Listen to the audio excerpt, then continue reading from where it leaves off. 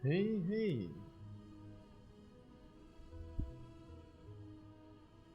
Oh. Hmm.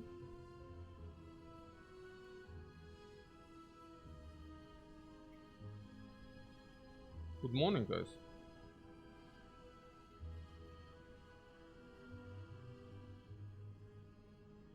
Good morning.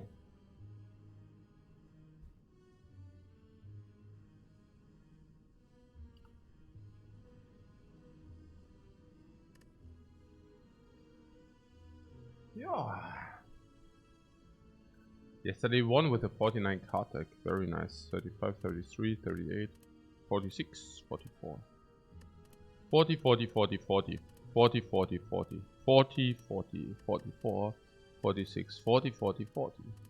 40, 40 for the win. For the win. Ja. Ja, also never lower than 30. Also 35 schon Minimum so. Also very nice. Ja. Also usually. Ja. Muss man schon sagen. Very good.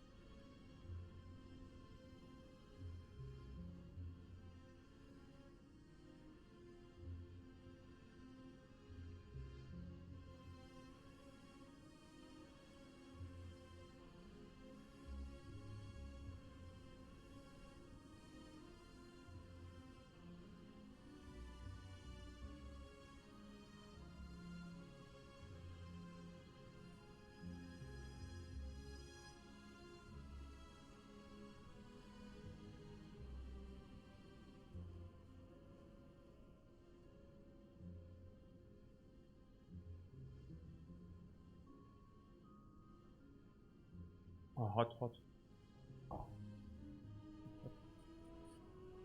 Yeah.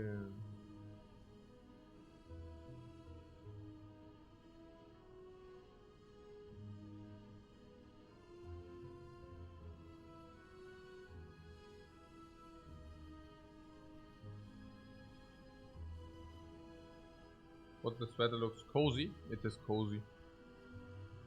Very cozy. Cozy.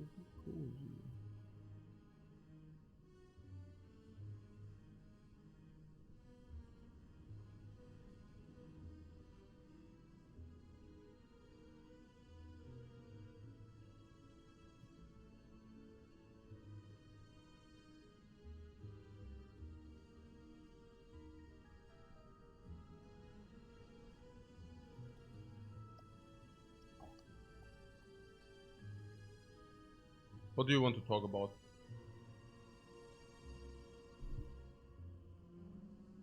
And which Bullseye 23? You mean Bullseye Plus or what?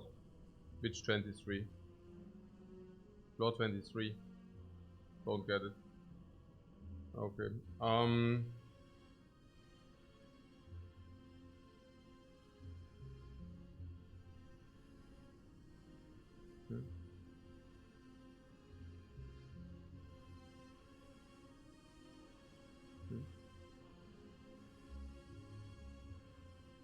I'm confused. I hope it's last time when we changed time. What do you mean? Are you well, Objector? What's up, man? I'm confused.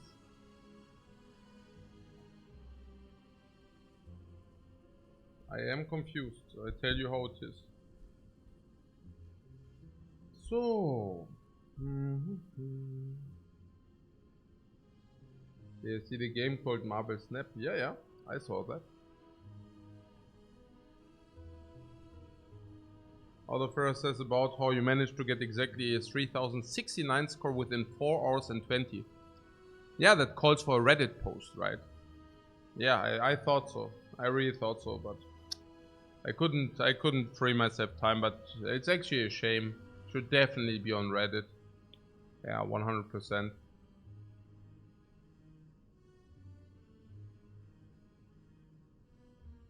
Oh, you changed the time. Yeah. Amphiles asks how good is All for One generally if it appears early. Depends. Depends whether you already have 0 energy cards. If you don't have 0 energy cards already, it's unpickable. No. MBAK says staying 49 cards. Reddit says don't do big decks. Kappa. Yeah. That's what they said. Yeah. That's what she said. You know. You know. Turkish asks whether I have Wartails on my radar, similar to Battle Brothers. Yeah, I took a look at it. I don't like this 3D. I actually like Battle Brothers. I think I even checked out Wartails quick, but I didn't like it that much.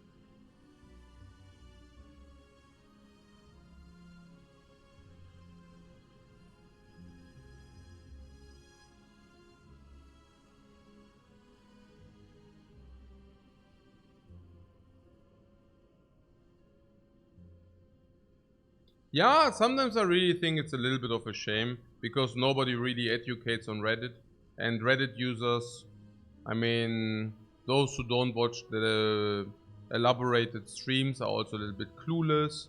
So I don't know, but then again, who hangs on Reddit who really wants to get educated? So whatever.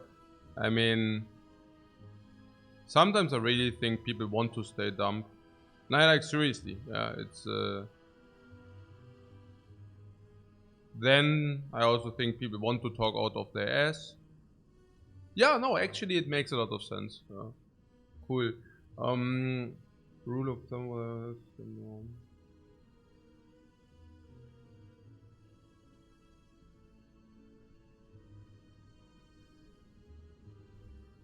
Heroim Kumquat says one of the most interesting things I have learned watching Lifecoach is How deck size is not a factor consideration in 95% of the runs, whereas if you play the game, you're very concerned with diluting the deck consistency. Yeah. As a rule of thumb, it's always in coordination or in comparison to your base cards you're starting with. So whether you should pick new cards or not depends on the base cards in your deck. So how bad your deck or how good your deck is already.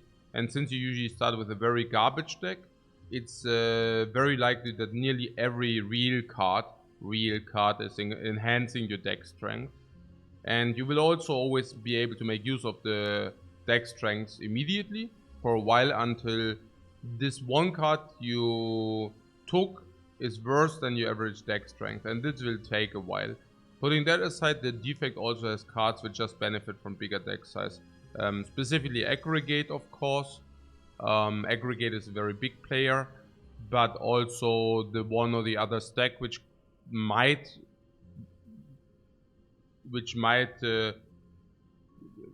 make it into your deck. If it's Tech Plus, it always will make it into your deck. And then there's the one or the other deck. Then also holograms. You will have holograms, and holograms are more effective if you have a bigger deck because you do not go into the shuffle that quick. Therefore, holograms will help you to replenish or to retrieve the exact card you want. Honorable mentions are also the cards which are front loaded. Burn, like Overclock and Potential Turbo, because they give you front load, and the reshuffle doesn't matter that much. Naja, the bigger your deck, the less important the reshuffle is. No? So there are also other characters which can make use of as many cards as possible, which is specifically Ironclad, which can make use of any scale because they do exhaust with corruption. Yeah.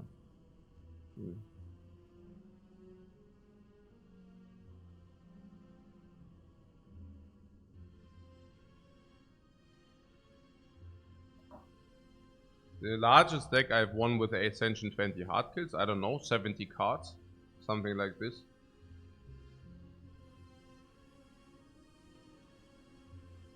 But we didn't do it on purpose. It was like 70 cards and it was clean to play it that way. We had a very early egg with the silent, and then we also had the prayer wheel. So we just went for all these hallways.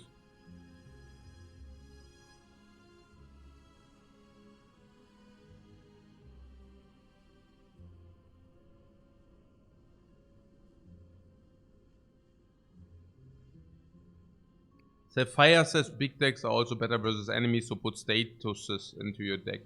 That's absolutely freakingly right. That is on top of everything else. Yep. Yep. Yeah.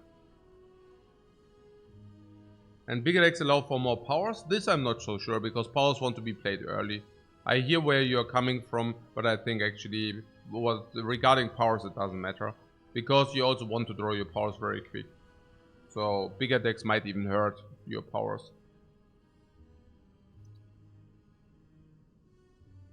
Chadwick says that I was really impressed on how good the top was.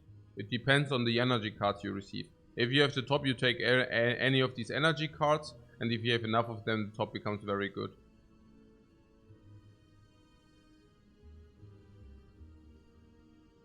Would I say the top is a top relic on Defect? Ah, a top relic. I see what you did there. With the energy generation they can put out the top only with the medikit. With the medikit, the top is really strong because the Defect has a very good energy cheating cards. And if you can get rid of your statuses, then you will rock the house, the Defect house. But if, however, you cannot do that, you will usually get stopped by a wound, a burn. You get the deal. Yeah.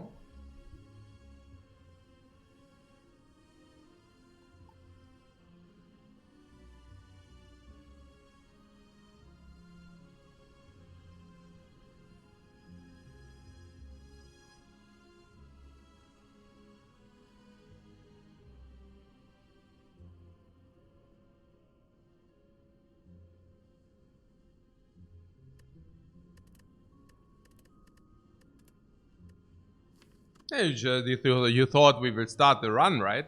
And that was the moment when I opened the cards of the Defect. The library. I know what you're thinking. I always troll my wife like this because she's also very impatient. So whenever we analyze, we watch like a fight back or something, and she wants to know how it like continues. And then I stop the video, and I'm like, okay, wait a second, we need to think about this specific situation very deliberately. And she's like, okay, can you continue? Can you continue? And then I continue, and then directly before the next turn happens, I just like rewind. I rewind 2 minutes, and I wait a second, maybe the turn before we made a misplay. And she says, no. I know. Wow. Yeah. Because, I mean, if I wouldn't have a wife, I wouldn't know what you're thinking, but I know. Yeah. So, here, about the cards, yeah. I'm very happy to announce that we are playing the Defect so well. No, I really am, because I'm the early game picks. Seriously, yeah. Early game leap. It's so good, you know. I think people are really sleeping on that. A lot. Okay, I tell you what people are sleeping the most on. The Defect, the Defect starting that sucks balls. Yeah, this is the biggest flaw like of people on the Defect. I'm so sure. I believe people do believe that the Defect deck does not contain out of strikes and defense alone. They think the Defect starting deck is anything else but strikes and defense. And the reality is it's not true. The Defect starting deck sucks balls like biggest time. It's like strike is defend is dual cast. It's like dual cast is like zap. They are all crap like hell. There's nothing worse than a Defect starter deck. It's not even close, you know. It's like the worst. The Defect basically starts with 5 strikes, 5 defense. And that's it. No extra card, no nothing, no anything. It's bad, you know. It's really, really bad.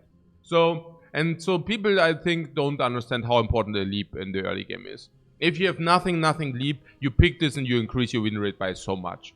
Why? Because you can always, whenever you draw it, you save yourself a bunch of life. And you know what? On the Defect, you would really like yourself to like save yourself a bunch of life. Do you know why our win rates are so much different on the Defect than towards other players? And it's not, the data is also huge on the Ironclad, honestly. But what I'm saying is the Defect is less forgiving. On the Ironclad, you usually have a 20 life too much, 30 HP too many, 40 HP too many. Yeah, so big misplays or misplays, okay, shrug it off, you know. On the Defect, not so much. On the Defect, you're probably 10 HP too many, maybe 20 HP too many if you're lucky. But very often you're also just no HP too many. And if you do a small misplay there, bam! Dead.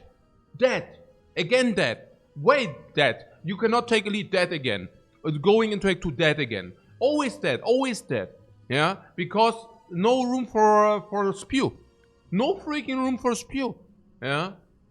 And you also need to become stronger, also no room for spew. Yeah. And then if you can save yourself a lot of life by taking leap, and suddenly the hallway fight you save 2 HP in the first hallway fight, another advanced hallway fight you save another 3 HP in that fight, then leap is like amazing, you know. And also other stuff. I have to tell you here, rebound. I think people are sleeping on that card as well. I mean, unless they think it's great. But if they think it sucks, they are sleeping on that card a lot.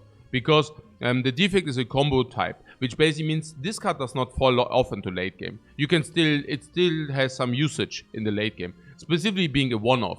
And it won't be more than a one-off, but I'm always talking about the no, and rebound cases. No card. The picks in the early game. You have garbage, and a card. And if you don't identify the card as a card, your run will go to crap. Yeah, your run will turn to shit. Seriously, yeah. Also, you have to pick and to understand which cards do suck less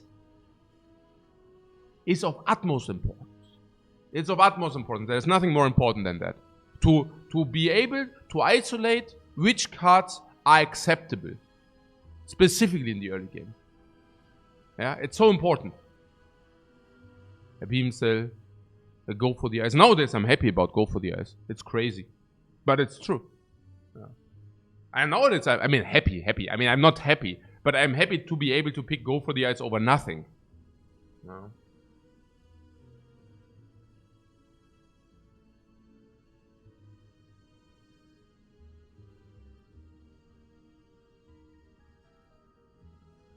What TJJ Lab says, to be fair, you used to bash Leap as well. What means to be fair? I mean, that's exactly what I'm saying. I'm telling you Leap is a garbage card, like on face value, but I cannot put enough emphasis on it that it's so important to be to pick garbage cards early. This is massive. That's a massive knowledge increase. That's what I'm saying. It's like a revolutionary. Pick complete trash in the early game. That's what I'm currently telling you. And this is massive. It's like a knowledge increase. Wow. Yeah. That's the message here. That is the message here. You're not hearing me. Yeah.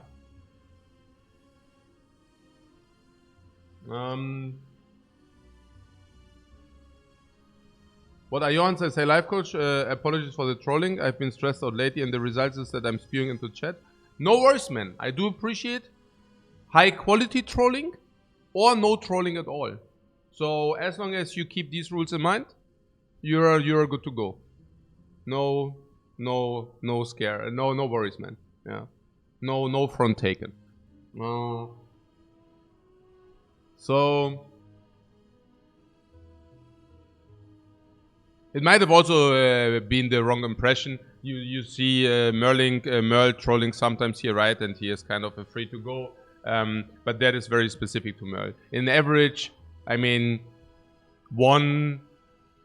you see, there were these royal courts, you know, and the royal courts usually had one Hofner, one jester, okay, one. Sometimes they had two, you know, but there's a limited amount to them, you see. It's not like one guy does it and he comes like, goes into front, the fool, exactly. Yeah, he doesn't lead by example, you know. It just, you know, you have a limited amount. That's it. Yeah.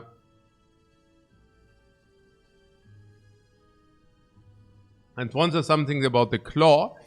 So yeah, genau, unpickable, exactly. Yeah, streamline is probably still if you're forced into it. Yeah, if you really, but you would really like not to, if possible. That's right. And one says Merl has the Merl status. What Severmoon says, do we then remove the trash later? What do you want with card rock? No, yeah, no, you still remove it. Yeah. We got one jester and 19 clowns. Yeah. But fortunately only 19 and not 1000.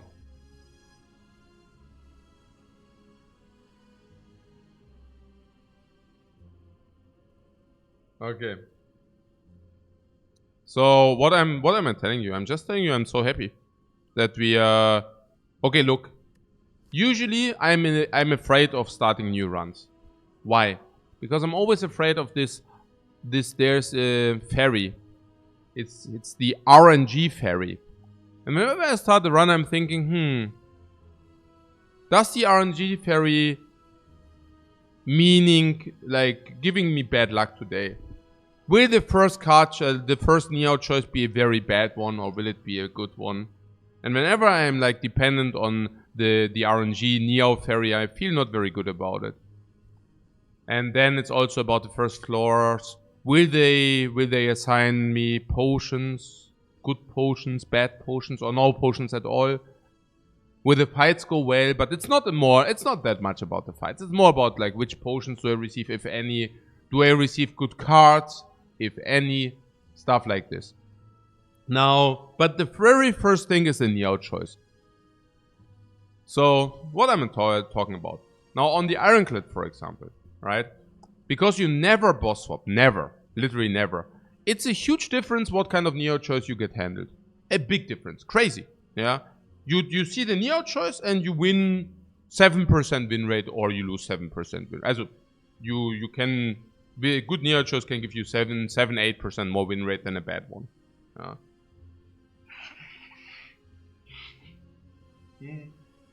So whenever I started an Ironclad run, it was like, oh, is Neo friendly to us today or not?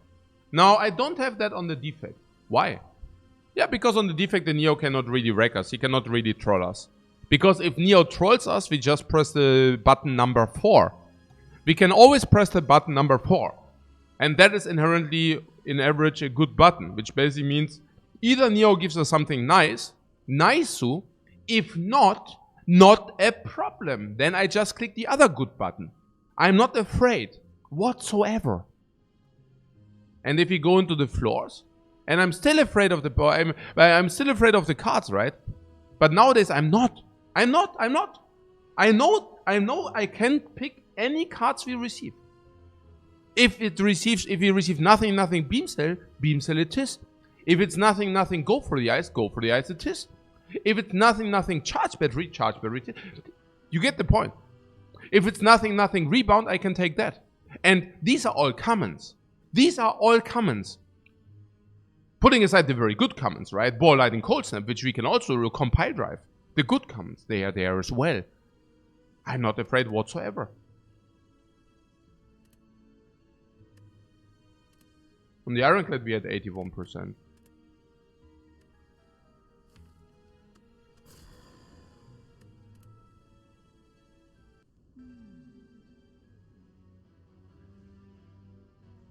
Okay. Enemies in your next 3 combats only if a clean double snipe. Obtain a curse, gain 250 gold only if you have a force shop.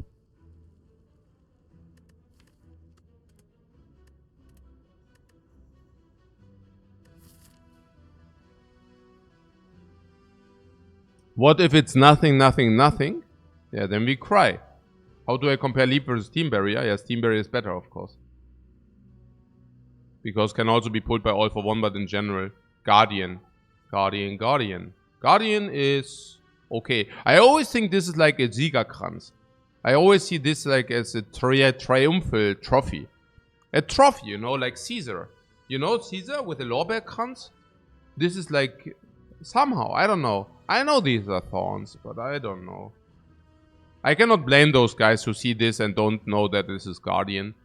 I know that at the very beginning, you know, people didn't even know. I mean, some people, also it takes a while until you understand that this is indicating the boss. And then it takes also a while, not long. I mean, talking about few hours. But it takes few hours to understand which boss those are. Like, okay. Guardian is the easiest Act 1 for Robot. It depends. It completely depends. Guardian is an enemy which requires HP.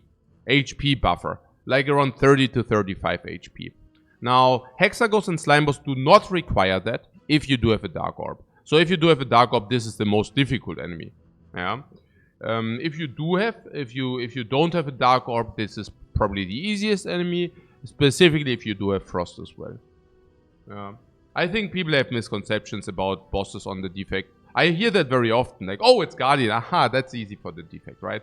But again, I would be cautious about those things. It's not.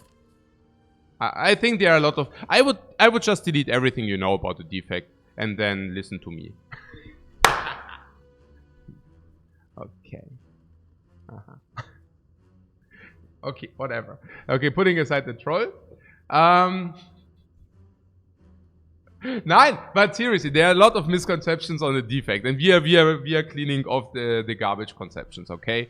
Naja, I heard all kind of wild stuff, yeah? Like smaller decks being good on the Defect or some bullshit like this. Or like that Aggregate is not a good card. I mean, it's mind-boggling, you know, okay? Like it's, you know. Okay, what snipe is available or not? Snipe is available, but not a double snipe. We see one clean snipe here, but it does never end being a double snipe. Never. Yeah. We could make a call that this is a little bit better than a clean snipe. The reason why this is a little bit better than a clean snipe is that if we have not encountered any enemies until here, we can actually go for a burning snipe even. Which would lead us to have one elite in the entire act. Yeah, no thanks.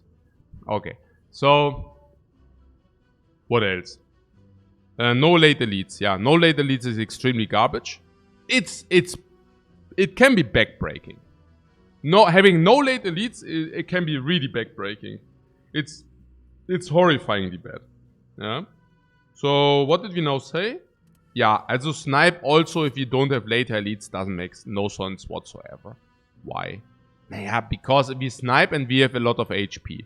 And what do you do with this HP? Yeah, nothing. Exactly. If there would be some late elites, I would maybe see it different. Probably not. Okay, so having so many few elites, does that mean boss swap or not? Yeah, boss swap is better.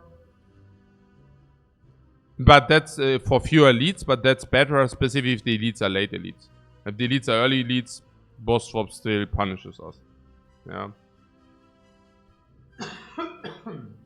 Michiko said sad that the shop is before 3 enemies. Yeah, very sad. Yeah, you're talking about curse and 250, right? If curse and 250, we will have the curse for 3 fights. How bad is that to have a curse for 3 fights? Somewhat choked. Okay. And once this curse is so bad... Yeah, what is the delta? Let's talk about the delta. If you remove the curse, is 75 gold. But it will also increase the card removal cost for the future, so it's around 100. 250 minus 100 is from 150 only. So that is already slightly worse than the boss relic. And it also forces us to carry the curse through 3 fights. That can be very bad. If the curse is bad, it can be insanely bad even. Do we have a late shop? I don't even need to watch because... I don't even need to look because I know we have a late shop. How? Because there are no late elites. So there must be late shops. Okay. Funnily enough, there's only one. On the left side. That's actually really funny. Also funny. / sad. But 150 for 15 sounds like the trade-off. Yeah, and the missing choice. Yeah. But in Francis, the more I play the Defect, I basically only choose this option if it's -7 max HP. Naja. We have very clear intel. We have very clear intel on that, don't we? We take common relic, rare relic minus max HP, and gold minus max HP. It's very clear. We have very clear intel, guys. Okay, so yeah, so let's press this button and see. Oh no! Oh no!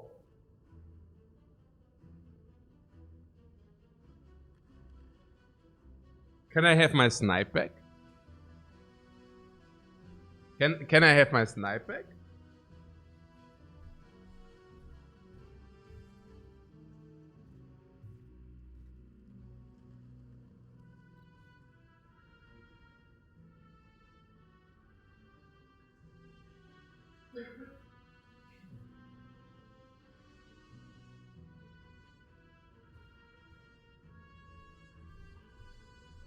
Hey, honestly, if it would have been a double sniper, I would have taken it. If it would have been a double sniper, I would have definitely taken it. I don't know. A single snipe? To take a single snipe was fishy, right? Tell me it was fishy, guys. I mean, it's also if you take the single snipe, you are forced into the Burning Elite. Pre-chest. We take the clean snipe, we are forced into Burning Elite pre-chest. I mean, doing that is stupid at best. It was super fishy, right? No late elites. No late elites, super fishy. We cannot utilize the HP. We are forced into Burning Elite. It's just super stupid. We don't even get fires. It's like honestly dumb. Okay. Questioning life right now. Yeah! I mean, yeah. Could have been Cursed Crown, might have been worse. Yeah, also, to be honest, Sozu's worse at the beginning, by the way, yeah? Also, in Act 1, probably Sozu is even worse than Busted Crown. So, in Act 2 and 3, probably Busted Crown becomes worse. But they are both really bad. They are both really bad, guys. Slime is definitely the bad. No, Slime is definitely way better than the other two. Also, Sozu and Crown are really bad. Yeah, like really bad. They are not presenting themselves a lot, you know. They are both really bad. Also really bad and like, yeah, really bad. Okay. Cool. But this is probably the worst Act 1 relic. Yeah. Could be. But we also took it because we said we lose less life because they are less elites. Unfortunately, they are early elites. So that's a little bit sad. But yeah. So, can we say that we want 2 elites? Yeah. I mean, we can try. What about that shop here? 3 enemies, shop, question. Oh. Fight get less value now because we don't have potion drops. Yeah.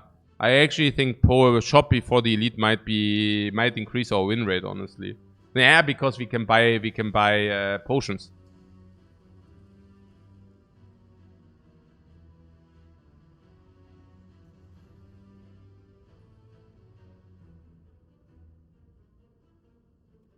Okay, now good. Very good, guys. Very good. For those who did take a while. Okay. So. Now, but seriously, how do we do it? What does the shop give us? Potential card buy, potential remove. But no potion salt.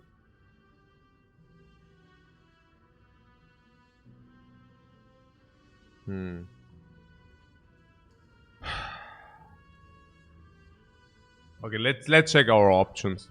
Option number 1 is the very left path. 3 enemies, 1 question mark to heal or to gain. 4th enemy for the cards on 4 energy. Elite fire, not bad, so that we can heal before the next elite. Elite, not bad. Also, naja. Chest, another hallway is okay. Shop to spend all our gold. Into fire to potential heal or upgrade. That looks like a nice path, honestly. Next option. This is very weird, question mark before. I mean, very weird is a big word, but, you know. So is it better to have 1 more hallway? Is it better to have a shop? Again, the shop does not give us a potion, so the shop should be theoretically worse. Because usually a shop can give you a remove card and potion. And in our case, it cannot give us a potion plenish. So it can still give us a card and a remove. So the remove being slightly worse less, because if you remove defend against guardian, that ain't pretty. So I would not even exactly know what to remove. Yeah. So next option would be 5 hallways. But 5 hallways with deviation option. The rest is the same. Fire and elite. It's not the same because there are no late shops. There are late fires but no late shop. So it's actually worse. Okay, so the only thing I see is that this gives us deviation option at least. So if we bust, we can flee. You see that? We go here and for whatever reason, or we go here and for whatever reason we busted. Then we can actually escape the elite. Which isn't the worst. Yeah, which isn't the worst. It's not the best either, because if we escape the elite, we don't get relics. Which whatsoever. Which might be really stupid. Because specifically with the Sozu we need cards and relics. How so? Look, what Sozu does is they basically takes away reaction against probably big damage or chip damage, okay? So usually you have potions to prevent life loss, or a lot of life loss. And Sozu basically says you cannot do that. Which means you will take more chip damage, you will take more, sometimes a lot of damage, because you cannot react with a potion. So how could you counteract against that?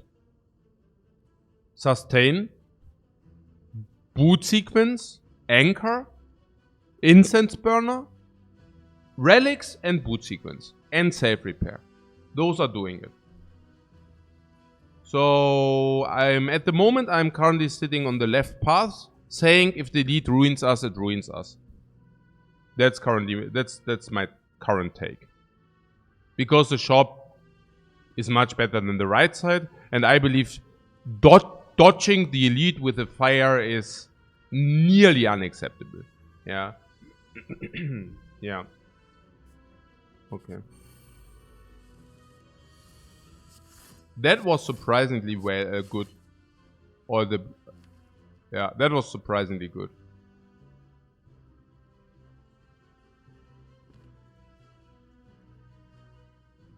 Yeah, if we attack the right one, we can kill the right one with 1 attack. Yeah, attack, zap, dual cast, beautiful. Fire potion, jawohl, great!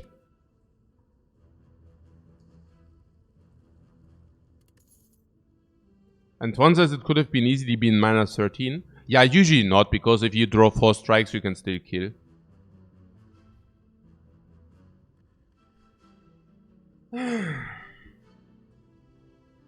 And one says so cruel. I would rather prefer if the Spire wouldn't show us the potions, really.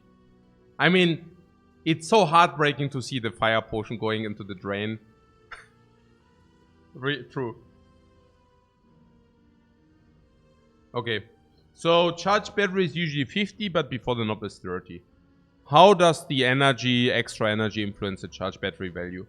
Yeah, negative, because while you can still play out 4 energy turns, it will be kind of very tough and difficult to play out 5 energy turns. So charge battery goes nearly into the break-even area.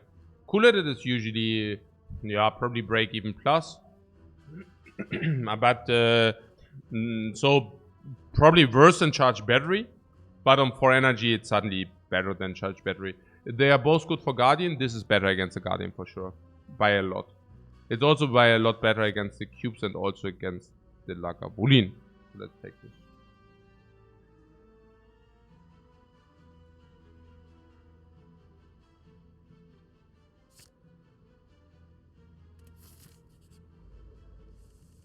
Also, this will prevent chip damage. Okay, this is the most garbage hand on Earth. Okay, this is really bad. The Cooler will still prevent chip damage though. Okay, so the dual cast needs to go on the Zap. This is obvious for everybody, yeah? That does enhance the chance to burst the bird. Or does anybody think it's not obvious? Oh, yeah. Okay, so we still have 4 energy. And this is basically blocking the chip damage. So being on 4 energy, I do believe that this to be positive. 4 block better than 6 damage for sure. Okay, so this is block 5. Can block, zap, strike, and then we have a kilowatt. How much is that? 30? 18. We need 18. We always have 18. The way I see it, it's must 18. Do you see how the frost blocks the chip damage? Beautiful. Chip damage. None received.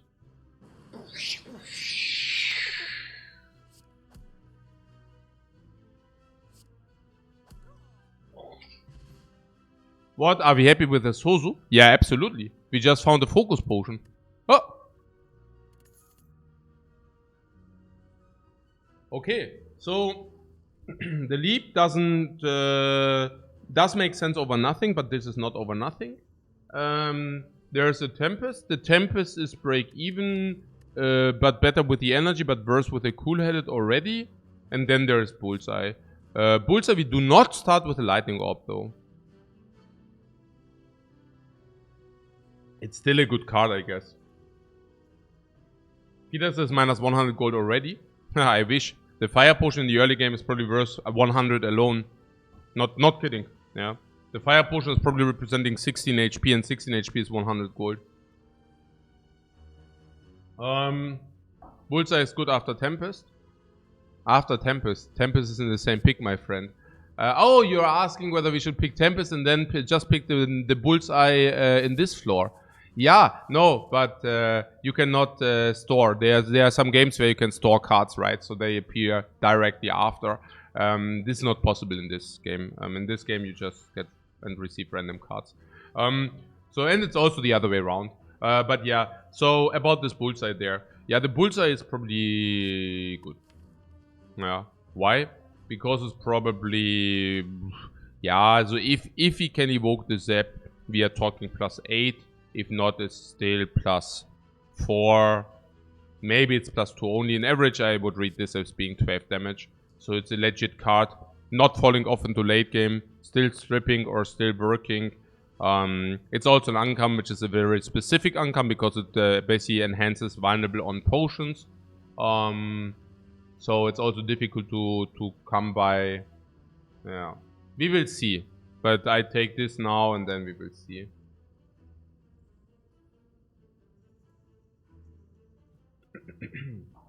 How do I assign gold to stuff like 16 HP is 100 gold? Yeah, because it's an upgrade. You can go to the rest place and you can rest or upgrade. And upgrades on the Defect are usually 110, 120 gold because some of them are really important. And if you say it's 0.8 times the rest, it's 0.8 times 125 gold. It's like 100 gold, for example, in this case. Okay. So there's Bullseye. This is 26. Bullseye, strike, block, attack. We take 7. I currently do not see a way to prevent that 7.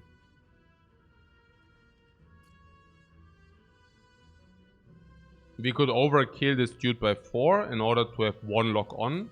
That is relevant is if Zap and Dual Cast appear. And only then.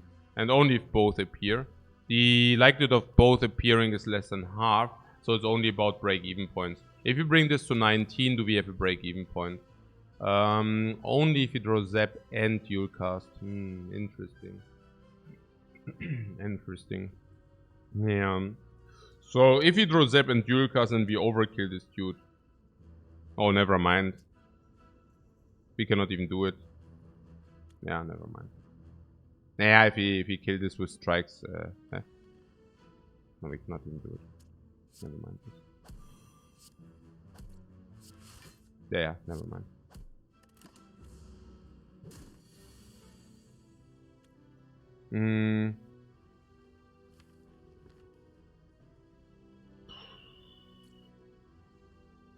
Zap, Cooler, defend, then Dual Cast will kill anyways.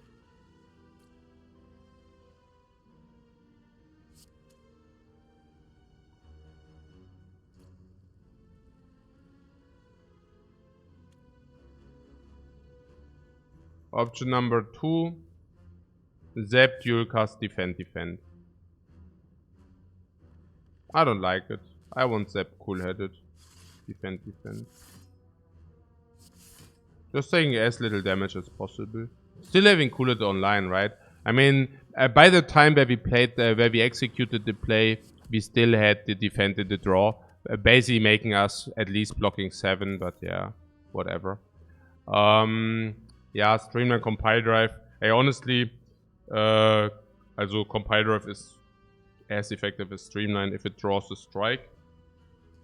Interesting. Actually interesting, but yeah. Compile because we've cool-headed, right? Yeah.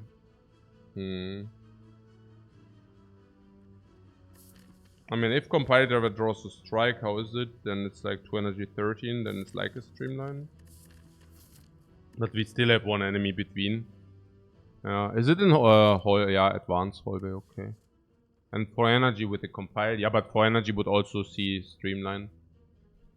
I mean, compile drive is an average like 1 card draw, what? And you're saying 7 damage on 1 card is better than 15.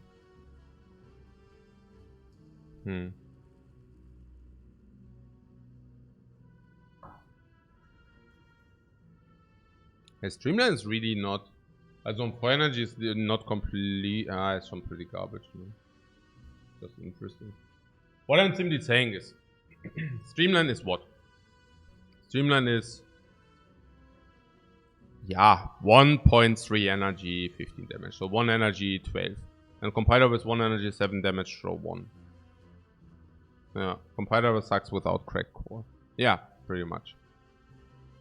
It's very, very comparable. Yeah. What Peter says, you're basically saying a rest is equal value to an upgrade if you do it. So the node is as valuable if you need the rest as it is if you want the upgrade. I'm basically saying the rest is equal to an upgrade if you do it. The rest is equal value to an upgrade if you do it, yeah. Genau. If you are swimming in HP, it of course doesn't matter. Yeah. If you're also potions are not worth anything if you're 50 HP too healthy. That's clear. Yeah. But on the Defect in 90% of your runs the HP does matter. So it's not that you can just say I'm 50 HP too healthy. That doesn't happen. Which basically means you will eventually end up resting or not, whatever. And whenever that happens, you lose an upgrade. Obviously, whenever you go to a fire and you click the rest button and you do not click the upgrade button, you are losing the rest. You're losing the upgrade. Yeah. And whenever a potion can prevent you pressing the rest button, it basically means that you basically bought yourself an upgrade with that potion. And that is also the reason why I'm an advocator for buying potions if they are necessary in fights in order to prevent resting. If you can buy a fire potion in a shop and the fire potion enables you to upgrade instead of rest, you basically bought yourself one upgrade, which is pretty sick, honestly. Yeah. What Streamline is also a big upgrade. Yeah, but Bullseye is also a big upgrade. So, and we probably also rest if you are too healthy. I mean, Compiler is absolutely legit. How is it against cubes? What is better against cubes? Against cubes, Compiler must be better. What is better against Lagavulin? Yeah, Compiler. Against Lagavulin is actually surprisingly close. I mean, how do we deal damage currently? Yeah, with Sosu, exactly. We are setting up like we would usually do, but against Lagavulin we simply have one more energy available, which will then be used to punch the Lagavulin. Yeah. Hi.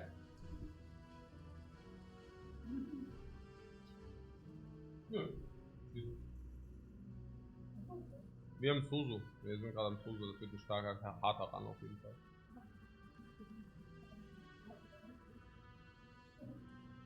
Ja, ich habe ja noch gar nicht angefangen. Wir machen immer irgendwie eine halbe Stunde Sosu.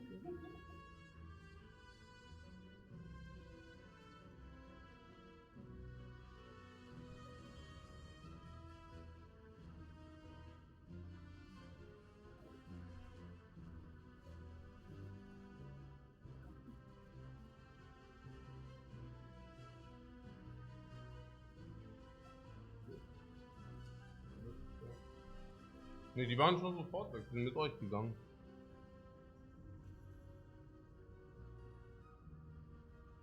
Ach so.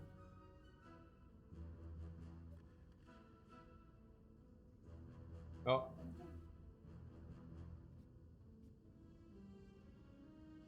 Okay. Super. Das wäre super, mein Schatz. Sehr gerne. Was hast du da?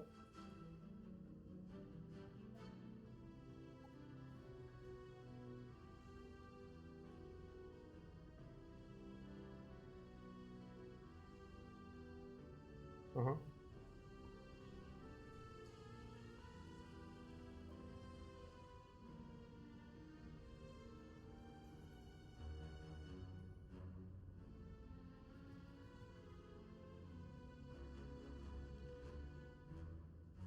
Yeah, against the knob it's still also one card draw. So one card draw if it draws into strike is positive. If it draws into stuff like this is not negative. So yeah, an average is like plus 4 damage or something. Whenever you draw Compile Driver against knob it's also probably 11 damage. Representation. First draw. Second draw. Also slightly less than Streamline. What did I say against Lagavulin? Okay, I didn't know. Yeah, late game potential Compile Driver is better, of course, yeah. Streamline is basically a complete curse, while Compile Driver is not. Yeah, genau. So, only better in the knob fight. Yeah, and how are we in the knob fight? Also we are, let's say we ignore this. Let's say we go here, I would assume against the hole we lose an average 7-8 HP with 4 energy. So we go to 50. If you're lucky, we can tank the hits against the knob. If you have Cooler in our starting hand, then we are always good. If we are not drawing Cooler in our starting hand, we cannot. Then we need to kill in turn 4. Can we kill in turn 4? Do we kill in turn 4? Turn 4 means, vielen Dank, mein Schatz. 2,6, 5, 1,5.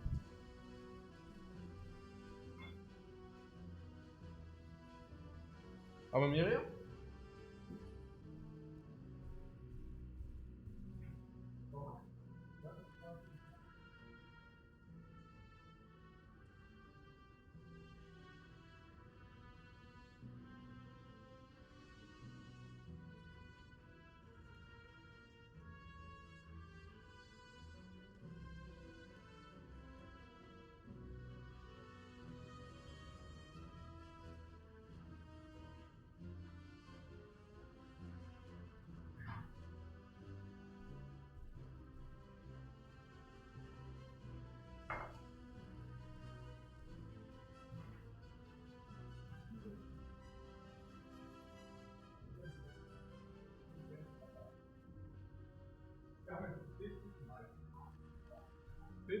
man. Genau. Ja, genau. Also if you take the compiler return 3 is very clear. 7, 15, 21, 27, 33, 39. I see 40. Plus 1 draw, yeah? How much is the 1 draw?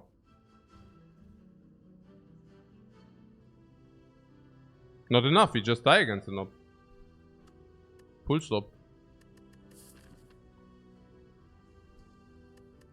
No. Yeah? That's what happens. We lose any life against this enemy and we don't draw cool. Okay, what is the likelihood for that? 1 in 3 that this is knob. That's realistic. That's 33%. That's a big number. So 33% multiplied what?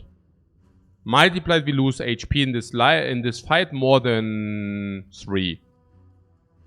More than... Actually we don't have good block. More than 1. Do we lose more than 2? More than 2. Do we lose more than 2 HP in this fight? Sure.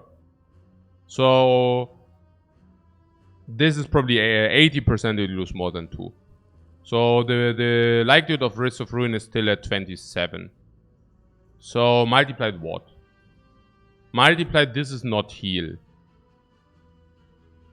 27...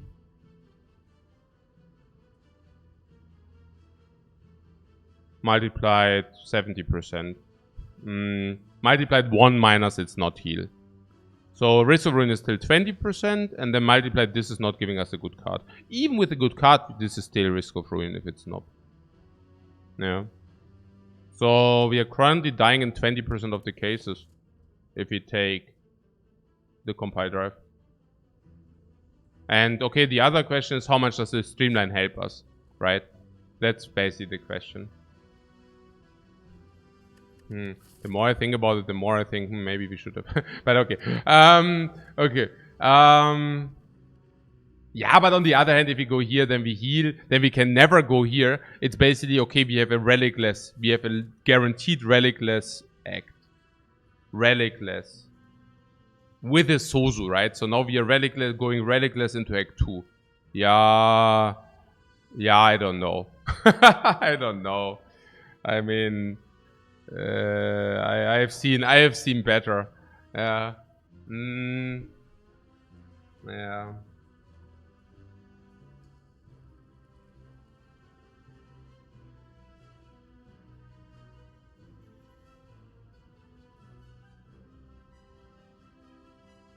What Peter is thinking, buying a potion can also save your life, making you able to take 1 more lead. Yeah, then it's completely crazy. Instead of an upgrade, giving you a free relic. Yeah, but then the fire potion is even worth more. I mean, you said the fire potion is worth 50 or something, or 60 or whatever. And I said, hey, it's actually worth probably 100 in the early game. Because it can either buy you an upgrade. If the fire potion enables you to go for an elite, it's worth even more. Yeah. Also, absolutely. We are on the same page there. So, about the streamline there.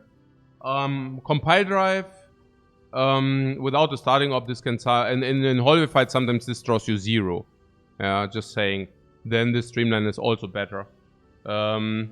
If you draws you 2, you're probably set up already, so whatever. Against the cubes, I'm not even sure whether this is better in the first draw than this. And then the second draw depends on the draw. Usually this shall be a little bit better, but this can also be, I mean, then it's 1 energy, right? So 1 energy, draw 2 cards, 1 energy, 15 damage is not even that much worse. And because it's compressed in 1 card.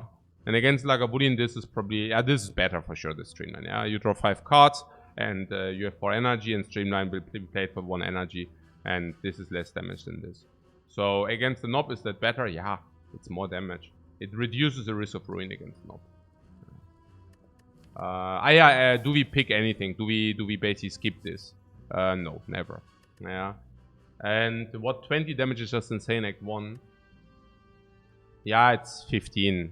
But I hear you. So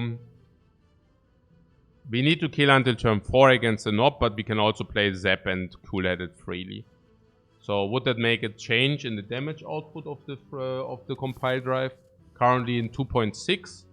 So in 2.6 we draw how much? 15 plus 24, 39. But we also draw this for additional 6. Because 45. 45. 45 and plus 1.3 draws. 40 damage and 1.3. We are not doing that. It's 27 in average per draw. We are not doing that.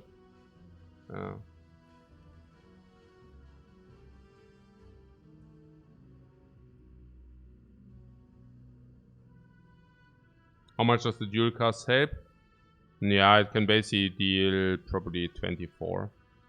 At some point, usually it's 24 minus 4, minus 3, 21, 18 extra. 18 extra or 21 extra. It's not that bad. I mean, we have chance to do it, but it's not... Okay, but if we say that against a knob we need to be able to kill within 4, we can also say the compile driver being worth more. Because if we need to kill in 4, we can play cool-headed Zap. And we should also play cool-headed Zap. And we will. We will play cool-headed on side, we will play Zap on side. How much energy do we have in 2? 8. 1, 2, 3, 4, 5, 6, 7, 8. Okay, plus compile driver. 9. Okay, interesting. Oh, I'm so afraid. So we do not always play cool-headed, but we should always play Zap or something. We can also, yeah, we should always play Zap. There's also something if we get another orb, this becomes better. Any orb. If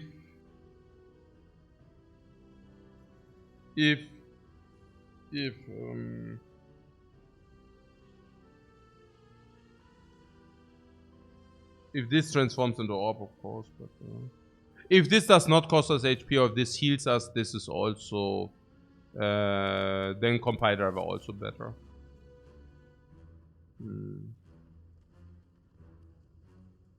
Yeah, tough business, guys. Tough business. What can I tell you? No, tough business. Yeah, then about the upgrade. Some people were telling like upgrading the curse, right? But Bullseye is not a verse. Bullseye is not a verse upgrade, not much verse, and it will also not upgrade the curse. So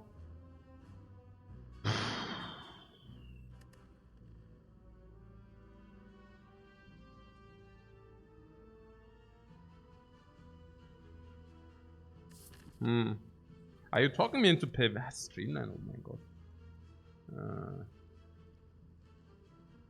You'll always be team Streamline as long as we don't have cracked core.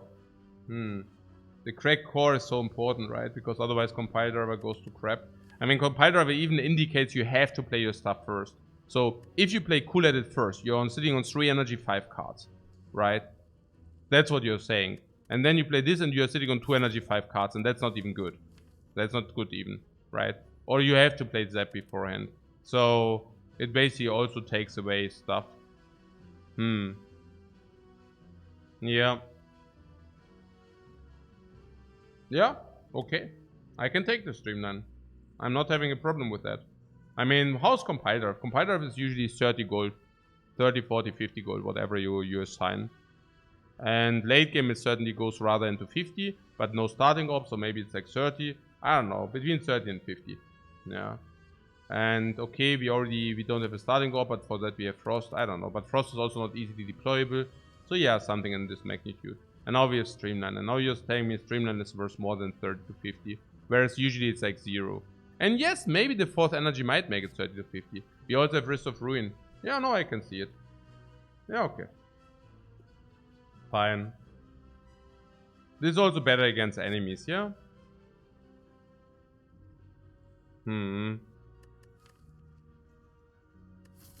Also against cubes. Against cubes, Streamline should be definitely better. To kill a cube earlier. It's huge, actually. Right? Yeah. I mean, in order to kill a cube quick, Streamline is certainly better than compile drive. Against Lagavulin, this is certainly better than compile drive. Yeah, okay, fine. Also, upgrade is better on the Streamline if you receive the upgrade. Yeah. Heal. Freaking awesome, guys. Can I have my compile drive back? Hey. Oh! Everything fine. Nothing to see here.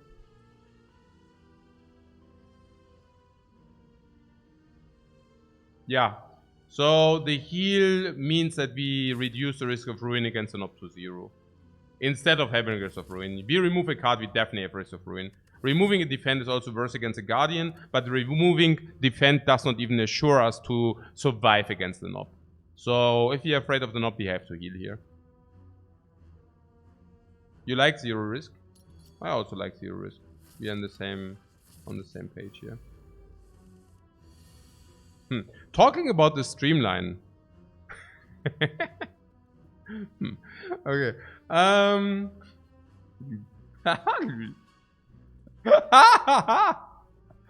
This is so funky. Okay. Yeah, this takes away the chip damage. I also like to go back into the streamline quicker. I also like to be able to maybe set up Zap.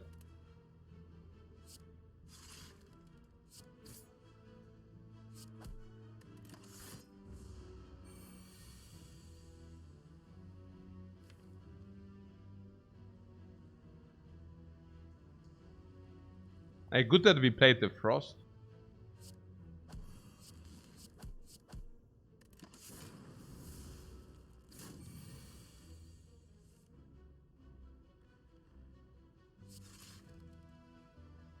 Yeah.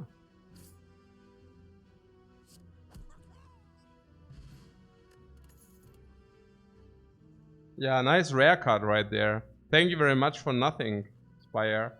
Nothing. Oh, the combo of the gods! The combo of the gods!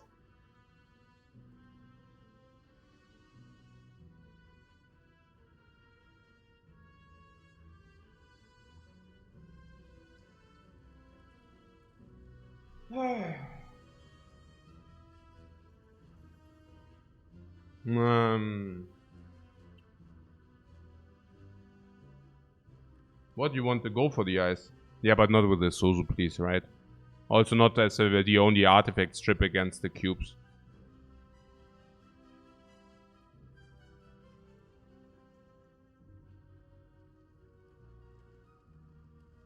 We have go for the ice, which is usually break even. Against the Guardian is not generating that much block, because you also suffer thorns. With usually 0 gold or slightly positive, with 4 energy it has to become break even. And rebound?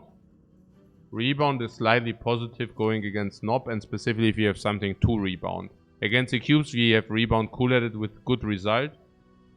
Against Lagavulin we have rebound streamline with great result. Against Knob we have streamline, rebound streamline slash bullseye with great result. Just like rebound. Rebound is also very good against the cubes, yeah. And we also talked about the first rebound. The first rebound usually being very good because it's decent early game without punishing the late game. Yeah.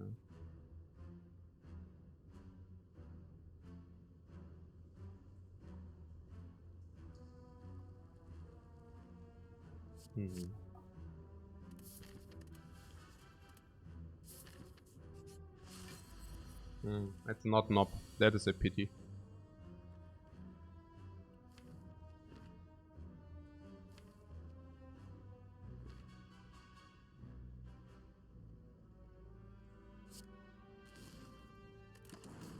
At least you set up stuff.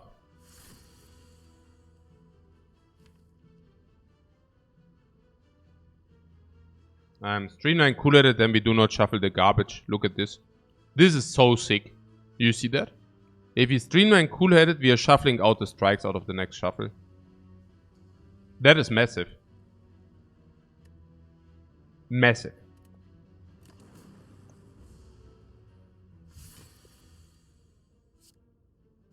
While still shuffling in streamline, of course.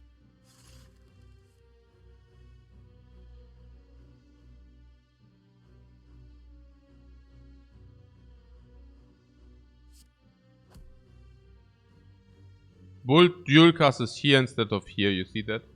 So no dual cast here.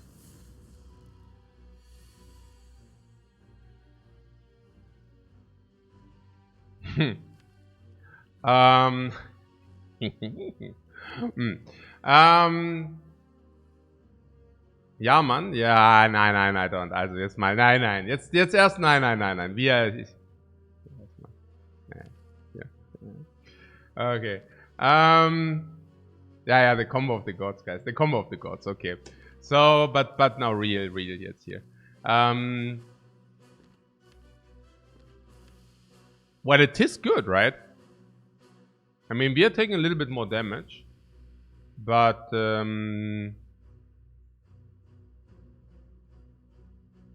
but yeah, I guess 0 energy, 15 damage is pretty good, yeah. Yeah.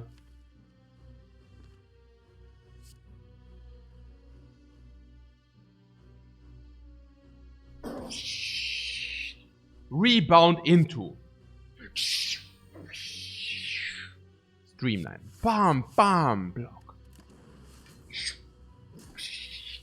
Oh, I hope that we draw the second. Bullseye. So yeah.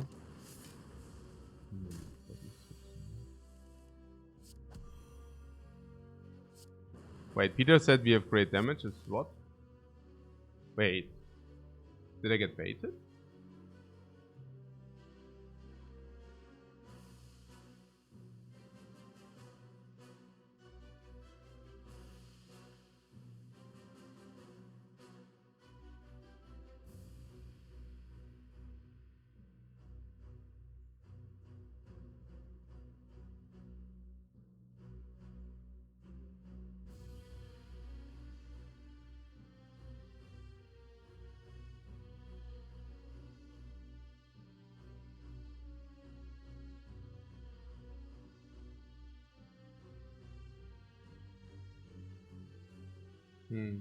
So we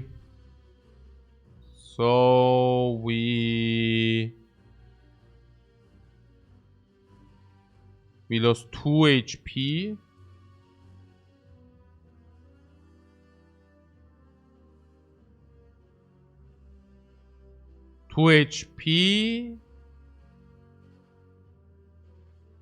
And if we spend the 1 energy on block instead of damage, then we lose the 15 from the streamline. We also do lose like some more damage. We would have probably had like 25 less. So currently we are killing by 15, and we probably also draw, let's say, 8. So 23. Depends on how these go. Usually, if we brick, we usually can block 10 or something. So we now have a probably 80% chance. We would have had an 80% chance to kill, but that is only because the bullseye came back, and Yulcast was also very nice, and Zep was also very nice. So probably we have a 70% to kill, 70 to 80% to kill, 30% to take 10, maybe to take 8 in average. So we would have probably had 30% to take 8, 2.4 life loss. And for that we invested 2 HP. No, it was fine. It was actually fine. We were actually low rolling that we did miss the defend. That was a little bit unlucky.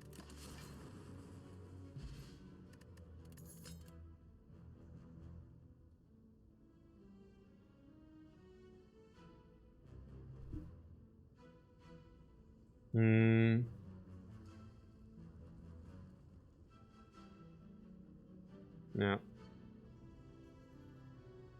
Yeah, result-based thinking. Simply result-based thinking. It was probably a good play even. Maybe break even. You see claw, top and the claw.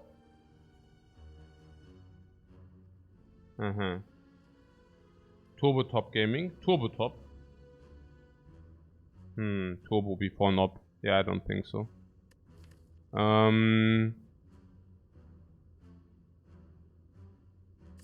We have to rest because of Risk of Ruin, guys, by the way. No. You're scared for the next Elite fight? Yeah, I mean... Sure thing, guys. Sure thing. So we have to heal, yeah? We are bad against the knob. Is it 3 draws and 12 energy? I mean, we already did the math, but I can quickly 12. 4, 5, 6, 7, 8, 9. So we always play area. We can always play everything.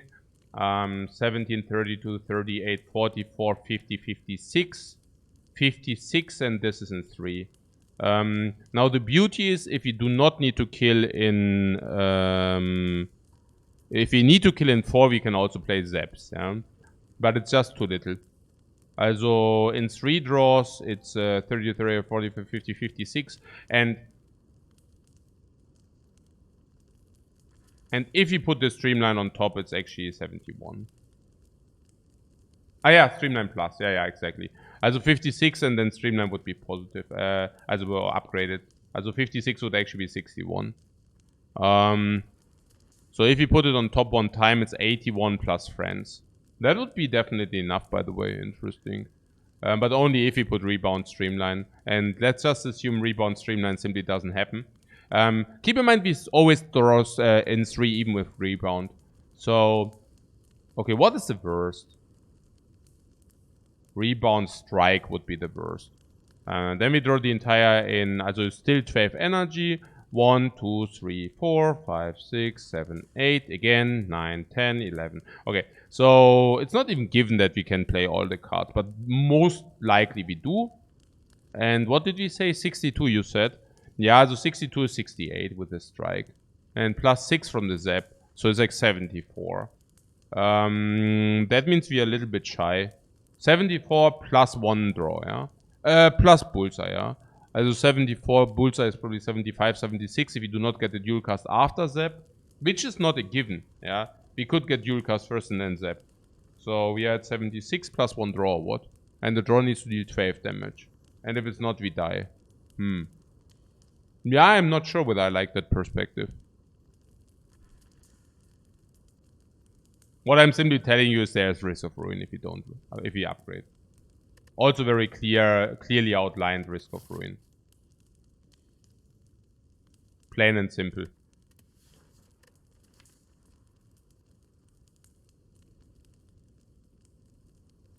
How likely is that? Yeah, just imagine the first draw being Garbacho. Then we are already going downhill.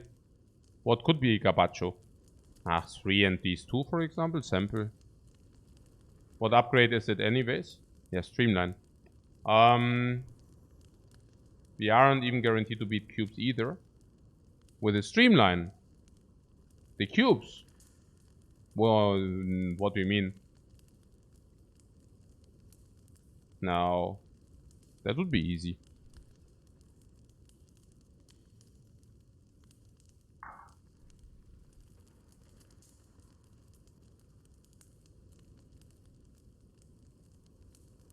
Okay, let's be honest. The damage of the deck was 62. In 3. Now, how bad is a redraw? How bad could that be?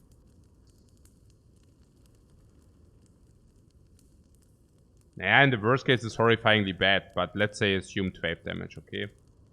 So 62 plus 12 is 74. And now we need 15 damage. 15 damage. Now Zap dual cast is 15 damage already. Zap dual cast after bullseye is okay. But let's say we don't, for whatever reason, right? Also dual cast comes first into Zap. Zap, if you draw it late, it can be useless. What means late? Third draw. Zap is actually only really bad in the third draw. Or if you draw it with attack cards in the second draw. With Zap and dual cast, then it also sucks. Yeah, it's pretty sad. We need to squeeze in 15 damage, and I'm just not sure whether we can. A rebound Streamline would be enough, that being said, right? But the rebound tops a strike, and then suddenly it's not 15 damage. 15 damage is on turn 4 already. So we can deal 15 if rebound either hits Streamline. It's 1 and 3, 1 and 4. Then this zap is probably 50-50. So it's we are probably escaping in 60-70% of the cases. Then dual cast if it's after zap. So we are probably good in 80%. But that's not enough because in half of the cases we face Nob in half of the cases. And if we escape in 80%, it means we still die in 10. Yeah. Rebound Bullseye doesn't do a thing, because if Rebound Bullseye it's 8 extra damage, the lock-on doesn't matter. Also good. Also if you can rest, we avoid 10% risk of ruin. If you get a Streamline upgrade, that's like probably worth 100 gold, which is rebirth 5%. 10% risk of ruin. Currently our run is like maybe 50%, I don't know. Let's say we would have 50% in the run now. Let's just assume. And let's say we would have, because we didn't get anything, right? We already even picked the Streamline. Yeah. So let's say we would go to 55. And let's say we have risk of ruin of 10%. That would be 90 multiplied 55 is how much? Yeah, it's the same. So maybe a risk of... Yeah, but then again, with the rest, we also gain HP.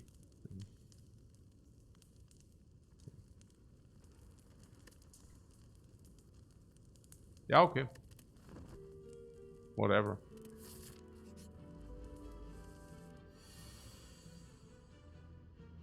I just play it down.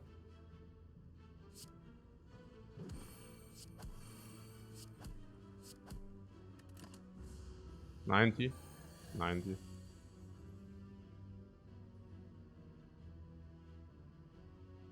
But we also have dual cast next turn.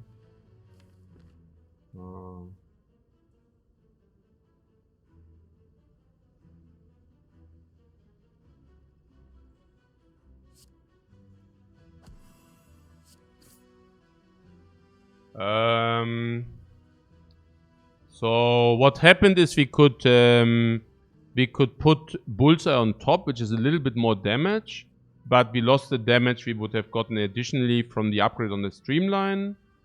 But what we did got Bullseye into dual cast. Bullseye into dual cast is a biggie. Yeah. But on the other hand, we lowered the HP on the knob. Okay, whatever. So if you play the Zap now, it's like 30. And the dual cast does kill. Yeah. Keep in mind, if we survive the fight, we still have the HP going for us. So it was not a complete waste. We need both strikes and dual cast. Oh, is that so? Right? Because it's 24. What? 24, 30, 36. What? 50-50? Yeah, but it's better to take the 50-50 than not to take it, right? Because we lose 7 HP in the worst case? No. How does it work? You're just saying... No, absolutely, absolutely. I was just wondering whether we should do it. But we are probably just doing it, right? I mean... We even have... there's no alternative. Yeah, probably not, right? We don't want to get hit 2 times. No. Oh, yeah. Oh, baby. Oh! Can I have my compile driver back? Can I have my compile driver back? No, the compile driver, you know. Can I have that back?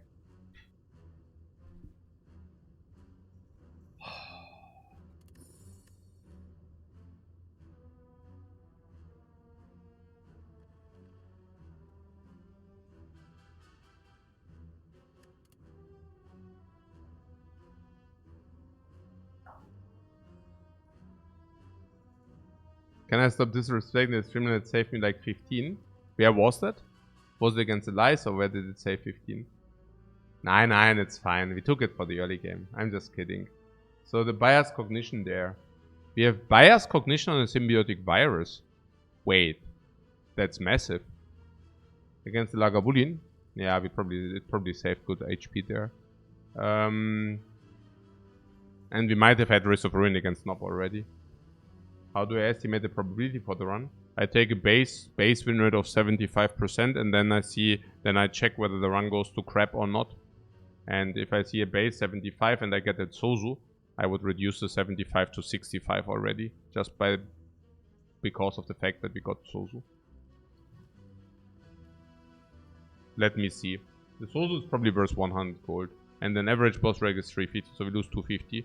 So that's at least 10%. Maybe it's more. So we are probably at 60, 65 just because we saw the Sozu. Top is an average relic, but we needed to pick Streamline, so that's slightly negative. So at that point, we probably were at 55. Ah, yeah, no, the layout sucks, yeah. The layout means no late elite, so that sucks, which basically means I was reducing some percentage there as well. I think at the point where we evaluated the Risk of Ruin, a 50 to 55% win rate was very realistic.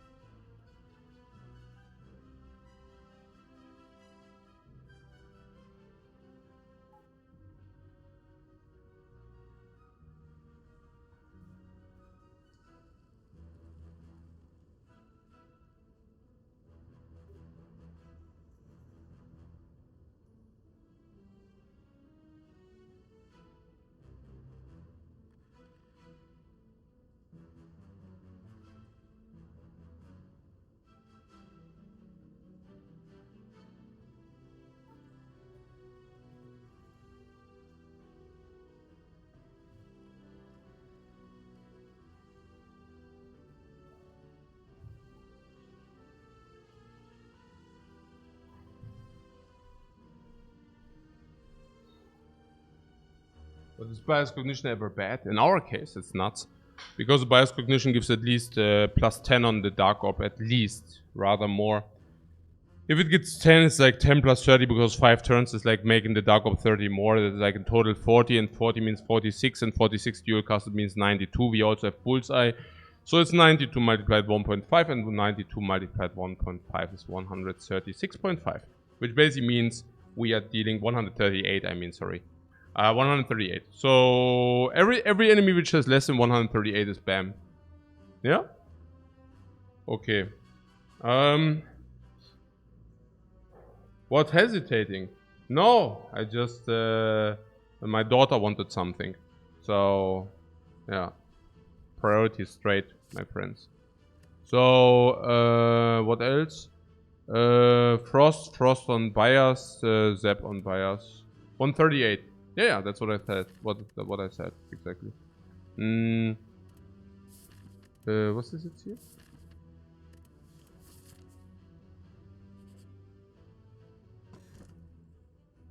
Yeah, gold before the shop. That's a big treasure.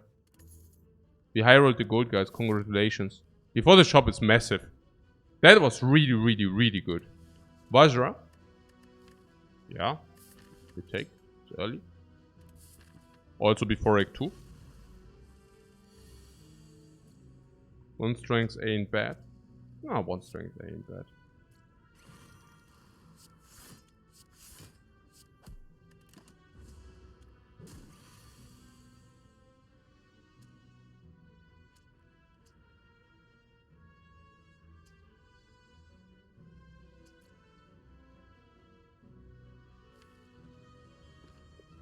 Ja.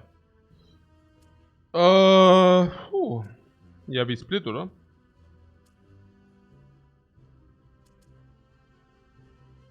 Yeah. So we can split with a Zap, we can also split with a Strike. Split with the Strike is probably better.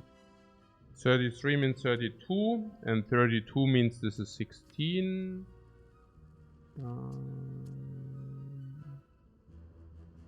32.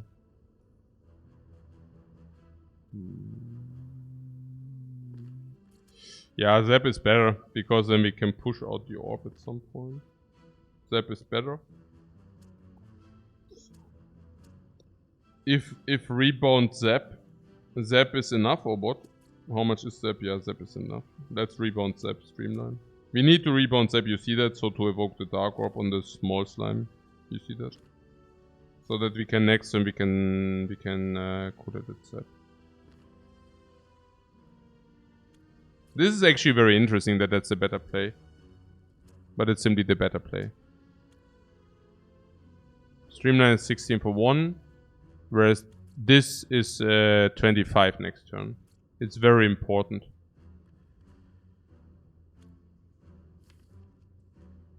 It's very important to be able to evoke that next turn.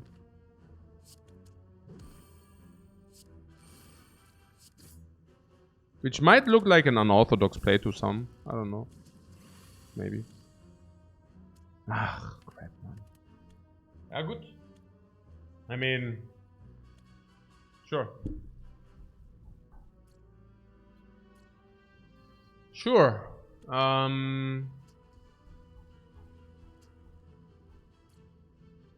Sure.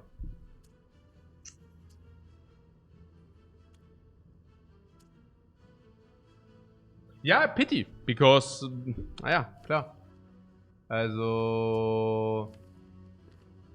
The other one is 16, 25, 32 is not even kill, yeah. Better than taking 18 last turn, definitely. Hey, Drogulus, thanks so much for Raidman. Which we had the streamline twice? No, 9. Lethal raid? What lethal? 16 bis 14.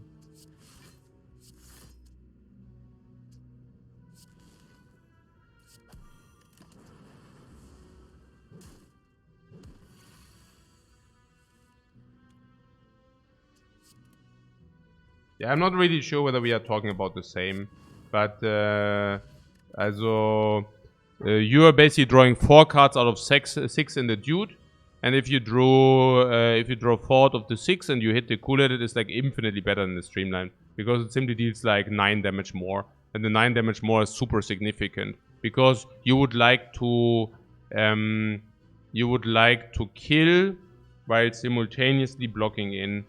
Or slash not or whatever, and the likelihood to draw it was 67%. I don't even know how this is up to discussion or up for discussion. The one play simply enables your dark op, the other one doesn't. I mean, heh. And you still need the 33, which is like hard to come by. With the one, but not with the other. Here's a compile. Yeah, and now it's very good suddenly.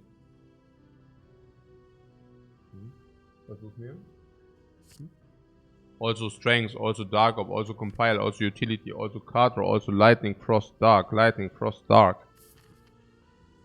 Also life total. We utilize the life total we really got from the rest, by the way. Nice.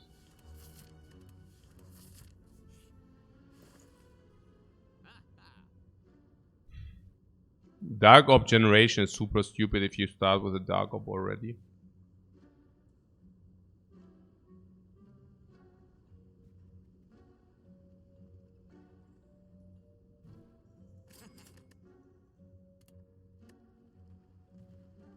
It's never stack, it's never streamline, it's always compile drive.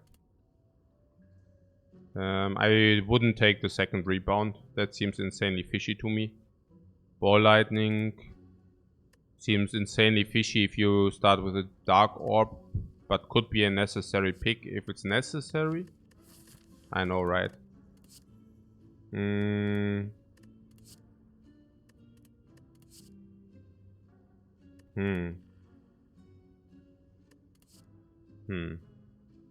So consume is not. Consume is rather bad.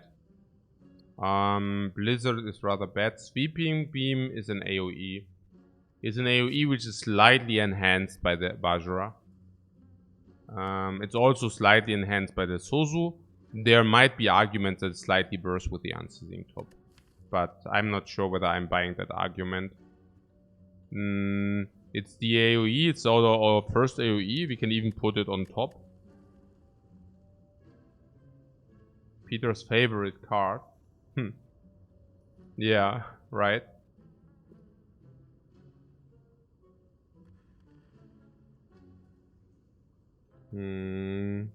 Yeah, it's super good against Nady, it's super good against Lord of Gremlins, it's still good against the Slavers. Let's take Sweeping Beam.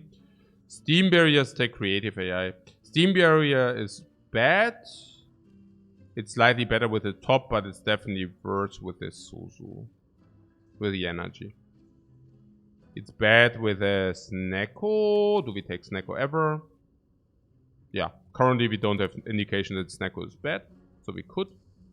It's also pretty bad against Guardians. Tech sucks. Creative AI does suck. This pick is more Interesting. There is Hologram, Cold Snap, and Cool-Headed. Now, Cold Snap is specifically also not good against the Guardian. It's also worse than the Cool-Headed in the late game. Cool-Headed. Cool-Headed, if you do not face Nob, we cannot face Nob any longer. So Cool-Headed is a thing. Creative AI, I'm not sure. I think we took it. I don't know, whatever. Photo with a streamline. Yeah, no. Photo would be for other purposes. Cool-Headed would be just really good with the bias, yes. Cool-Headed would also be really good. Take a look. Cool-Headed is our second frost. Second frost is absolutely legit. Why? Because the second frost would enable a perfect 2 frost for the dark, yeah. Then we might even remove the zap later, depends, yeah, we will see. Then, Cool-Headed is good for the compiler. For each one of them, if you get Cool-Headed, the compilers are drawing more. Cool-Headed is very good with the bias cognition if you want to stall for few turns into through game. I'm currently very leaning towards this Cool-Headed. Yeah.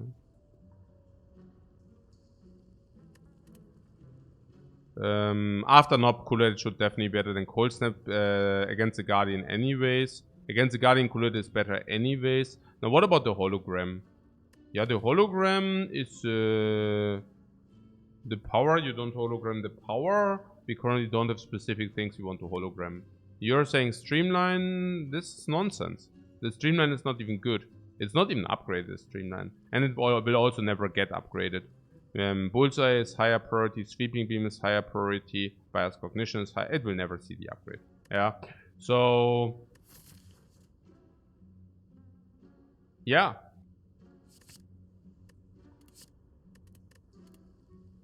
So the Ball Lightning. Yeah, we already think about removing Zap. I'm extremely skeptical about the Ball Lightning.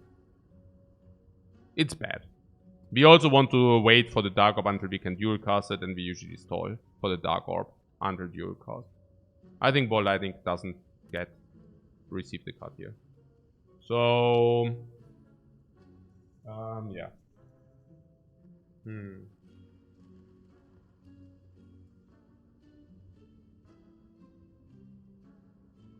Well, then I took 3 of them after finding Guria. No, I honestly believe Sweeping Beam's a super good card. Also, yes and no. Yeah, I mean, I also picked 3 in that run, but I do believe that the Sweeping Beam is a very powerful card. Very powerful. So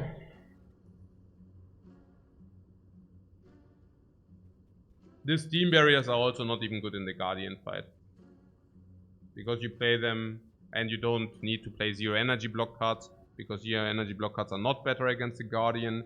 You still want to play attack cards against the Guardian.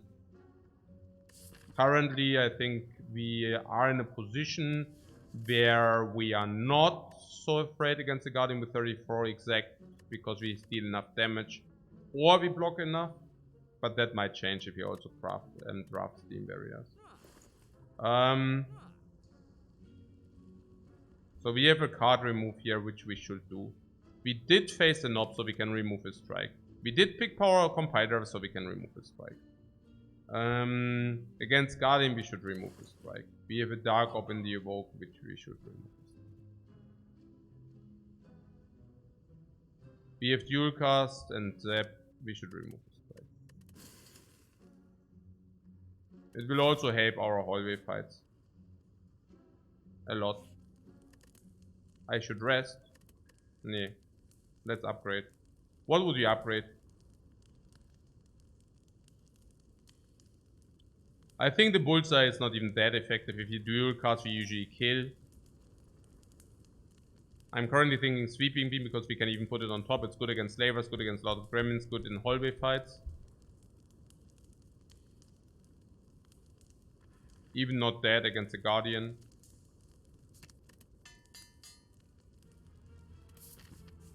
It's more about this fight.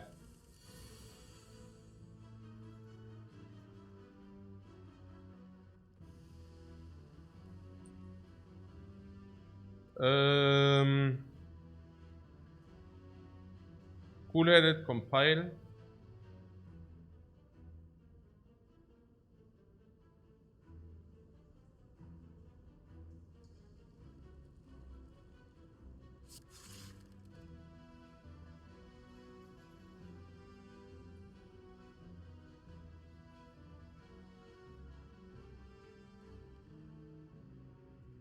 Or cool-headed.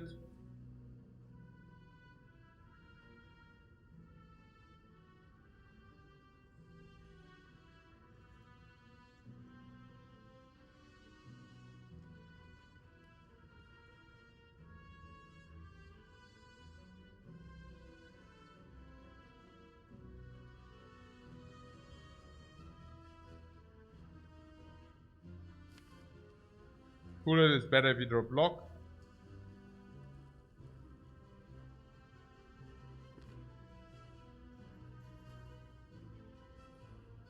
Can play compiled still, but let's try to pull block first.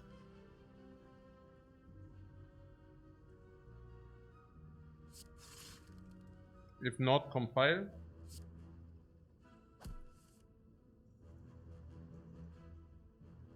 We take chip damage, we have to. Pity.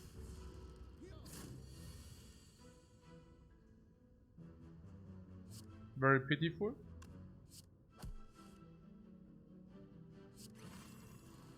Bias cognition for short fights. Sweeping beam into dual cast's kill. Distilled chaos, yay. How many are too many? Funky. Question mark.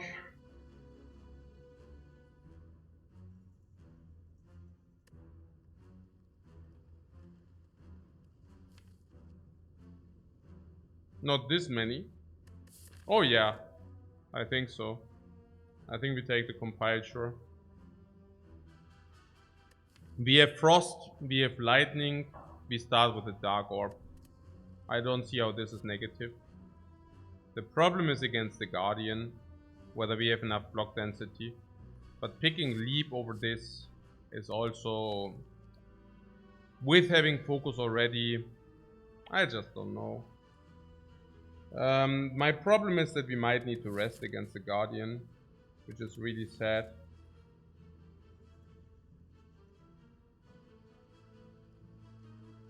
Aren't we lacking block? We are absolutely lacking block, but we are also thinking that we might fix that with frost orbs. I don't know. How is that? We probably have, in the first iteration, we have double block cool-headed. We said this is 140. So dealing 40 against the Guardian brings him to 210. We could also maybe, I would probably go early cognition. Maybe upgrade cognition. Can we upgrade cognition? Maybe that cuts the deal. Yeah, but then we have like kind of bullseye set up. That's schon tough. But we can also rebound bullseye. Yeah, more block for what? Early Act 2 and Guardian in the form of a leap. Yeah.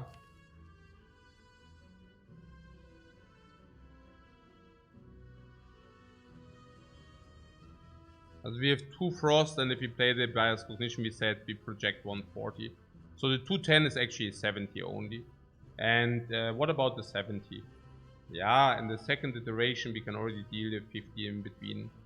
So, and this is without extra orbs and without extra dudes. And we can always play the extra dudes. So, yeah. If we play this, we also don't take chip damage from these. And we don't need to play turn 1, but if we play turn 1, so be it. Can you line up Dualcast and Bullseye? Yeah, I guess Rebound does help, right? Bullseye is also 2 lock on. We could upgrade Bullseye if you don't like it, otherwise we upgrade Bias Cognition. Probably Bias Cognition against this fight though.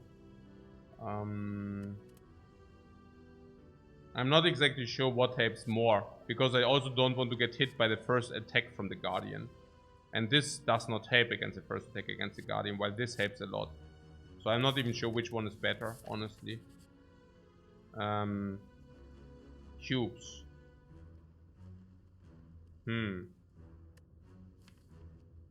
Hiya.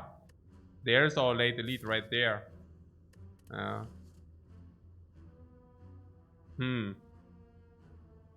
Or not. Ah! What bye? Yeah, I don't know. More loot. But we cannot get a potion. Yeah, but we can get a card. Maybe even a rare card. But okay, we just found the buyer's cognition a few fights ago. So, but the card is worth probably 60 still. Maybe 70. Plus some gold. So we are talking 100 gold here. And 100 gold is, let's say, 15 HP in our case. Because we don't have a shop immediately.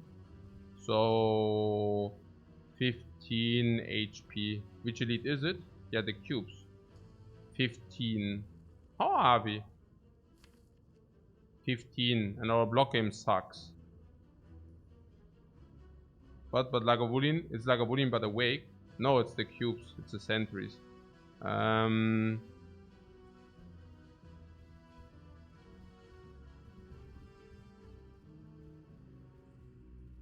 We can nearly kill one immediately. Nearly. We also have Sweeping Beam on 10 damage AoE. It's very good as well. So what is the projection for turn 1? We kill one cube immediately, nearly, while blocking in 5. Or 5. I don't know. So we take 5. And then the second turn we kill one cube and we probably block in 5 again. So now we take another 5. And then the turn after we dual cast and kill the other cube. And probably block in full. Actually probably less than 15. We probably take 12. Maybe 11.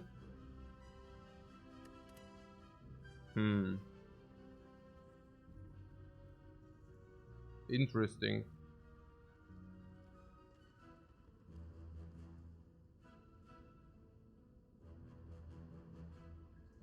Can we play the buyers? Sure we can. I mean, surely we can.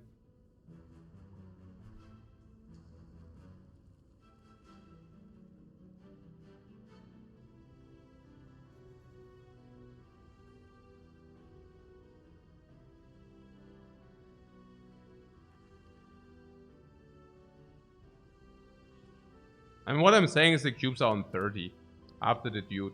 And the Dark Orb is, even if we have the Dark Orb in the push out and kill with this, then one of the cubes are on 20 and then we kill the 20 and then maybe we take another 5 chip damage or whatever. Yeah, I would say an average 12 HP. In some cases we take none, by the way. There are cases we literally take 0. Yeah, but there are also cases where we take 18, 19. An average 12. And for that we gain what? A card. A card, which is higher rare card chance. Higher rare card chance, guys. So the card is, it's not 60, it's probably rather 80. 70, 80 plus gold, like it's 130. 130 for 12 HP. Yeah, I do that. Also putting aside, we can still find loot. What about that? I might change my evaluation if we receive the gold. Also really depends when you need to rest or not. Yeah, I also have the feeling that currently our threshold is weird. Because I currently do not know whether to rest or not. And I was actually hoping that this might ease up our decision. Yeah. I don't know. We could also leave without making a noise. You mean if we find the gold, or what do you mean? If we are lucky? Naja, what, also...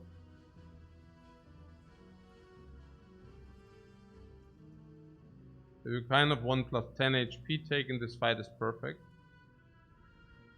Yeah. That's what I'm saying. We also have 4 energy, don't underestimate that.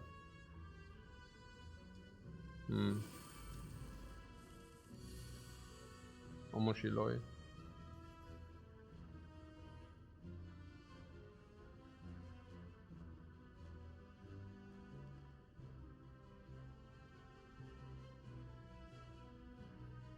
Rebound cool-headed. Rebound cool-headed.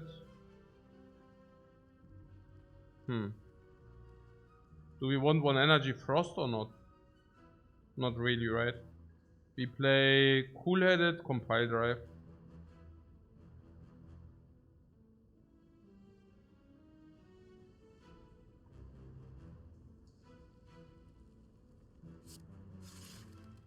Ah, that was not so cool. It's okay though.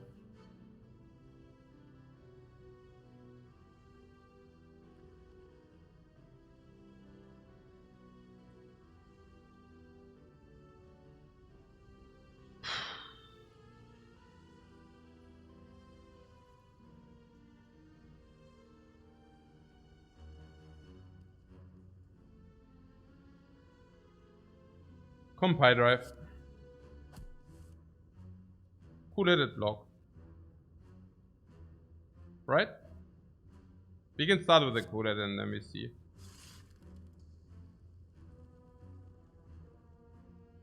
Do we play the block or not? We are currently blocking a lot. I don't know. Interesting. Not the cards we wanted to see. The dual cards? No. It's okay though.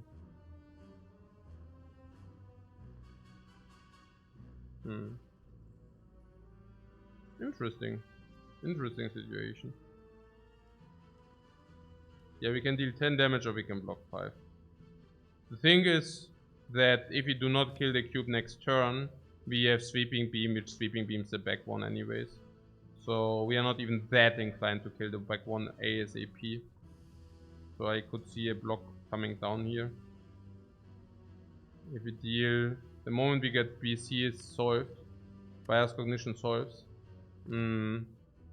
I would think so, right? Can we kill back cube next turn? Yeah, that's the thing. If we can, we might take the 20, we might deal the damage. 23.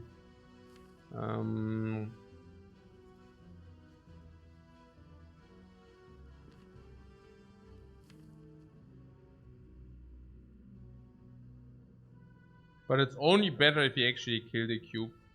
I don't know. And even then, I'm not even sure. I mean, 2-4, Bias Cognition is 12 block. Bias Cognition defend is also full block. Even.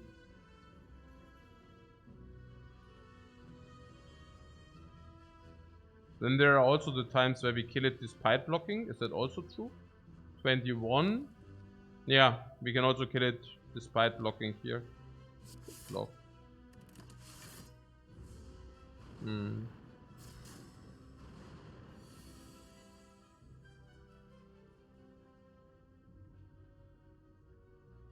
Compile.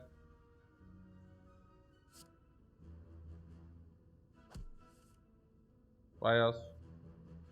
Bias block block. We bias on all 3.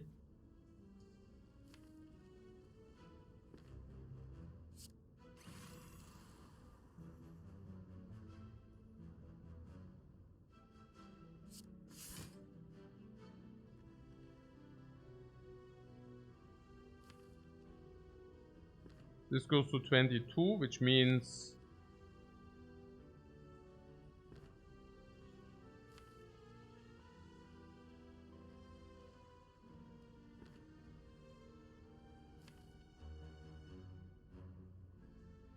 next dual cast just burns them down.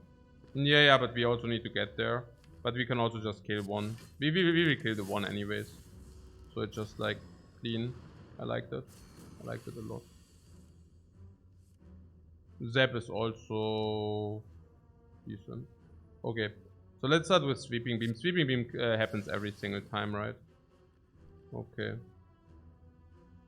So now there is something about the Compile Drive Strike. Compile Drive Strike Zap, which is very effective.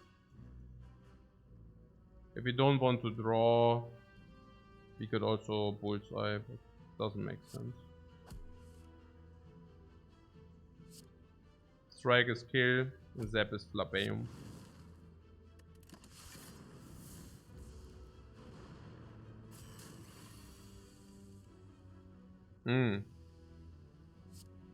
I see.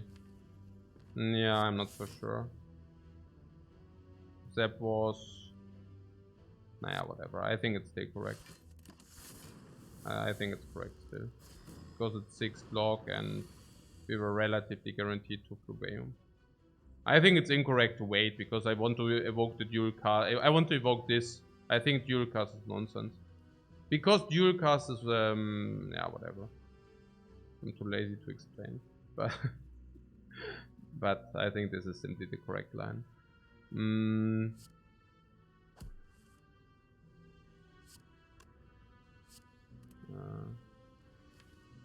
Yeah, this is lethal.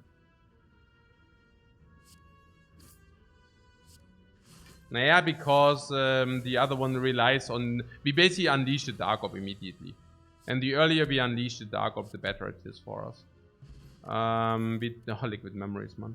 Yeah, we took 1. We took 1 and we collected a lot. A lot of gold. And a lot of dude. Another one? Yeah, let's take the hologram here. The hologram is really good. In order to pull the dual cast against Guardian. And in order to pull the bullseye against Guardian. The hologram is heavily positive against Guardian because of the dual cast bullseye, I think. It shall also be very good utility with 4 or 5 energy against all other enemies in the Spire. It can even pull a compile driver. Now, does it compare with the compile driver? The compile driver in average is a 1 card draw guaranteed. It goes up to 2, as it goes up to 3, but in average it will be 1.6. So we basically convert 1 energy into 0.6 card draw, which means 0.5 energy into damage, which is still positive, don't get me wrong, but hologram is also positive as well.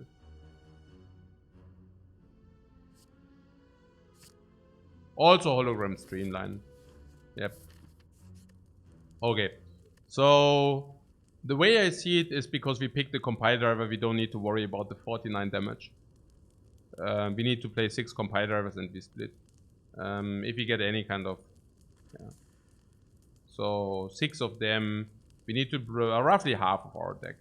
But the good news is that we draw more than half of our deck by far. And if we don't, we can still block in 20, then we are not dying, then we are still on 11, and then we bam. I would do the upgrade most likely. If we are gonna make an upgrade, what would you upgrade? What would you copy if there is a duplication possibility? Yeah, I'm not sure, right? But if we upgrade Bias Cognition, it's Bias Cognition every time. Cool edit? Not cool edit. Bias is good. We can also bullseye, pull bullseye, hologram bullseye, rebound bullseye. Bullseye is also for shorter fights. We might even pick up another one.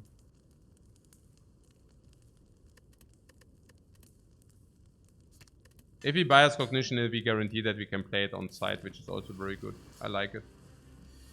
I think Risk of Ruin should be very, very low.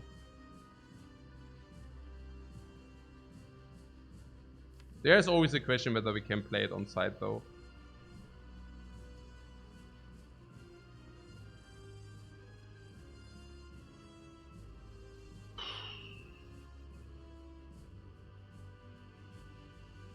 On site doesn't mean turn 1, lul. Yeah, I don't know whether it doesn't mean turn 1. I mean, keep in mind that turn 1 means plus 11. Plus 11, 10, 9, 8, 7, which basically means 5 times 9 is 45. Bringing the Dark up to 54. 51.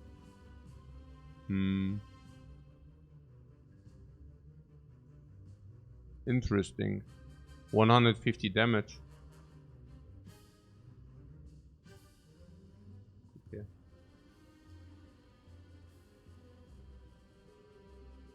Can we kill with Dark? You think we can play it? Nah, but on the other hand, we also deal less damage if we play it now. That is something to be considered. We do the 40 to volume this time easy. What? Let's keep the bias to do the 50 next time. Keeping the bias. Nah, so we are currently saying that the bias is actually kill on site, on dual cast side, on the redraw. If you also have bullseye applied.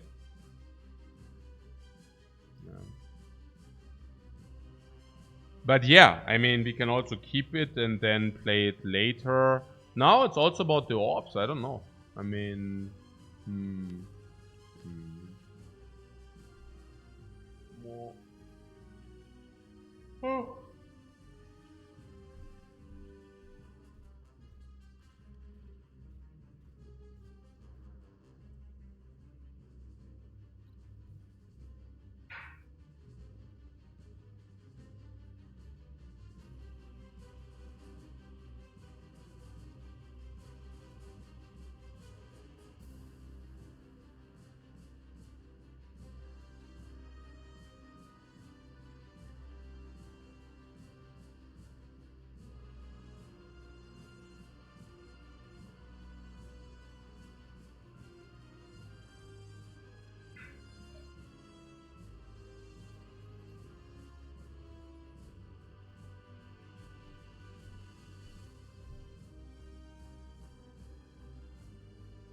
We have hologram.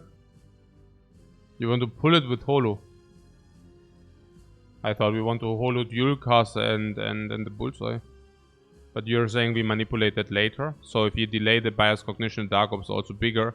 So we are not that in such a necessity. Interesting. Also putting that aside, we are not even guaranteed to split the Guardian at the moment, just saying, yeah? So in order to inflict the biggest damage possible, we would need to play Compile Drive, Rebound, Sweeping Beam, is that correct?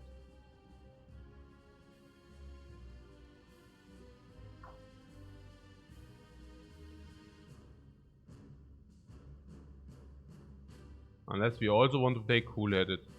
Now, if you want to play Cool-Headed, we have a very clean view on how much damage we can inflict. If we play Cool-Headed, we are guaranteed to inflict 28 now. We need 49 in total, which means we need 21 next turn. 21 next turn, we draw Sweeping Beam as one of those cards. We would inflict more damage if we do not play the Cool-Headed, but that would be at the cost of our blocking game, which is debatable. Yeah. What we could do is we could also draw with the Compile Driver first. I mean, are there any cards we are specifically wanting to see now? I don't know. Not really. Not really. We could play Compile Driver, see what we draw, and if we draw a Defend, we play Cool-Headed. Also possible. We could also play, say we don't play Cool-Headed whatsoever. We could also skip Compile. No. I think the line is Compile Drive to see whether we see nothing or attack. And if we see nothing, great. Because then we basically put nothing out of the deck. Nothing. And now, because we saw nothing, we can now Cool-Headed. I like that. Now, if we see nothing, then it's good. Yeah? It's correct thinking, right? Yeah, I think so. So, Dual Cast. Yeah, whatever. That's pretty good. No?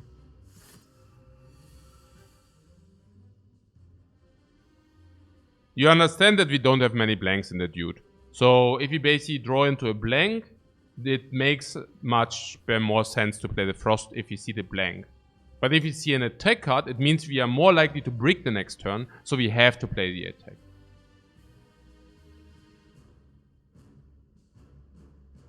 Now we just play Cool-Headed, set up as much Frost as possible, and split him.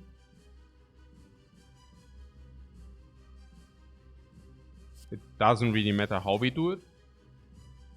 Now there's hologram, not that we care.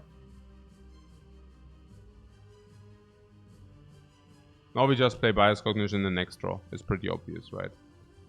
So we could play Zap, but that's nonsensical. We could play Cool-Headed Strike in order to keep our deck as is, but I don't even think that's clever. We also want to get rid of the curse. But we should play Strike Cool-Headed over Streamline, is that correct? Not really. Having one empty slot is not bad in order to prevent the dark. So Streamline is probably better even. Yeah, we lose like 4 block or 6 block, but we also gain the ability to play Cool-Headed without wasting the dark. Also putting that aside, we also deal 13 more damage. And we also reduce the cost of the Streamline. And we also overblock next turn, putting that aside. Yeah. Okay. So...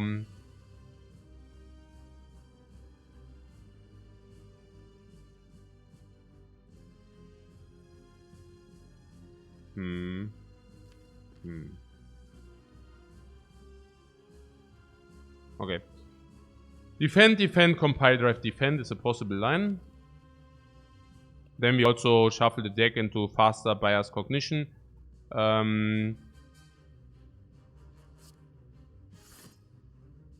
We do not have the bullseye in the deck then, but we can hologram the bullseye. And we also don't even need the bullseye. Yeah, we are fast enough usually with the compile drive. Keep in mind I do not want to shuffle the extra defend into the deck. Do I not? Actually, I'm not sure. Maybe I won't. But yeah, this is simply extra damage. I definitely go for the extra damage. Yeah. Okay, the second defender was not necessary, but hey, whatever.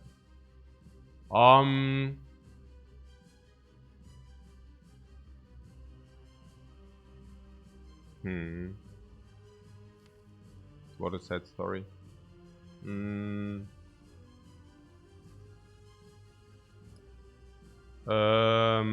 Yeah. Wow. Yeah, compile drive draws 2 cards. If it draws, this is very good. If draws, this is very good. Draws, this is very good. Draws, this is very good. If draws others, we at least increase. No. Do I want 2 energy, 3 energy, rather 3 energy? Should I just compile drive this right away? Bias. Yeah, bias needs to be played now, it's obvious. It's 5 focus.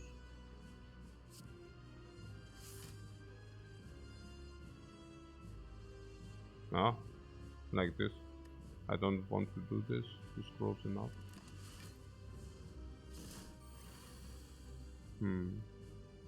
Oh. So, currently this is 100 if we wait. But yeah.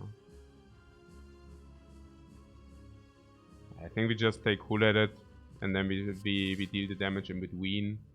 Well.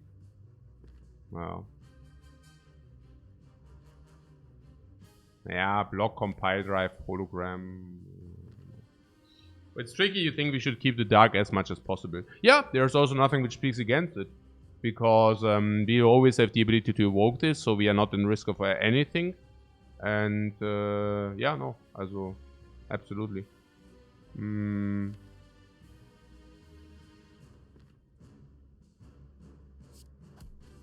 we are also always splitting according, so that's not the problem. We can currently block full with the hologram if we want that. Our frosts are very healthy. Yeah. So we can either do a full block, keeping these cards in the dude. Keeping the cards in the dude. Yeah, we keep the cards in the dude anyways. We cannot do this because then this shuffles out. And we want that because bam bam.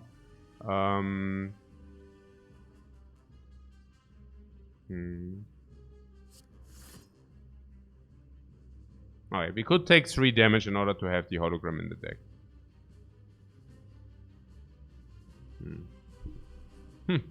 Not sure. Is the next dual cast lethal no matter what? No. I would keep the hologram in the deck.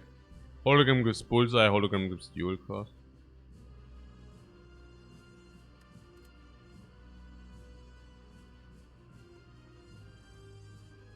It's nonsensical to play it different.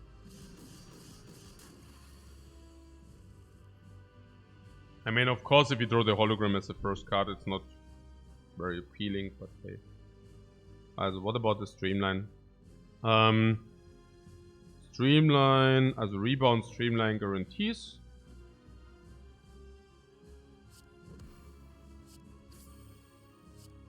It's also super sick that this is exactly going to 2, honestly. It's crazy. It's so freaking good. Really. So now we have attack for the dual cast. And bullseye as well. Yeah, so it's clear that it's solved. Yeah, I was thinking that it's the only thing which is bad if you get the dual cast. It's not even that bad, but you know. So how do we do it? Yeah, it doesn't matter. We just hail all the damage upon him. No problem. So we start with sweeping beam. We give him some streamline. We give him some dual cast zap. Yeah. This is 8 damage. This is more. It's not a problem, guys. So we have Solve here. It's a very good fight.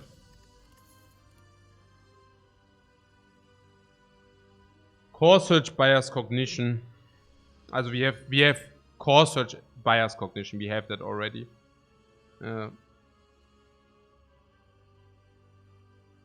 Hyper beam is nonsensical because hyper beam number 1 we already have AoE, but number 2 hyper beam simply sucks. Bias cognition, the second one, is also not bad, but the core search tops that. Usually core search is slightly worse than bias cognition. In the early game, not even that much worse. Not even that much worse in the early game. But if you do have a bias cognition already, this is diminishing returns number 1, and number 2, of course, the artifact suddenly plays always every time.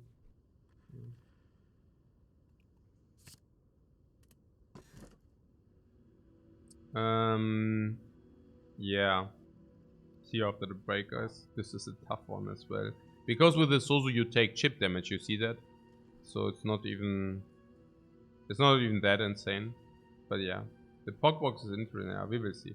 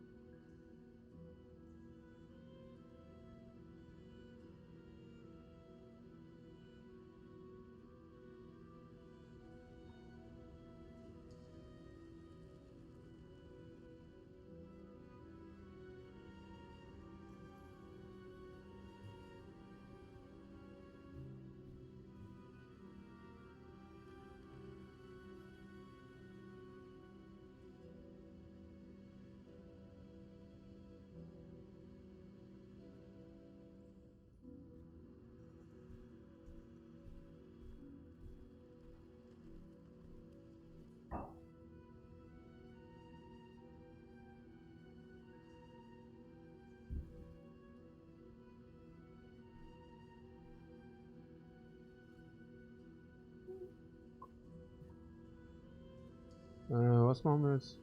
Coffee Dripper, ja? Okay. Wir haben Coffee Dripper und wir haben dann auch Suzu. Suzu and everything. Ja, ist schon pretty nice. I like it. Was haben wir jetzt hier? The Automaton. Na gut. Also, what are we... What's happening here?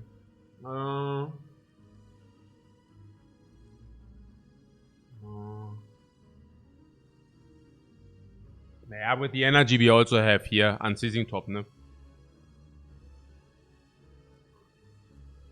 I'm just waiting for the first sustain relic and we are good to go. Also, we are much better to go. Okay, so seriously though. Nein, that was actually close. Sure, I mean, but Pandora's box converting 7 sucks, and we also still have removes, and we need our blocks to chip block as well. We have energy, but we also usually 5 energy is also so, but with unceasing top we can. Yeah, like this. Naja. Nein, es ist halt so. What are we supposed to do? I mean, it's just how things are. And now we have to adjust to the situation, honestly. And how do we adjust to the situation? Yeah, I don't know, some sustain would be nice. Yeah. Yeah.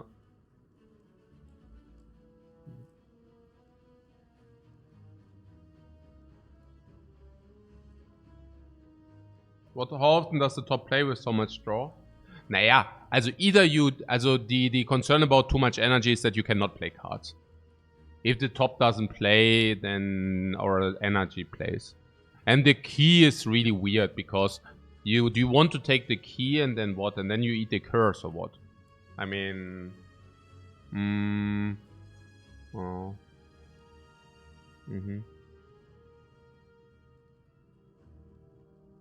What? Our sustain sucks big time, doesn't even exist, we don't have we have no sustain. Yeah. That's why it would be good to receive some. Also, there's something about the apparitions. We did not pick a single block, did we? So that makes apparitions several. Yeah, that makes apparitions considerably better. Also cool at it, like these are blocking, but later makes a setup block. Yeah, makes apparitions considerably better. Not having any kind of sustain in Coffee Dripper makes bites considerably better. While we would usually hesitate about taking the bites, I think with the Coffee Dripper and on this energy and with having Sozu, we are actually bites are positive. Okay, bites are positive. Which is usually not necessarily the case, but in our case it's definitely the case. And the apparitions is also a no-brainer in our case. With the Coffee Dripper. Oh, if you take apparitions, Coffee Dripper suddenly doesn't have a downside. Whatever. So, also hallways. How are hallways for us?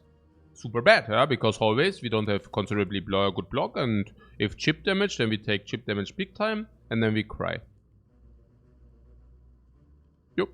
Because we cannot usually not kill the enemies turn 1, and if we cannot kill the enemies turn 1, well, they hurt us at least once. And if they hurt us once, that's not cool, because we don't have sustain, and we are not allowed to rest for heal.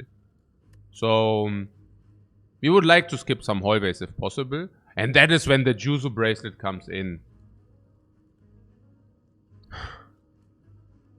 Yeah. Sure. And other than that, let's just take the question marks. We just said that the bites and the apparitions are amazing for us.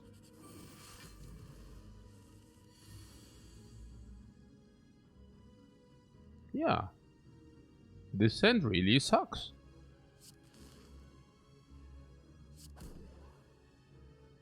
Oh.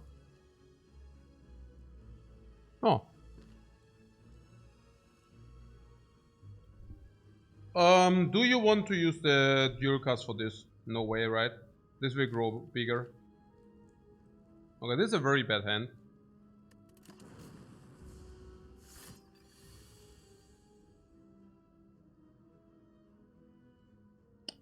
Cool, let it compile.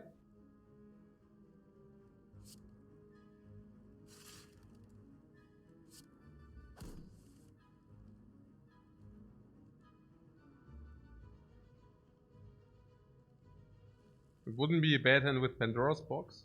Naja, the hand quality just increased, no worries.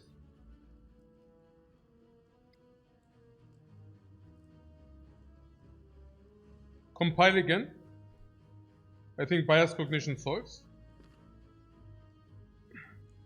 Index of Greatness. Long time follower. Quick question. Thoughts on Marvel Snap? Yeah, I will probably play it on 1st of April. Right.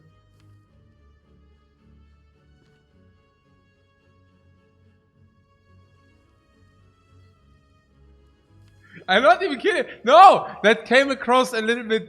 No, that came across bad in a bad way. I mean, I told you. No. I told you we do the 50 defect games now. After the 50 defect games, we probably do 50 watcher games to fill out our 100 each. Like fill out the 100 with the defect, fill out the 100 with watcher, and that is the time. This will be another 100 games. Means like 2.5 months or 3 months, probably 3 months. So it's November, December, and half of January. And in the middle of January, I will go to Thailand for 2.5 months. Also visiting a friend in Australia. So Thailand and Australia for me for 2.5 months. Returning back in April. Like at the beginning of April. And if Marvel Snap is still a thing at that point, I will give it a try. I will give it a go. If people are still excited about it. At the moment, it seems also not that people are that excited about it. So I don't know, you know. But yeah. There's also the PC port at that point. I mean the good PC port, I hope, and then we will see, right? There's a chance. Yeah. There's a chance. Okay.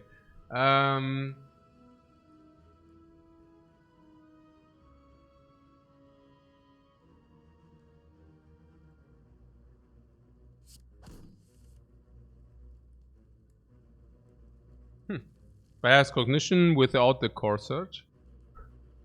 Ja, also cool-headed Bias Cognition. Also Bias Cognition, ja genau.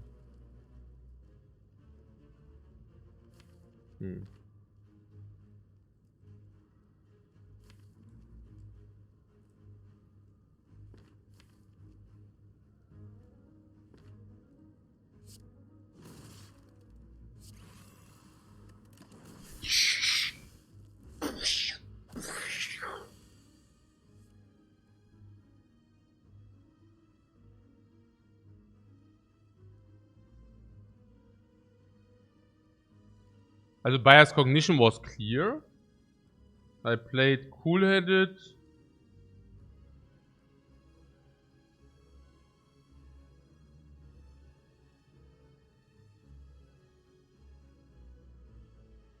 Yeah, to be able to block in this turn. Like it was about the defend, right? If you get defend, hologram defend is 8 block. So I was kind of, yeah.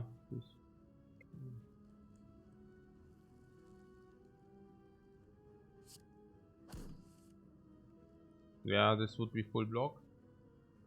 3, 6, 8, 11. Do we want that or do we kill? We have so much energy we can just kill. This is the beauty about energy. 32 to go, 32. So we need 32. This is 32, right? Sweeping beam, hologram sweeping beam, core search. Or we just play these, so it's okay. Schon nice, oder? I mean, arguing about this energy, right? I mean, talking about this energy. Naja, how the energy just solves you the fights, ne? Schon nice. Yes! There it is! The self-repair of the freaking gods, man! What? It's so good with the coffee dripper and the Sozu. It's so good with the coffee dripper and the Sozu. Oh, wait a second. Why is it not upgraded? It's so good!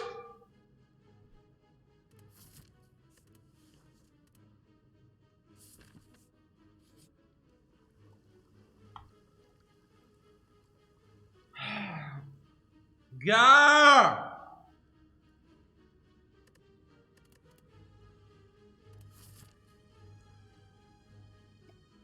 Okay. Cool. Cool, guys. Really cool. Awesome. Question mark or monster? Apparitions is really good. The safe repair does make apparitions worse. Safe repair apparitions is exactly the amount of sustain you want to have. Because we have 0 blocking game picked yet. And safe repair is also a pseudo block, right? Safe repair is a block which is a block with apparitions, but not without, right? So it's great. It's basically a block which is not a block. Also 7 per fight is perfect for apparitions. Yeah. Is this a shrine? I don't care whether it's a shrine or not. Do we take question mark or do we take monster? Probably question mark is good because 21 HP loss, also streamline. We can even take Necronomicon. We can take apparitions. Bites is now a question mark. But yeah. I don't know. I mean, the fight is not better than a question mark, right? Also, I would be surprised. Yeah, we read this for sure. We can even take the Necronomicon. Oh wait, I just, oh.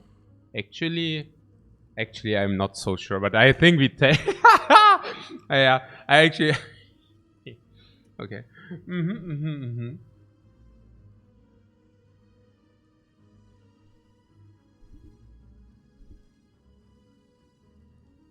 Nein, I take it.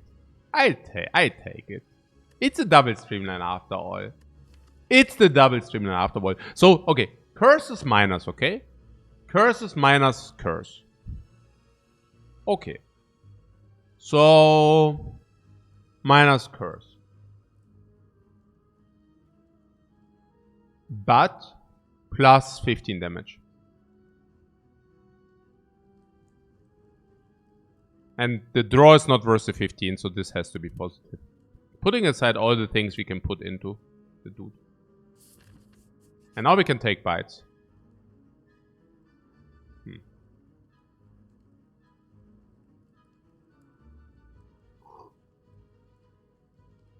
Yeah, we also want to upgrade Streamline now or what? Interesting.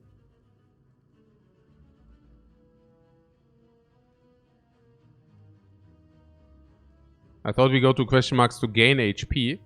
We are currently at minus 27 on the question marks, if you are wondering, but yeah.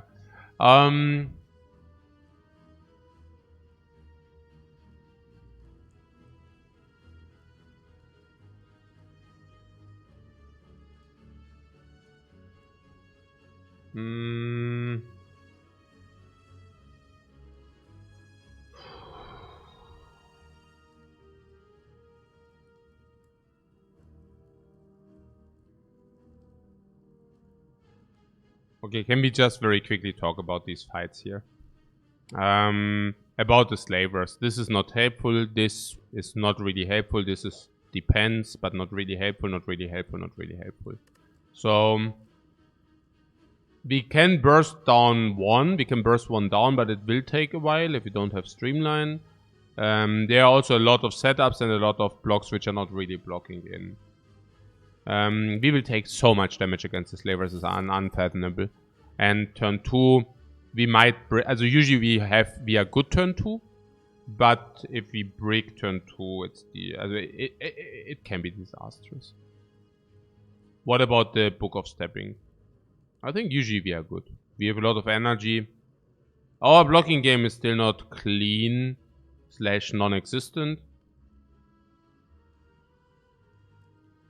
But we do have cool-headed with bias cognition. It depends on the draw.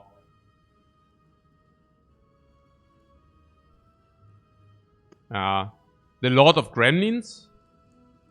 The Lord of Gremlins can hit us into our face random, and whenever she hits us into our face random, we cannot really block.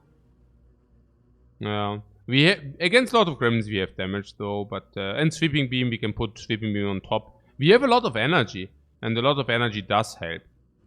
Inevitably. But our card quality is also still not very good. And the problem is that we can never replenish the HP. Yeah. So I guess it's the Ritual Dagger into continuation of our journey. This is also giving us a shop, which is not even that bad. If this is apparitions, I'm willing to do this, maybe. Because apparitions help the slavers insane and insanity. Absolute insanity. If there's a waffle, is also insanity into this can do. It's like really everything. Maybe even bites might be able to, and probably not. But yeah.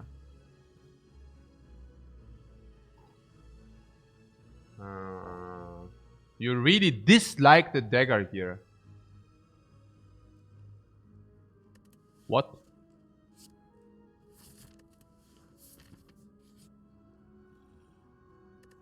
Oh, for those who took the Pandora's box, there are those people and those people, guys. Also, there are these people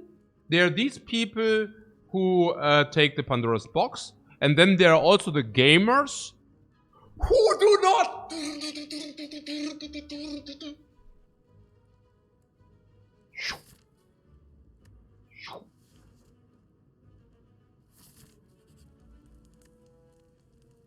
Also, the thing is, I don't even want to rest. I want to smith.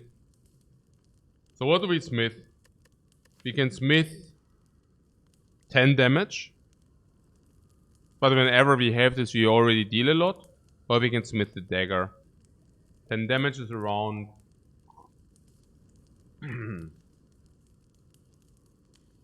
150 gold maybe. And the upgrade on the dagger is... nothing. 2, 4, 6, 8, 10. Multiple 10, 100, 150.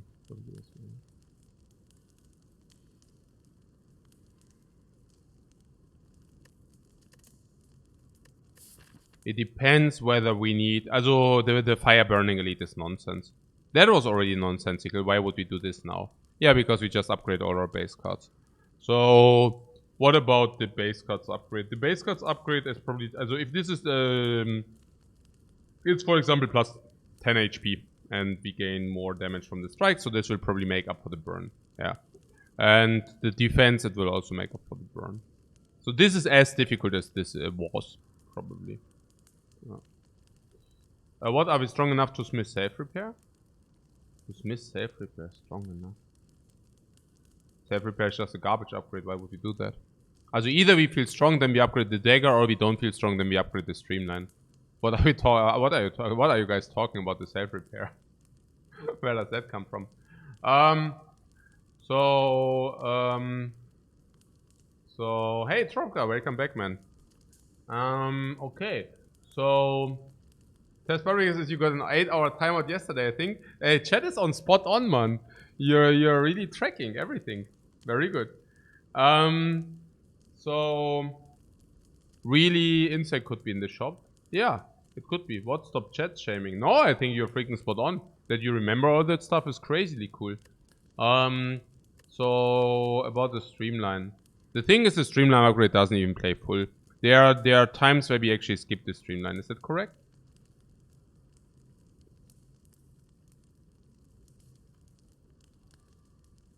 Yeah. Also against Lord of Gremlins, you play streamline, you kill anyways. Don't need the double. Yeah. No way. No way that we skip the streamline. What do we mean no way? Streamline is 2 energy, 30 damage. Why is there no way? Come on, guys. Let's upgrade the dagger. Unless you're telling me we cannot always stall into the dagger. But we also have hologram ritual dagger. We also sometimes need to stall into self-repair. But what you're saying is we cannot stall very well. Is that your point? Interesting. If you're saying we cannot stall very well, we should upgrade the streamline.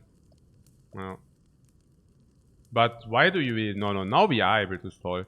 We have cool... the frosts are definitely able to stall. And the bias cognition in coordination with the frost is also able to stall. And our defense are upgraded now. Here we go.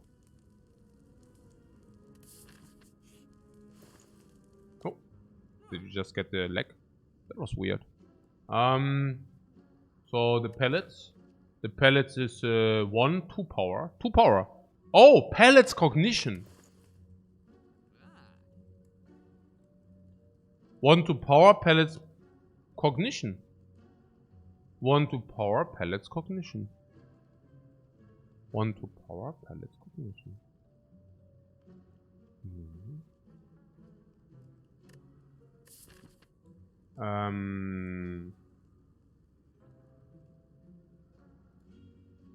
Yeah, no, we can buy the pellets, but we cannot do the burning, right?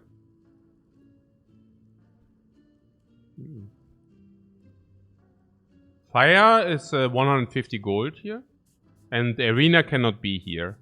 So we could also go, and we also received all upgrade all already. It's the boss collector. The collector is the automaton. This is still not arena. So I guess the fire is 150 on this. And the fire is also 100 on this, or what? Or 100 on these, or 100 on this. So fire is probably 100. Now, how much is the question mark?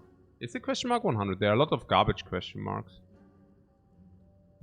The conditions for the arena is that it's the second half of the act.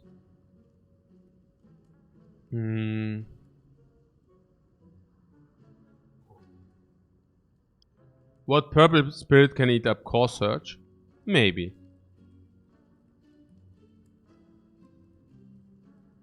Can we talk about the Burning Elite first? We can just die against the Burning Elite, correct? And we don't have deviation options here, which means even if this doesn't wreck us, we might just die here. We have risk of ruin, and it's not even that small. And currently we already have a lookout on not that bad. This helps a little bit for the late game. This helps a little bit for the late game, or even reasonably amount.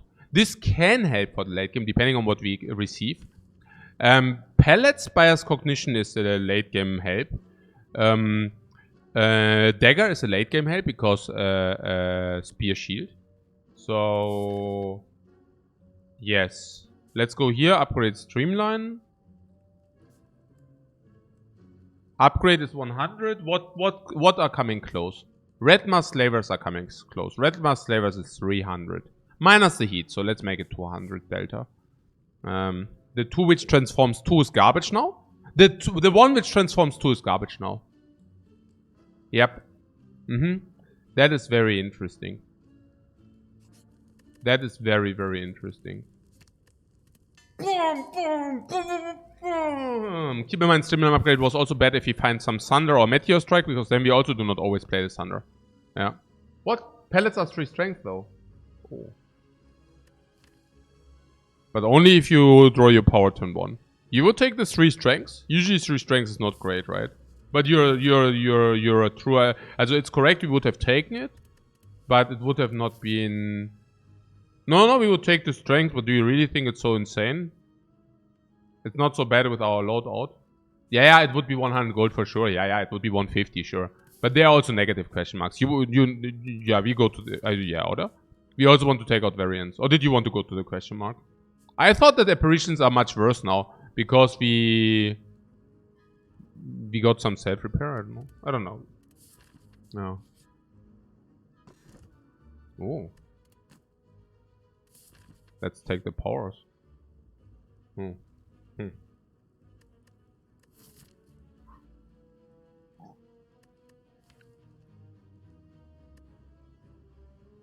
Getting powerful.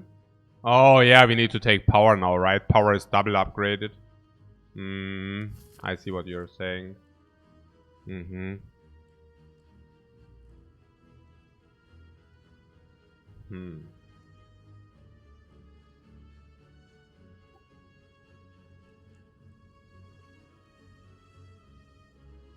What creative AI is officially on the menu? No. I would never take a creative AI in our position.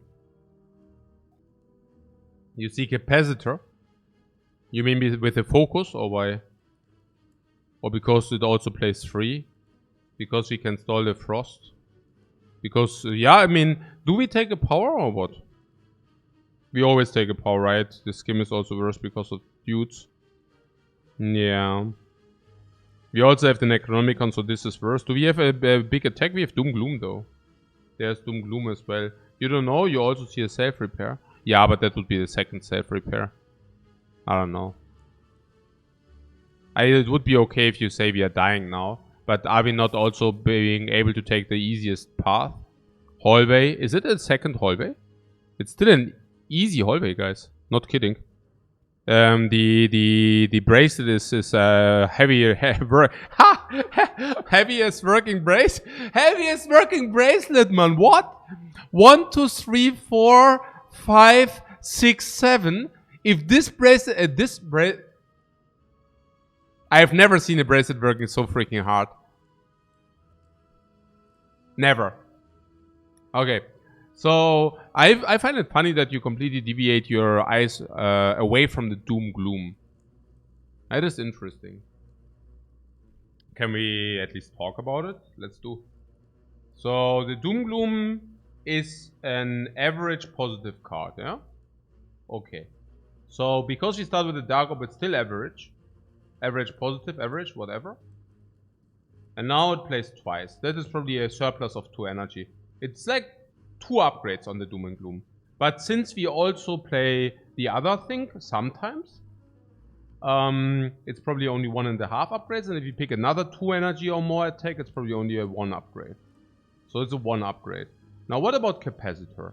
Now if we avoid going into difficult fights, I can see that we can carry the Capacitor without a big punish, which would make it probably nearly positive already. Now you're saying with bias cognition it has to be positive. Okay. So then it's upgraded already, and then you're saying it's upgraded as well because of Mummified Hand, and then it's upgraded as well because of pellets. Yeah, okay. Let's take Capacitor. No, it's okay. We can do that. Yeah, it's okay. We pick the late game solutions, that's what you're saying, right? I can see that. Yeah.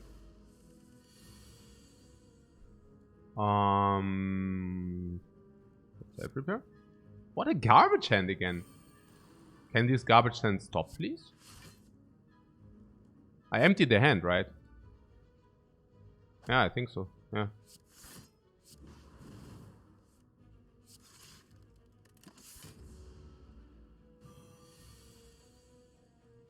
Oh, what a beautiful hand. If you would have 1 skill in the hand. Wait a second. Attack, power, attack, attack, attack. Let's play attack then. What I can see is core search cognition anyways. But yeah. So let's start with sweeping beam and see whether we see skill. No, we really didn't find a skill. But not core search first. Core search first, because we want to block vulnerable.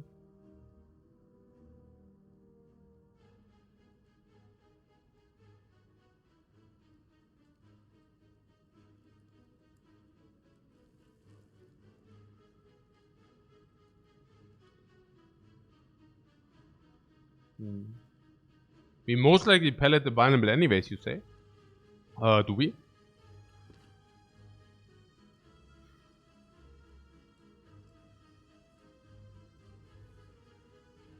So we are talking 1 focus leg for no vulnerable.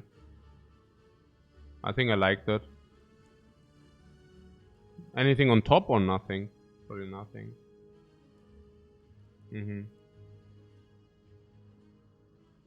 Bias cognition. Core search.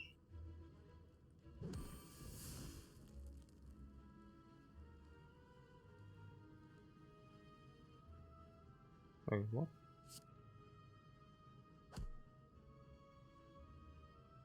So we want to draw a card or not? Okay. I don't get it. Do we want to draw a card? Rebound the 0 cost strike. Yeah, I wish. No, we don't want to draw. We want to dagger. So you would like to put this on top, yeah? Okay. Fine.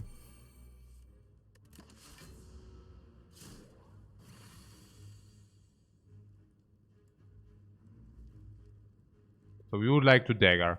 Yeah, we would definitely like to dagger. Yeah, absolutely. So the dagger is 15.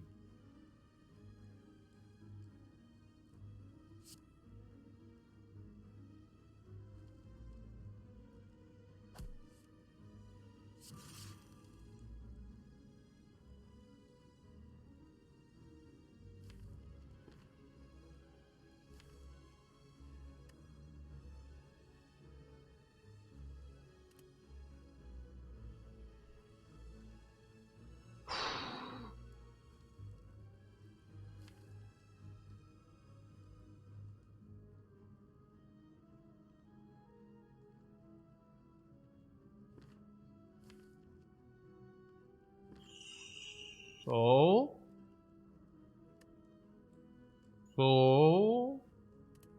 nothing. We play nothing, huh?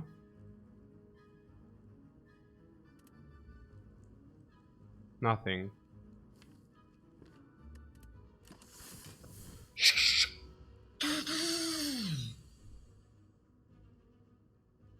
No fucking way, man.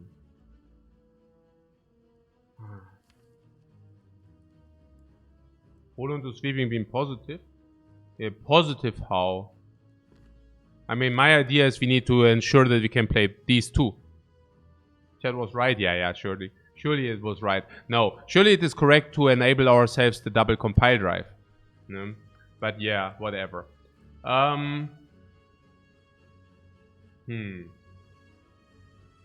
It puts 1 days, we also draw one. Yeah, but you're disabling compile drive. Yeah. So it's only worse if you draw Ritual Dagger without any compile. Which is like not that likely.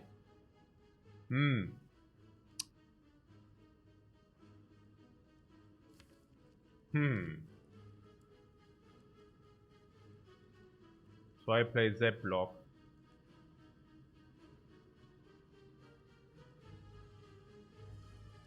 No. If I play defend, what happens? Nothing. Always be able to reach your dagger in 2 with the other line.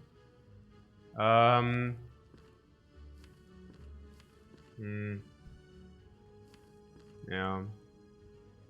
And what do you do if she hurts you? It's also about the distribution. You put a daze into your deck and then you draw a real card. What do you do then? Yeah. Okay. No, it doesn't make really sense. No, also it's not true. You get the compile drive, what do you do with it? You cannot even play the compile drive because if you draw reach your dagger, you cannot deploy that. Yeah. We can also take 2. Yeah, but we can also just do it this way. And this way also always works unless we draw reach your dagger and no compile drive. How unlikely is that, please? Yeah, not very likely. Exactly. So what is that now? If I play block, yeah, I play defend and then. Or do we also need to play Zap in order to guarantee that we kill? Yeah, yes and no. What? How much? As we draw. As if you don't play it, we draw 3 extra. And I mean, she's doing nothing, so she attacks for 31 mag. Didn't we have 3 energy? Yeah, whatever. I mean, I don't know. It's it depends.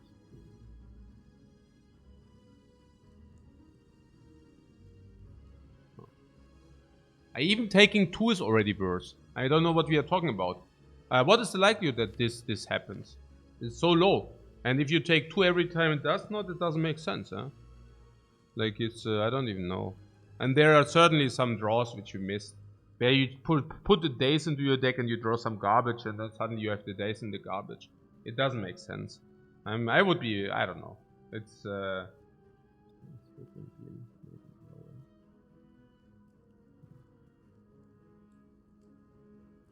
don't know. Was ist jetzt los? Ah ja, genau, die 3.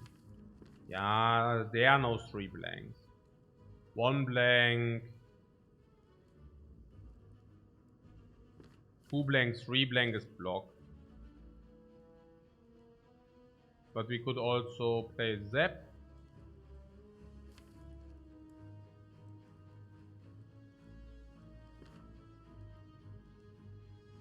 What is the worst? The worst is we block 16 and she hits us for 31.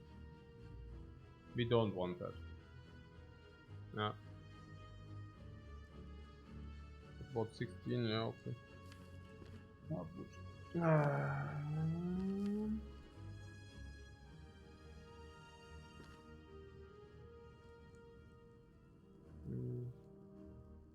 What doesn't that make getting Ritual Dagger next turn more likely?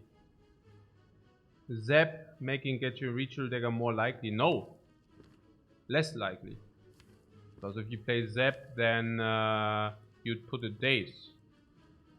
No, we probably don't play it, right? Because we have also a way higher ritual dagger option.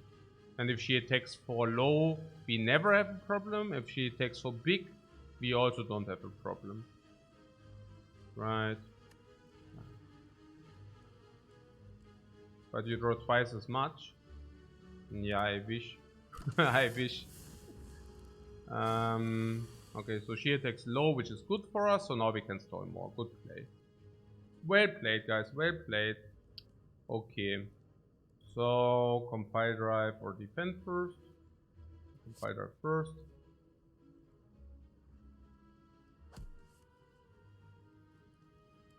Compile drive again.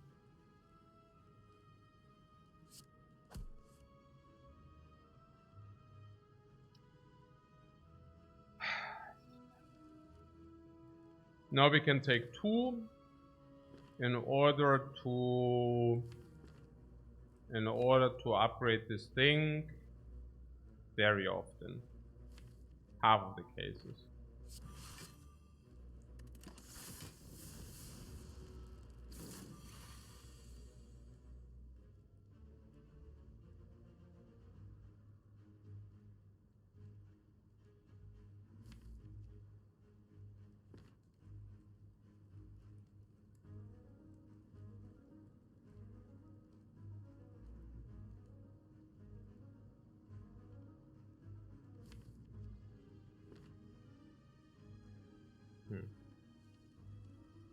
No.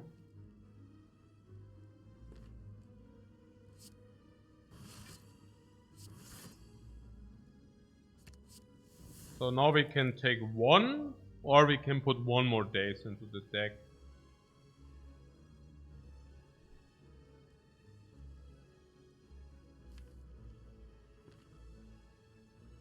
Yeah, I take the 1.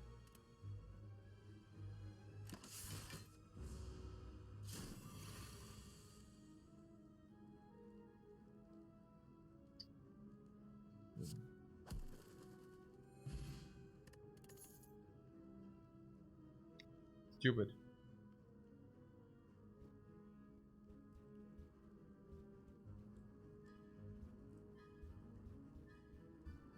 I'm pretty sad.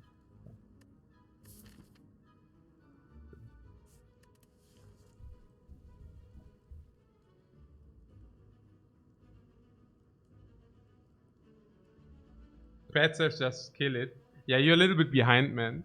We like 3 minutes. Okay, nee, schon okay. Ich glaube, es ist nicht so schlecht. Also, ich glaube, es ist nicht so schlecht. Nee.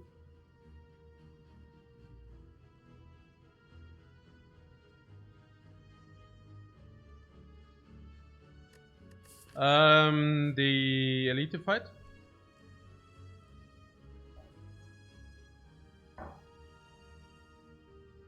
No, right? Bad elites can kill us, so what?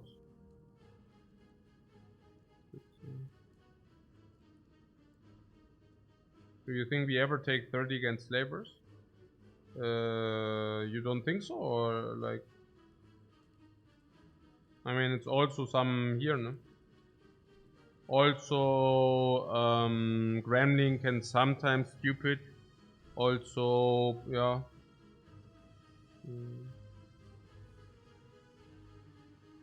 But first round we brick and take 30? Nah, yeah, the first round cannot brick for 30, but nah, yeah, you usually either kill or you block. As you cannot break that you take 30 turn 1, but as you can theoretically, but nah, yeah. But for me it's also not going to 5 and then dying here, or going to 10, then go to 5 and then dying here. Yeah, I don't know. Ah, whatever. What is this here? Go for the eyes is bad against automaton, or what? Do we have any artifact strip? No. So against automaton, go for the eyes is simply complete crap, yeah? Okay.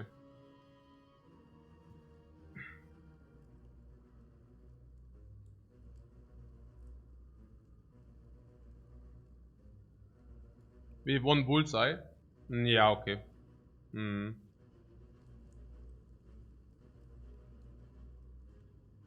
I'm somehow a little bit tense. Why is that? Is there any reason to be tense? Yeah, no potions, right? No potions is always a little bit sad. I mean, at least we healed out of the last fight. Unceasing top, okay. Symbiotic virus is not bad against Automaton. Vajra is not bad.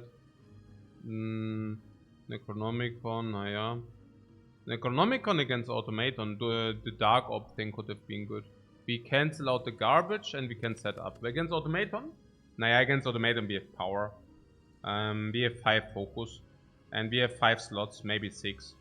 5 times frost or 4 times frost is 30 block. Yeah, capacitor and bias should be a solution against the boss. I think so. I don't like this. This blocks our setup too much. About the last side with the deck upgrade. That as well. But the deck upgrade being upgraded will be sufficient. It just pisses me off that we didn't connect with the deck upgrade. Of course it does. Sure.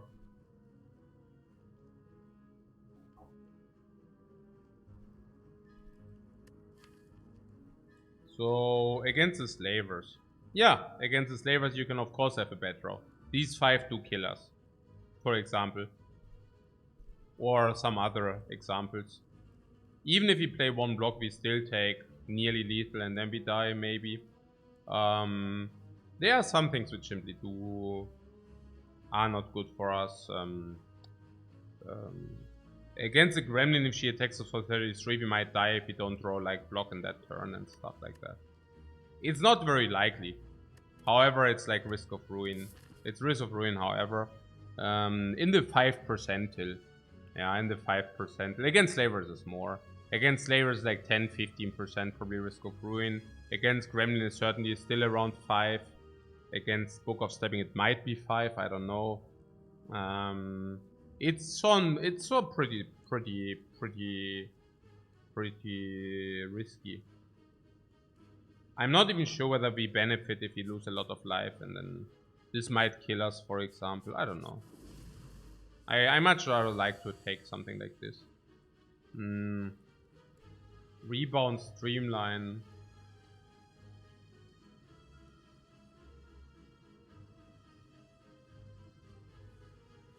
Well, do you know that watching your video gives way more ads than watching live? No, I didn't know that.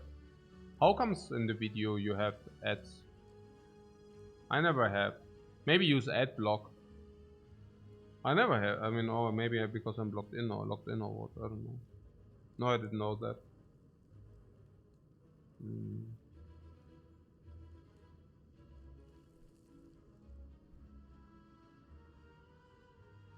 What do you mean? You're saying the knight is dead, but it's not true, right? You mean rebound streamline or what? That's what you're saying, like rebound streamline. And if we also play dual cast, the knight will die next turn, correct? So we also have to play dual cast here. Like this, right?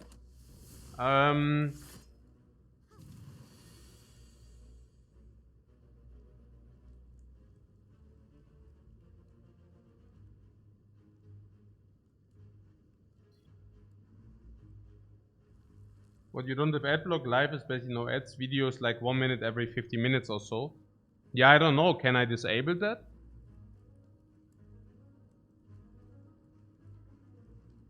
There's a Chrome extension called Twitch Adblock which blocks ads on Twitch, just saying. Yeah, that would be a good idea. But I can also disable it. Do you know whether I can disable that?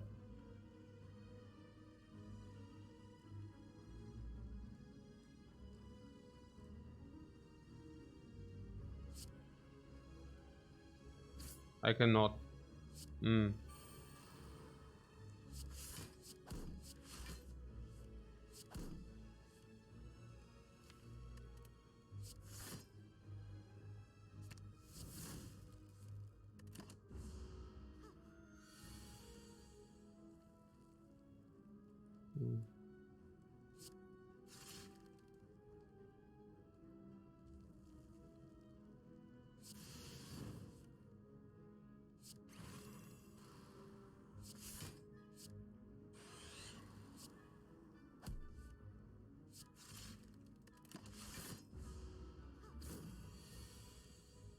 So yeah, if you're subscribed, you also don't get ads, yeah? Naja. Genau. Or do you? I don't know. Probably not. Also I definitely, I have like no ads if you're subscribed. Not saying you should sub, I'm just saying that would be one solution if you want that.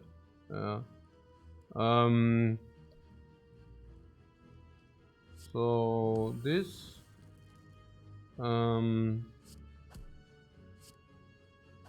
What a beautiful fight. Did we get what? First of all, we healed out of that fight. That's very good.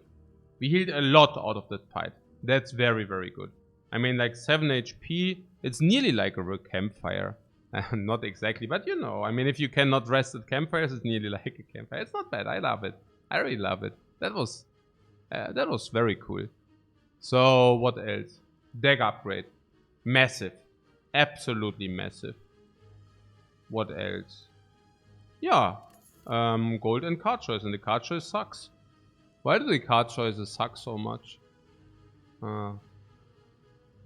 Yeah. No 2 energy plus attack. We are looking for 2 energy plus attacks. No 2 energy plus attack. We are looking for good skills. No good skill. We are looking as like whatever. Glacier, Frost, Cool-Headed. We are looking for powers. No powers. We are looking for upgraded cards. No upgraded cards. Okay. To skip, yeah. Genau. What pretty news says if you move out of the NA you get less ads as well. Oh, you're saying they identified the North American viewers as cash cows and now they are spamming ads onto them. I can see that. So what's happening here, guys? We can either go to a fire. We identified the fire as around 100. I have to tell you that every monster, if we say we are break even with the life loss, we would be 100 for the deck upgrade already, plus card, plus gold. And then there are the question marks. At least it could be arena. Arena would be great. But there are also a lot which are simply not that great.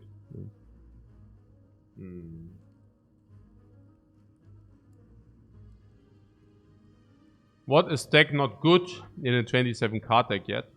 No, because we want the powers, right? Yeah.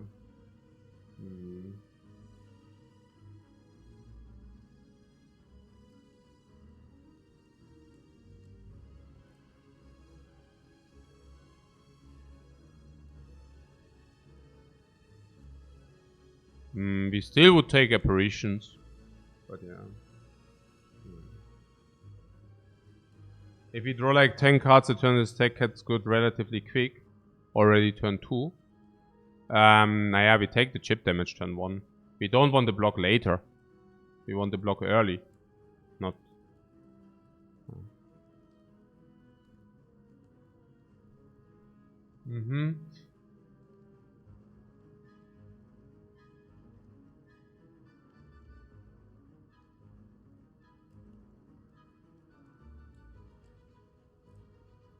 What Narcissus says, cash cows, but more likely those of us in NA are less protected by laws against all the bullshit ads because the government works for the corporations here. Yeah, it's still better than if the corporations would work for the government, right? I heard there are countries where that is the case. Not getting political here. Seriously though, what happens on the question marks here? What happens on the question marks, guys?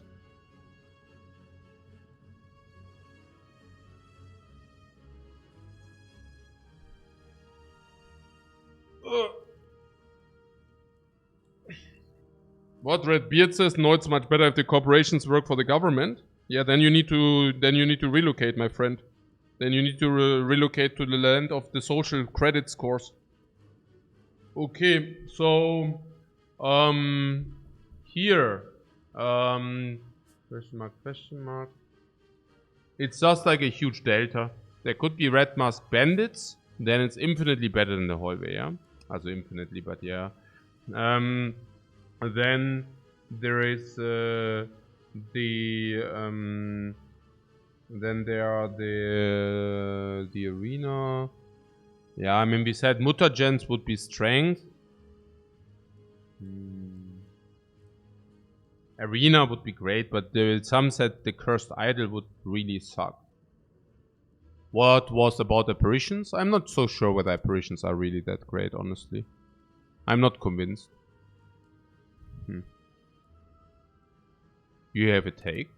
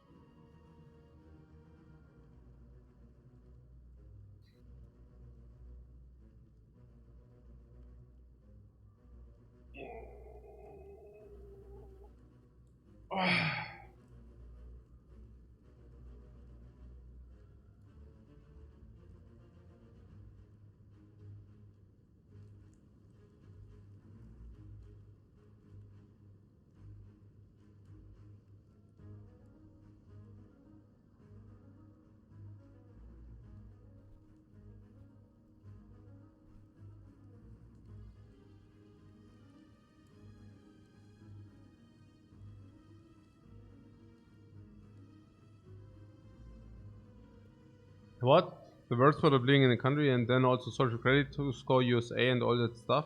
Guys, please, what happened? What happened since like a quarter year ago where I was like telling my experiences which I had in America and how I do not like how I got treated there and how others get treated in that country. And people are like, yeah, no, America is a great country.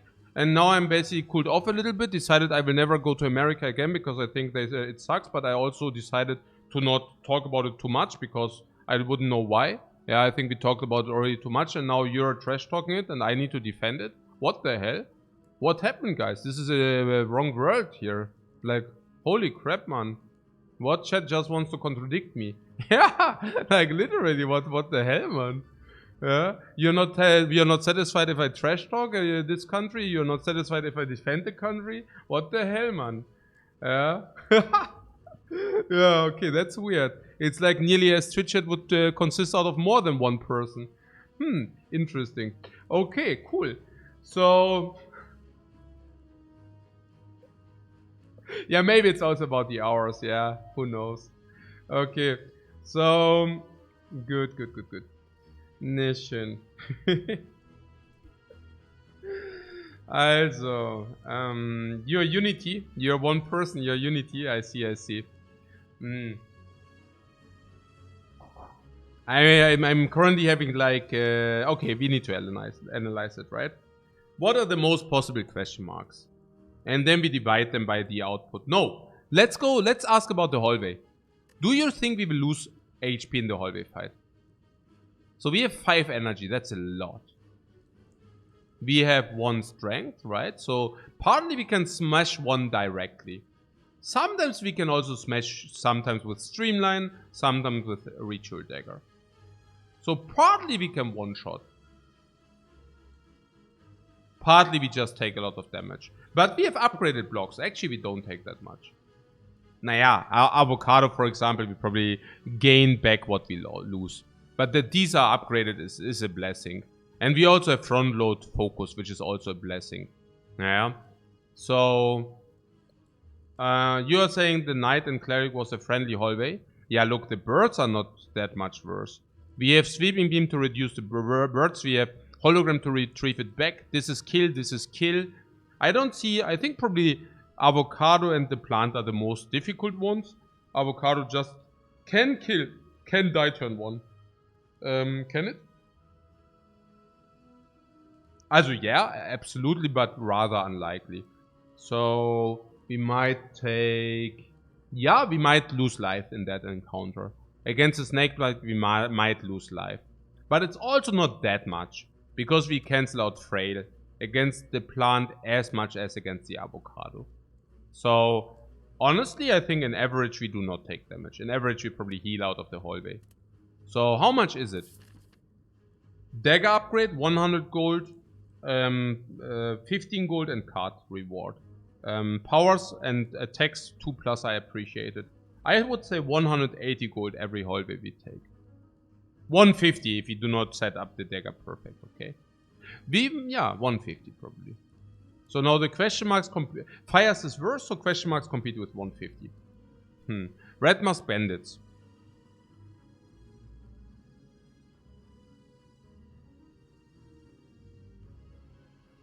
200. 3 strengths from 150.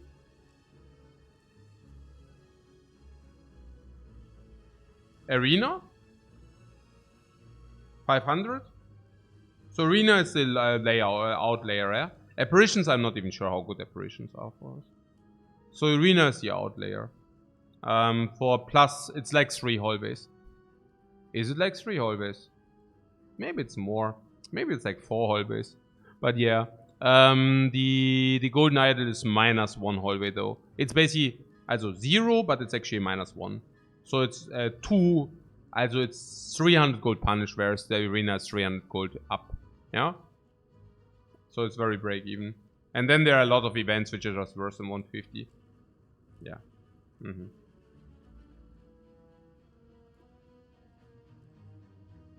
You don't like bites any long? I am neither. Apparitions are also not good. We also got upgrade all. Upgrade all base cards is a very important event. We got that one. Dagger is a very good event. We got that one. Book like 21 was a good one. We got that one.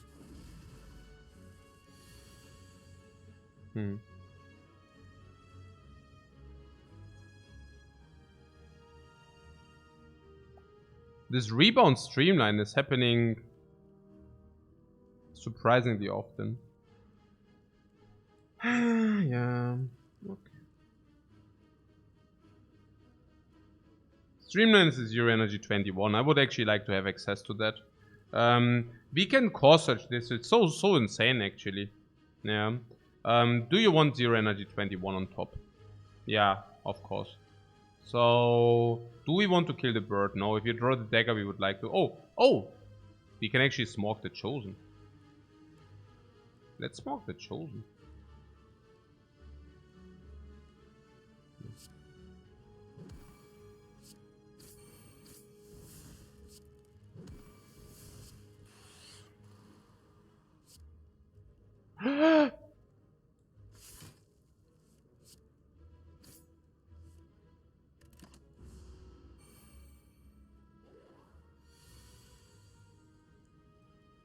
Okay. Okay, wow.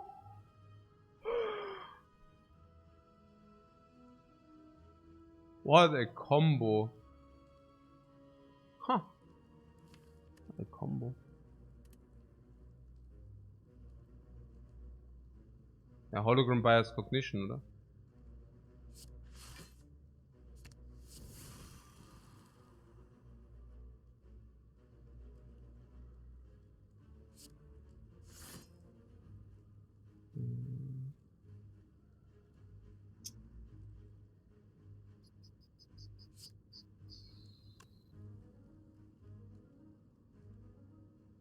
I'm not so sure. No weakness. Also we can either deal 12 damage or we can lock on 1.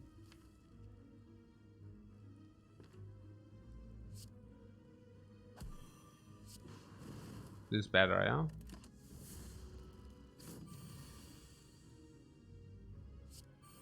It's so sick. Separate, yeah.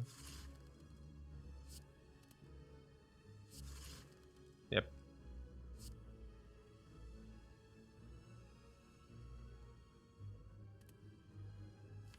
Now, right. 1025.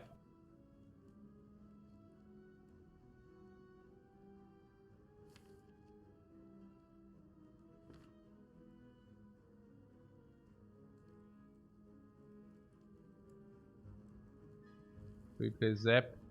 Yeah. Well.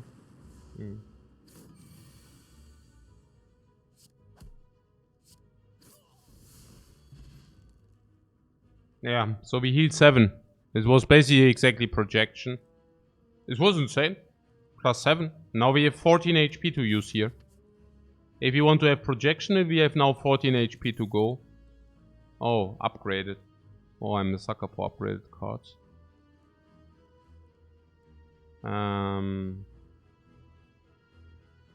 It's green. Yeah, I know. It's also very good against the fry. The small fry. It's also very good for the double Necronomicon later. It's also very good for the dagger. It's also very good as top synergy. Yeah. Yeah. And the double streamline, of course. Yeah. Oh, the plant. Now we better focus, no? Focus. Hologram frost we can.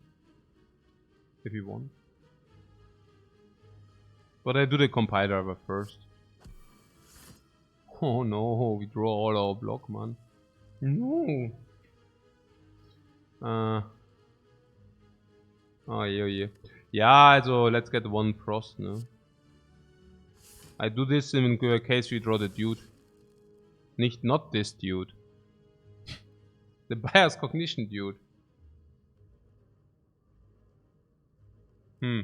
Okay, yeah, Yeah, that wasn't cool. We should draw a card. Because we want to redraw this quick. No.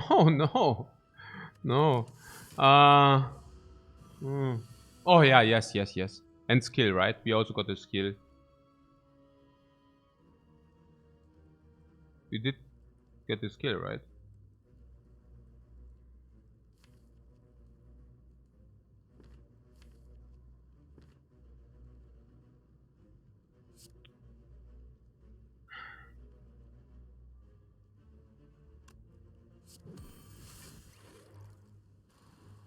We can still draw a skill, guys. Don't worry, we can still draw a skill. We just top into one. Palm skill!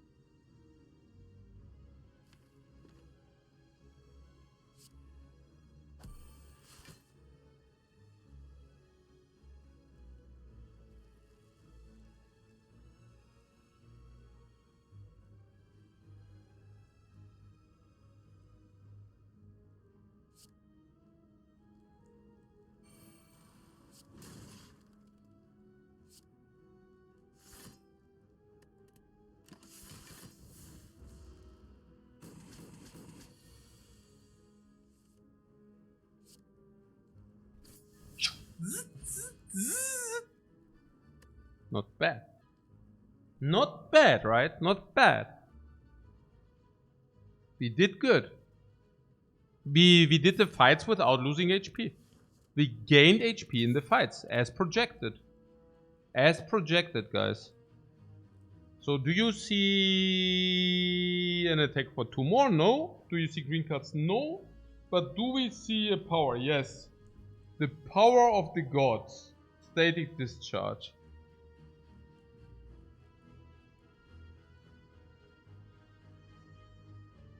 Yeah. What chill seems good? Chill for the dudes which are up now, coming up now. What you see, the recycled top. Recycled top. And what do you want to recycle? Is philosophically unceasing.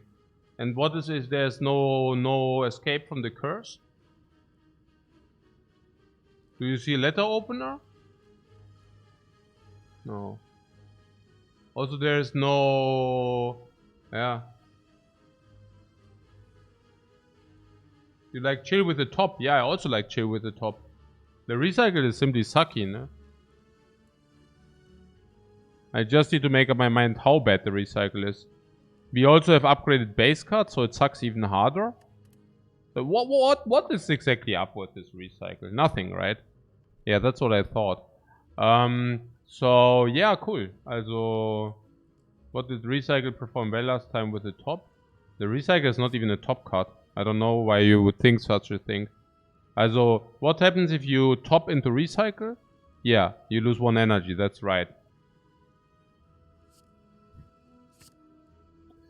Okay, wow. Okay, curses cannot be upgraded, by the way. What, we upgrade the capacitor? Cool edit draws cards, but we already draw a lot of cards. We also have top. Yeah, capacitor would mean 1 more op slot, and you're saying we are currently blocking with frost. How much? 7 each? Is it 7 each? Yeah. Yeah. Or hologram, you say? Narcissus says hologram. I guess against the boss, the capacitor is better. Yeah. I mean, the op slot does simply play in the boss fight for 7 each. Yeah. It will be a longer boss fight, right? I mean, we smog the add-ons. We smog them partly with the dagger, maybe not. We can smog with streamline, we can smog with damage, we can smog with sweeping beam. Yeah.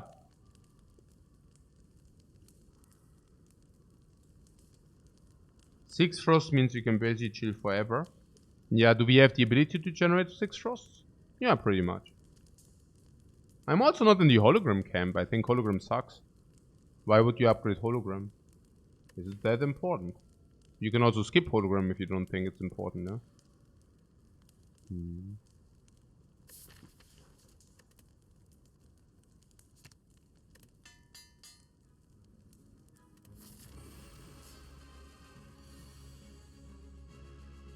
Okay.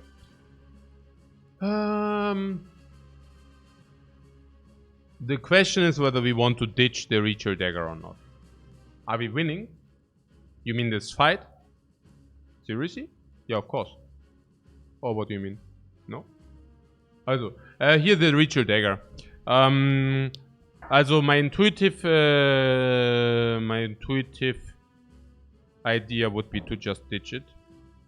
Why? I don't even know. If we can chill forever? Can we chill forever?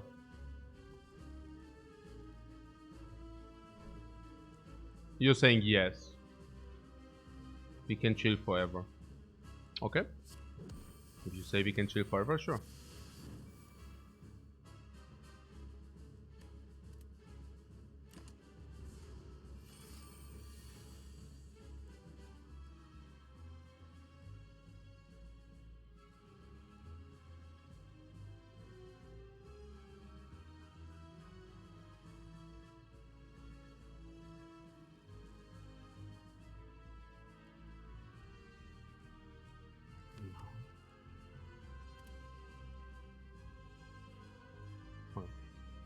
Hologram could pull rebound. What do they steal? We need to also pull some.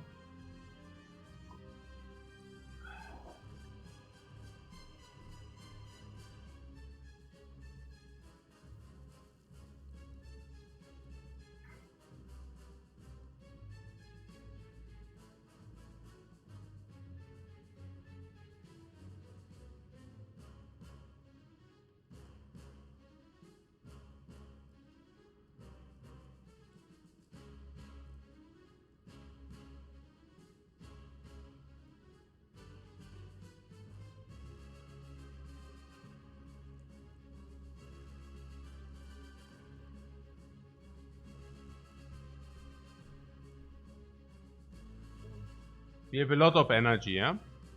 And the curse is already gone. The other curse is still in the deck. No, it's still in the deck. Now I was thinking Streamline on top for 0 energy 21. Necro does advance the Streamline, yeah. Sure. So I would probably think we do this first and then we see. We still need to also get the Frost online.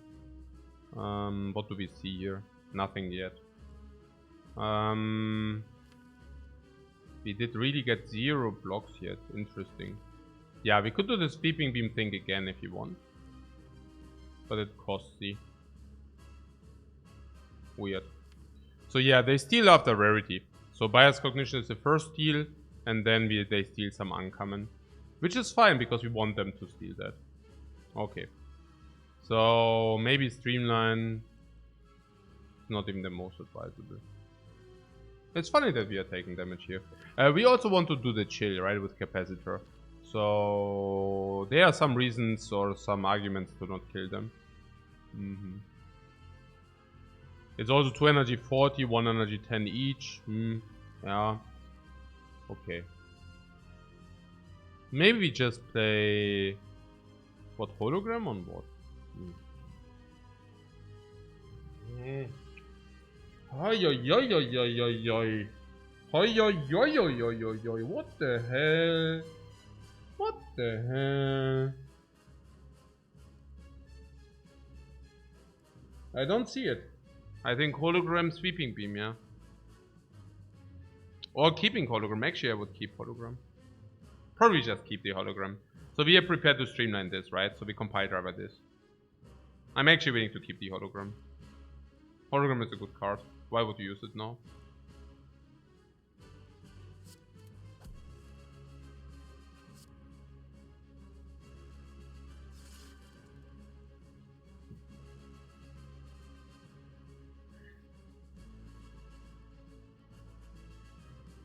Also the left low to get the bias right away. Yeah. I see what you're saying. I was actually just thinking streamline on this, yeah, but maybe you're also right. Interesting thought. And now? We can block 8 now.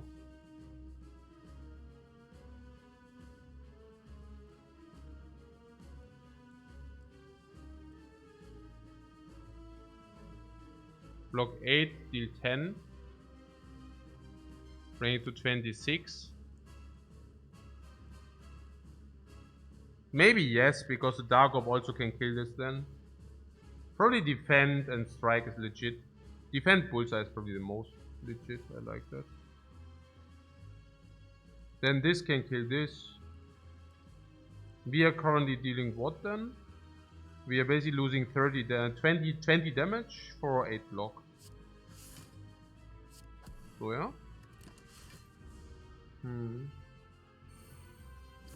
So now we set up a kill on the left one. If you want to say so.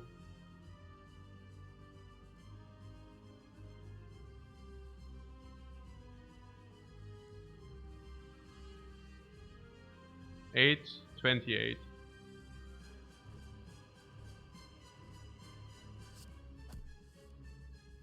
Chill. Hey, das ist schon...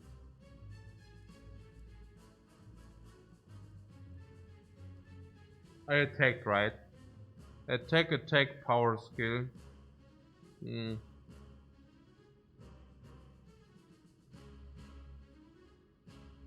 see no reason to chill now?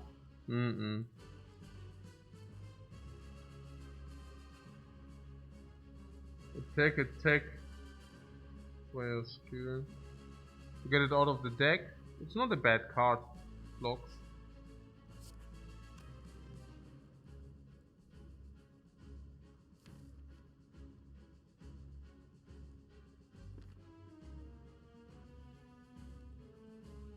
We could draw.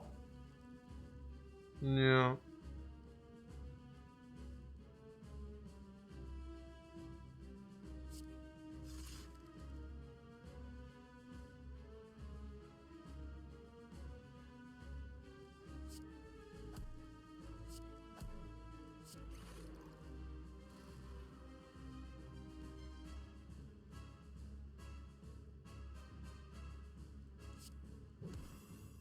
So yeah.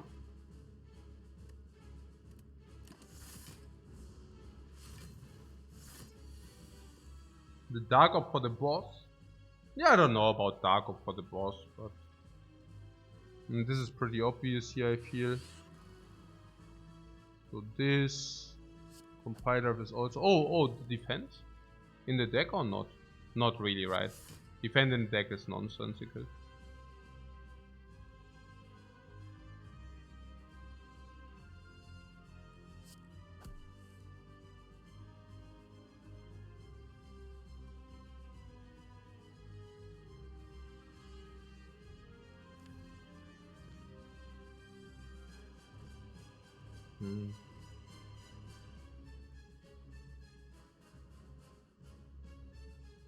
You see no danger once the frosts are online? Me neither.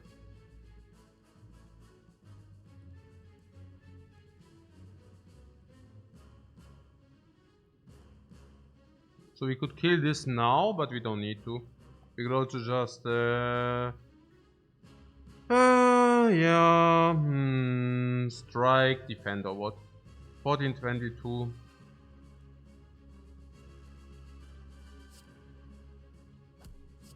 The idea is that we get the frost if we draw it.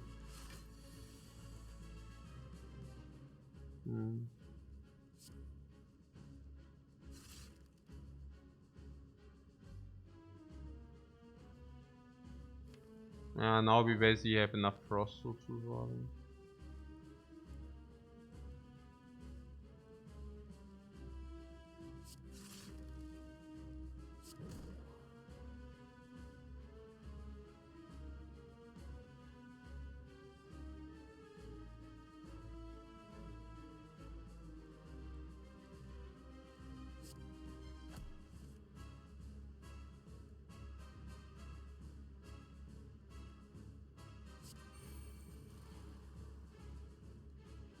Ja. Ach so. 28. Interesting. Was ist das für ein Schwachsinn hier? Was ist das für ein Garbage?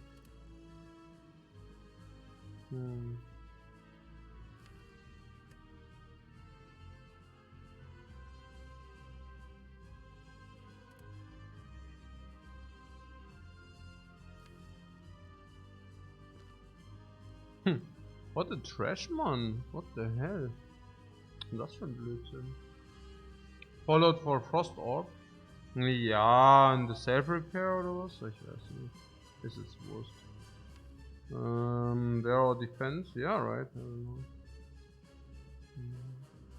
What do you mean Frost Orb? If you draw the chill, we have also the Frost Orb. What do you mean that is why you would have? The chill is doch exactly the same, my friend. What? The chill is even better because then the dark goes dual cast into the dude.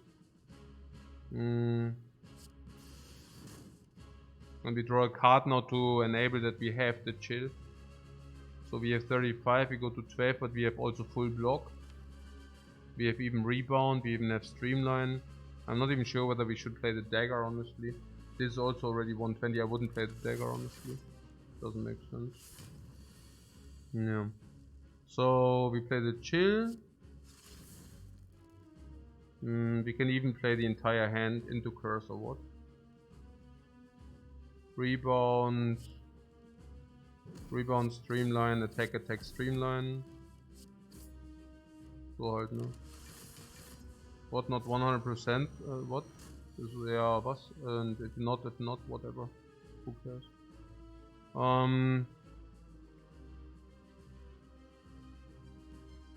So now we just play hand, right? I see no reason not to play hand here.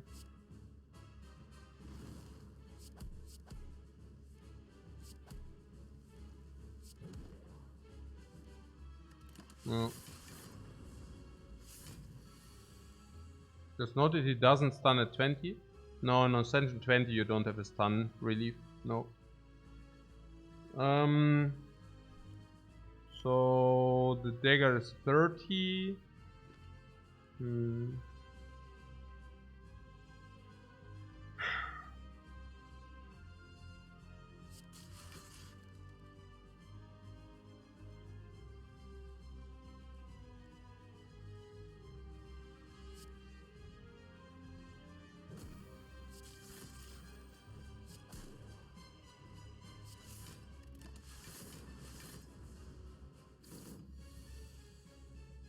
Yeah, perfect.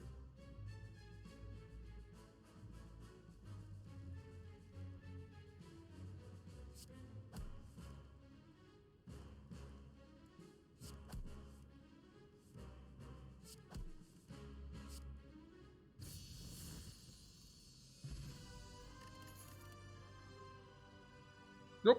Perfect. Perfect, perfect.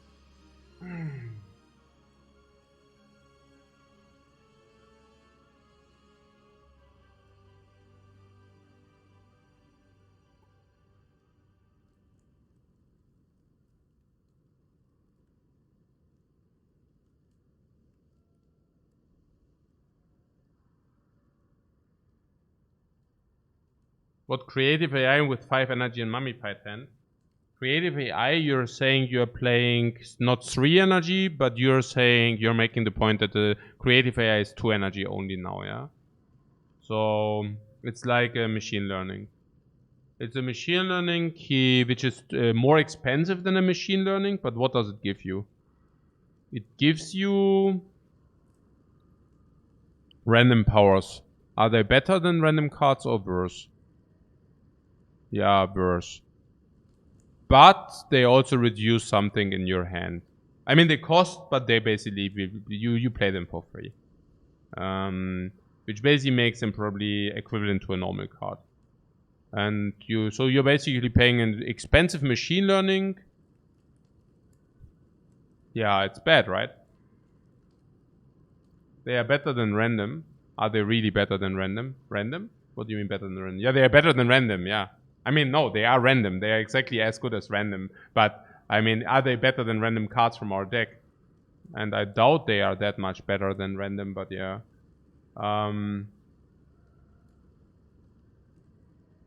What about Fission? Fission is super bad, right? Like, super bad. How bad? Yeah, super bad, oder? We are not even filling our orb slots yet. Fission does make that even worse even. And we are currently having this one dark orb we want to really nourish into the heavens and the buff. And Fission is basically destroying that option. We also are looking for maybe recursion, so to enable that dream even further. Fission is destroying that option. Hey, Fission is so bad. Fission is so freaking bad. Hey, Fission is generally such a sucky card. I mean, unbelievable, honestly. Yeah, because it looks... This is like a noob trap. This is the classical freaking noob trap. Like, people... Okay, look. People who are starting with the Defect, they are getting baited by this card so hard. They think the card is so sick because if you read it, it sounds like it would generate a lot of value, right? And in the reality, it's just so bad out of so many aspects, which you can only see if you master the character. Yeah. Once you master the character, you understand that this card isn't good. Yeah. But yeah, but as long as you're clueless, you know, right? So Electro would help against the Snake Lady. Electro would help against the Snake Lady if she doesn't die to the dagger. Same thing with the Streamline. 60, 120, 140. I somehow have the feeling that the Snake Lady just dies to the dagger and the punches. Also Sweeping Beam as well. Also Chill as well. Also Bias Cognition as well. Also upgrade base cards as well. Not so sure. What about the Electro, you say? I mean, Electro is what? A lightning orbs. Oh. I mean, it's upgraded, right? It's double upgraded. Pellets and Mummified Hand. Interesting. Probably still over nothing, maybe, huh?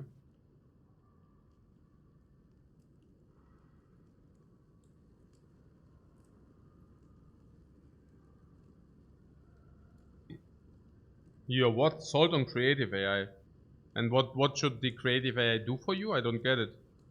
We are currently having 6 obstacles with massive focus. Attacks which are expensive play twice. And now you want to put a garbage card into our deck in order to generate more garbage. Are we playing the same game? So you want to draw this. You're also not unhappy about those and you want to draw this. ASAP. You want to draw this. You want to draw 2 energy plus attacks. You want to draw the powers ASAP. And these are all upgraded in our blocking game. And now you try to convince me to draft garbage in order to be able to deploy garbage into more garbage.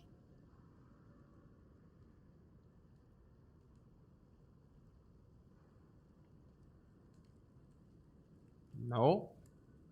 Let's not do that. Electro is a power which is super upgraded, right? Do we have lightning already? A little bit.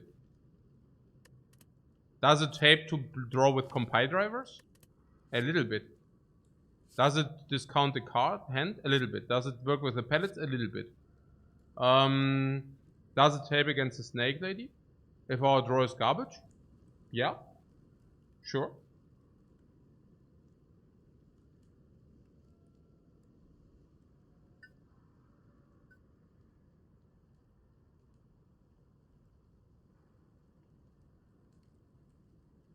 What the rationale is behind random powers are bad. Or let me take a look. So we get the heat sinks. It suddenly becomes positive. What? In turn 6 or what? Or when? When the train has already left the station. You don't want to convince me that heat sink is a positive card, right? Or what else? Defect for 1 focus. Yeah, freaking congratulations. Another creative AI. Yeah, massive. Yeah. No, it's funny because the same people who are praising the creative AI in the heavens and above are the same people who trash talk the other powers. We already had 1 power we could have taken.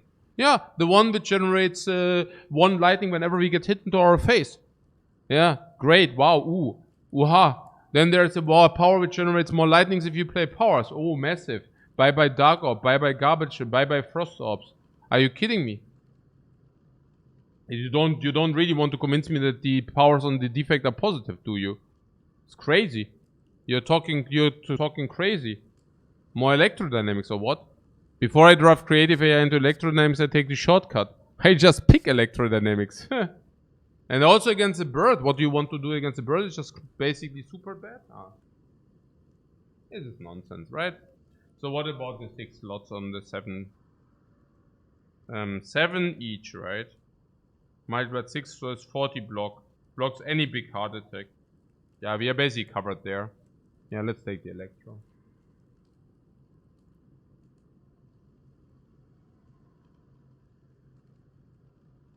Yeah.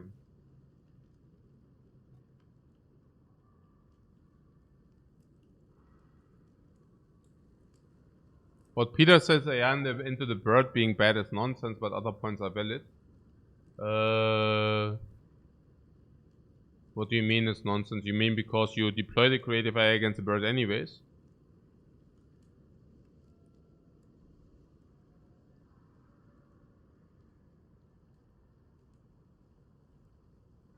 Or what are you saying?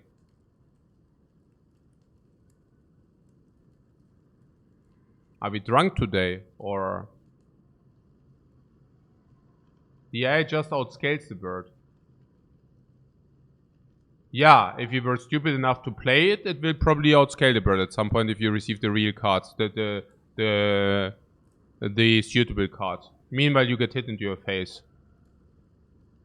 Now, I mean, do we really need to discuss that? Also, if you're good against a bird, you're just good. Yeah? And if you need creative AI in order to generate scaling against a bird, good luck to you. Because that is... okay, so if you're so bad that you need to play the creative AI against the bird, yeah, it either outscales the bird or you just die. Right there. Because it generates you curses into your deck unless you retrieve the real cards. And Defect is not one of them, I can tell you so much. So what are the 2 trees? No, I mean, I know, I kind of get where Peter is coming from, but this is nonsense. Yeah, calling me out for that. While also talking crazy himself. Naja, what Peter is basically saying, you have 5 Frost Orbs and you get the Defect. And yes, while the Defect makes the bird a little bit stronger, it also generates you a lot of block. But it's simply not true because it's about the multi-attack of the bird. Yeah, not even the outscaling is an argument. Not even that is true. Yeah, I mean, even if you do, then you will generate still less than 8 block in the important turns while overblocking blatantly in the non-important turns. Yeah, it's really not correct, man. But it doesn't matter. Yeah. It's not even that the bird is the most biggest argument, but it's yeah. Okay, cool. I just answer because usually Peter is not trolling that much, otherwise I would not even. Okay, so I just pick Electro now, yeah.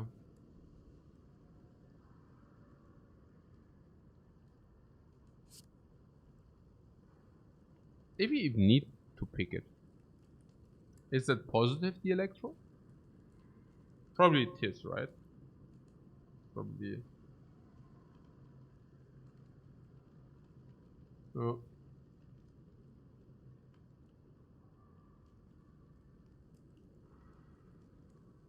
But Peter said it was not a troll. No, I didn't think it was a troll. But I'm just saying, I'm telling you creative AI against a bird is negative. You're saying it's nonsense. I'm saying what you said is nonsense. Yeah. Okay. So, the snake lady hurts the dark orb. It might hurt the dark orb. I'm not sure. Largely positive, you say? Largely positive. That really is?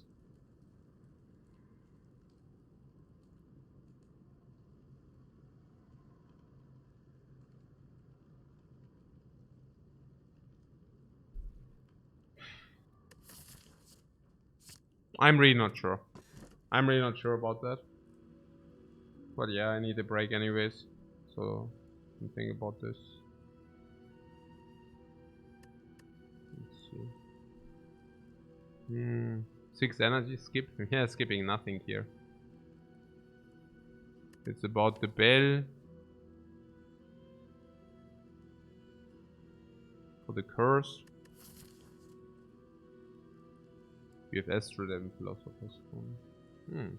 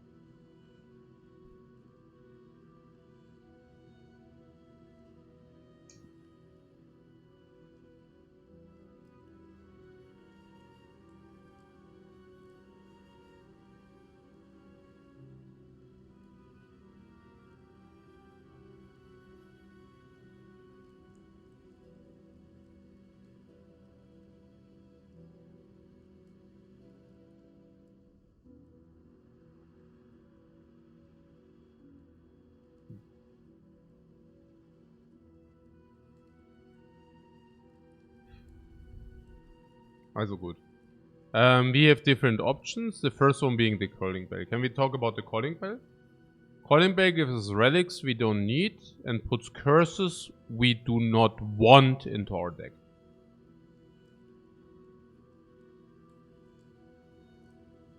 Not cool. Value of the curse is probably minus 200 and the value of the relics is maybe 600. So maybe a plus 400. The Astrolabe is simply better than Calling Bell, right? Transforms 3 cards upon pickup. We have 3 times garbage. Ooh. Actually, no. Actually, no. Our cards are actually upgraded, our base cards. Which is probably... Yeah, usually transforms would be 225 plus the upgrade is 525. But if they are upgraded, it's minus 150, 375. I don't know. And now we have Philosopher's Stone or what? What, so many hits though? Hits. You mean the high attack powers? High attack attacks, high energy attacks or what? Hits. Or powers?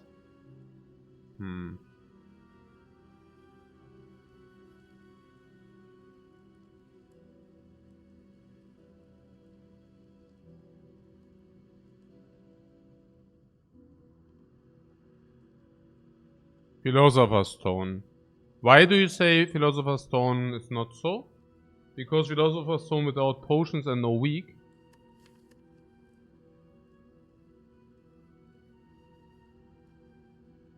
And another argument would be that we are already swimming in energy, right? That's what you're saying. Philosopher's Stone is 700 gold for the energy, but maybe it's only 600. Because we have so much, or what? I don't know.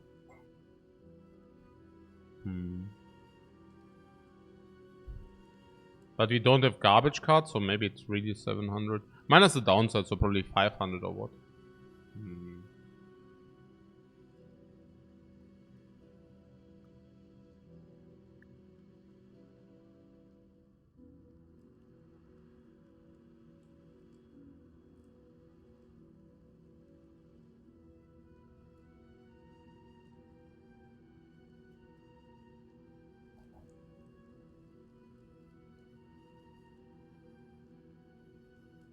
You're saying the heart with the multi-attacks is not so cool for us, yeah? Because the multi-attacks are considerably more difficult with the strength.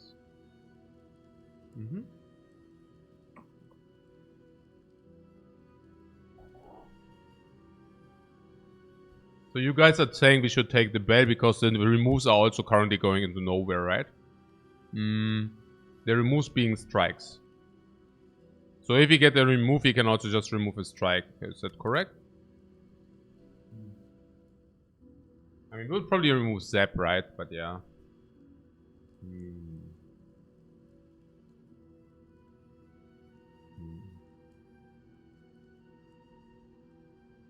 Okay, it's whatever we take, right? We can take the bell, we can take Astrolabe, whatever. On being on what? 5 energy? Yeah, we are on 5 energy plus Mummified Hand. But we don't have Aggregate yet. We don't have double energy yet. Without them, the extra curse is also not that heavy. Zap Dual Cast Strike. Yeah. The Dual Cast. With the innate Dark Orb. Yeah, I don't think so. But I hear what you're saying. We can Astrolabe the Zap, right? Yeah. But the Zap also is good for all our compile drivers.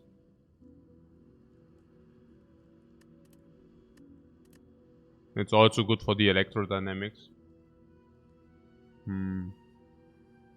Yeah, the bell is a little bit, you're saying because there are some relics which benefit from potions and we cannot find potions. Sure. You think transforms are not, what? Not that good. Yeah, but why? I mean, we can also make the argument that strikes suck heavily. Is that argument valid? Maybe it is valid. I mean, we have compilers which are doing the same. We have streamlines. We want to deal damage with 2 energy plus. What I'm saying is we would also pick 2 energy plus. Because they are duplicated by the Necro. If we find a 2 energy attack, we will take it. Why? Because we have Necro. Ah.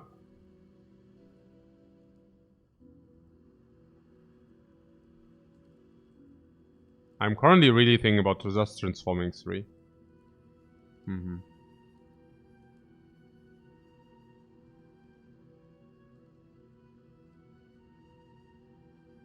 Yeah, Meteor is pickable as spell. Sure, yeah. Sure. I'm currently really thinking removing the Zap though. As a dual cast is not a remove, come on guys. But or not, or do we remove dual cast? With the Dark or with the Frost with the Focus? Yeah, no. I really don't want to have another curse in the deck, really not. So as that Zap has to go is clear. What?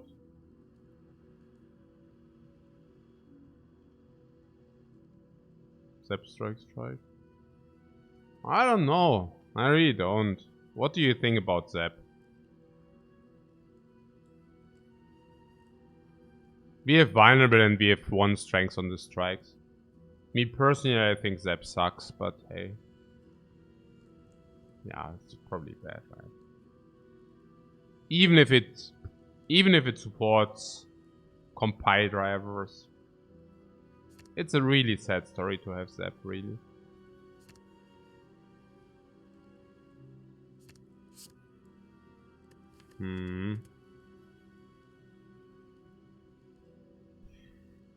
Stack. There's your stack, guys. There's your stack right there. But this time, it is upgraded. Barrage. Plus. For the orb slots we have, or sometimes not.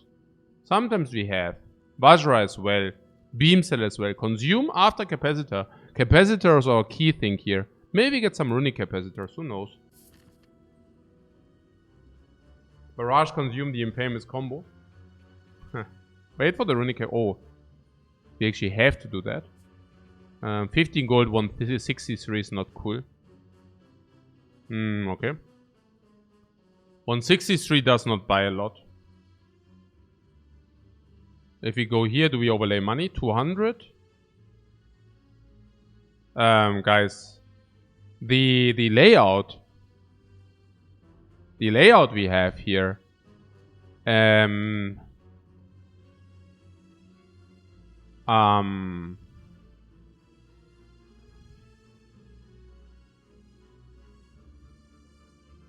So 30 to 50, 300.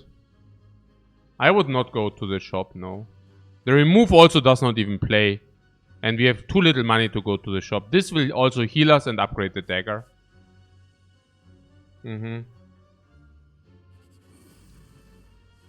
You see why we should not go into the shop, yeah?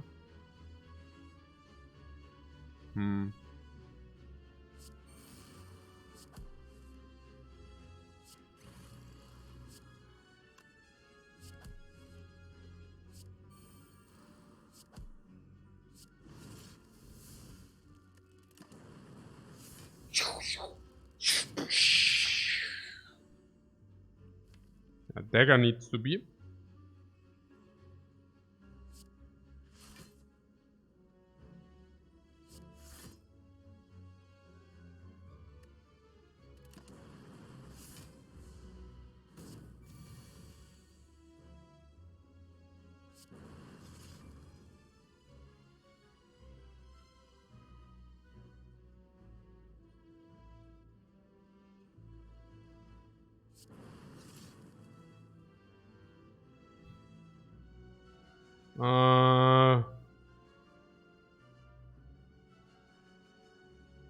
What selbst Trios? Nee. Also, -5. Na, currently ist -7, ne?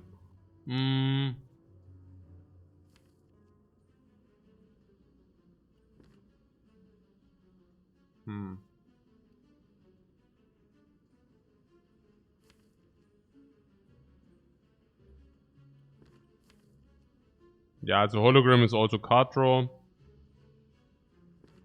We could also triple defend. So -7 for the dagger. Yeah. We might overheal anyways, you say. But we got now to 54. We might overheal anyways, yeah, probably.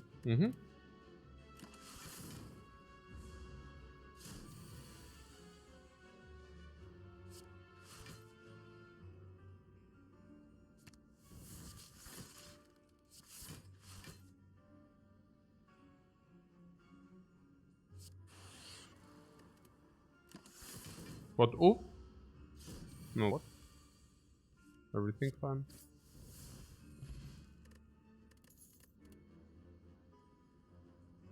Stack sucks.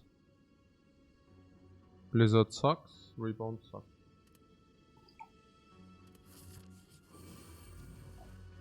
Oh. The Electro is really good here. Sweeping beam?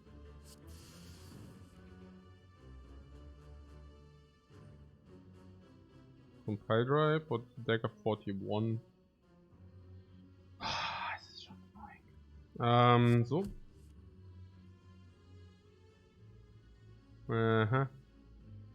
Good that we nourish the dagger, right? Not kidding. Not kidding. Very good that we nourish the dagger. Really lovely. What, -7 plus 10? Yeah. And the upgrade. And the upgrade.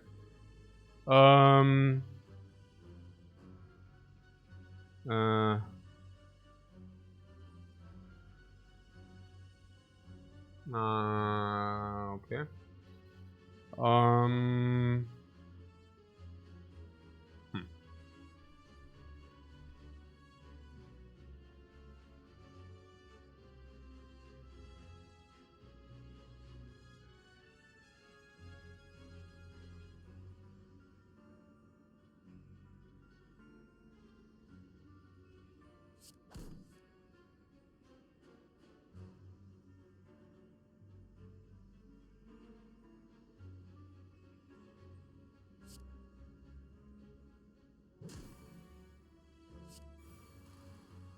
To not put anything on top, yeah?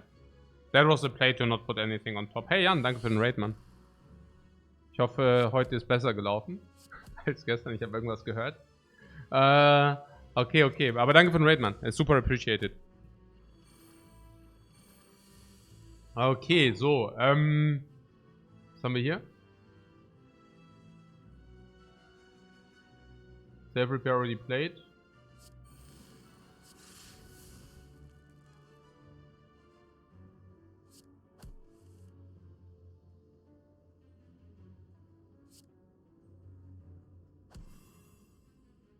Ach so, oh, das war voll schlecht oder was? Oh mein Gott.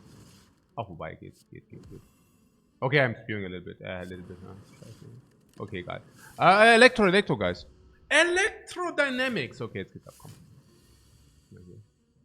Habe ich ein bisschen gespewt. Kommt schon noch 21. Sowas ist jetzt nicht.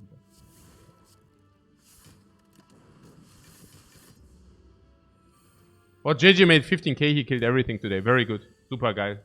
Gut, dass es gelaufen ist. Sehr schön. Was kommt der gute Run? Der Run ist ganz gut, ja. Kann man schon sagen.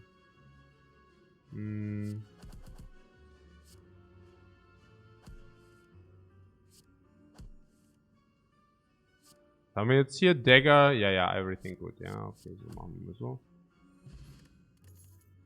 Ah, this is what we want to see. Frost, cool-headed, upgraded. Yes, and yes. I have to say the Electro performs better than I thought. I mean, we knew that the Electro will be good. But it's actually quite sick how good it performs, given the fights we have.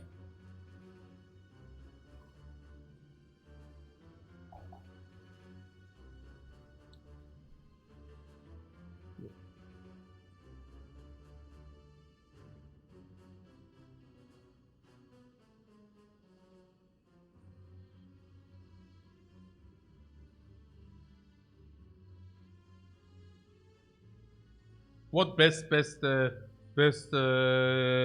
players? Is he rank 1 or what? With a 15k. Is that rank 1? Or what is that? No, I didn't play it before. Rank 4. Okay. And Rado? Rado is also doing insanely well, I heard, right? They are always battling each other in kind of a way, right? As in a friendly way. Rado's rank 11. Yeah, okay. He's also amazing in that game, I see. Okay, cool. Yeah, very talented people. So...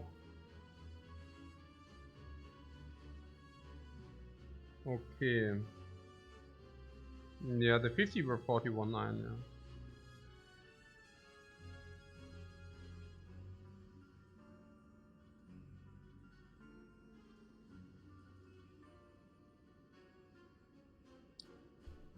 Do we want to rebound one of these? No. So I rebound the self repair, okay?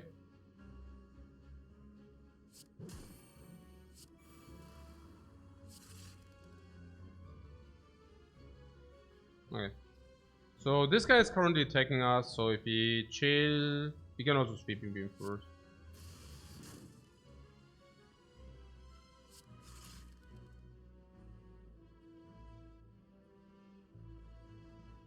Currently block 10. So what can we do? We can kill this dude, can we? No.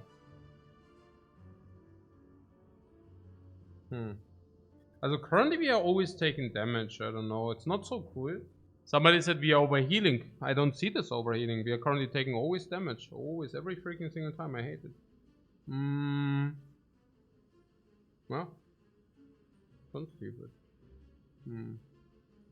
Block 10? Oh yeah, we block more, right? Or what? Block 16? Ah yeah, we block 16. Yeah, that's right. That is absolutely correct. So we just bam, yeah.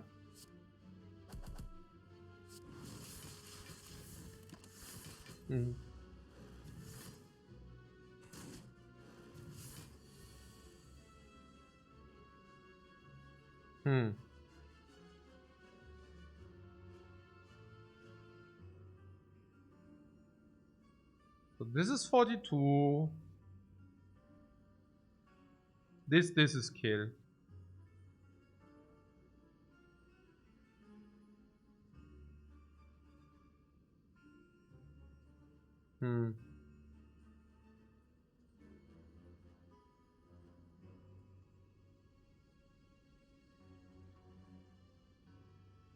Dagger is also always kill. Maybe just play this. Then play this. This is 42, so this and this is kill on this Jover. If you would like that. We could also alternatively play the compile driver. On this, then we are not compelled to do that necessarily. But yeah, we also block enough, so we can probably just do that. So we have Streamline now. Yeah, again, Streamline can kill this. Electro is online. This is so sick that Electro is doing it again. Streamline. Electro. And Electro strikes again. This strikes also again. Oh, yeah, self-repair is also online.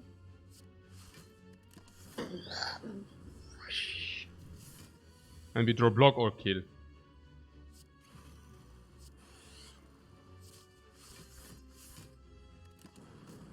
Block in this case. Machen wir fest einfach. 55, 16 away, 2 heals. 2 hits. Oh, huge. What saying spin in Japanese does not end in the U sound. What? Saying spin in Japanese does not end in the U sound, you idiot. Ah, spin. Aha, okay, spin you.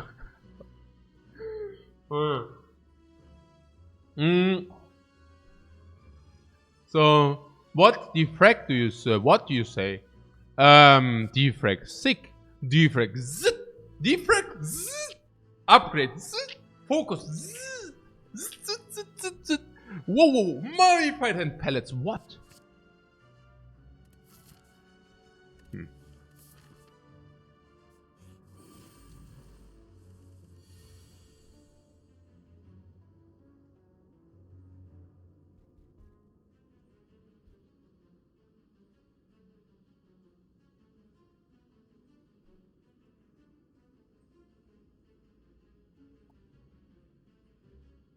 Pinio Nissan. The hell?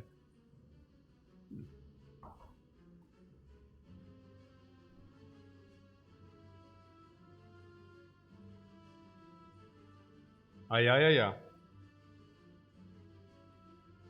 The dagger, by the way, it becomes also nourished.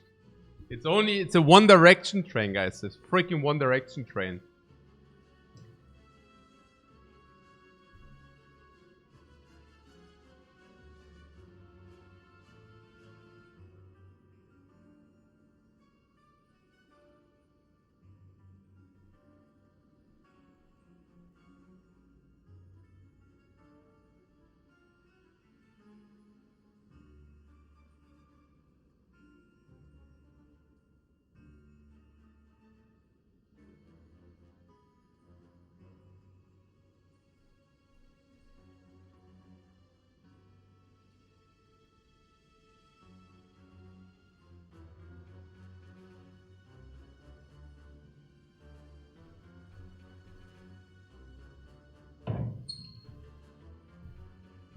Okay.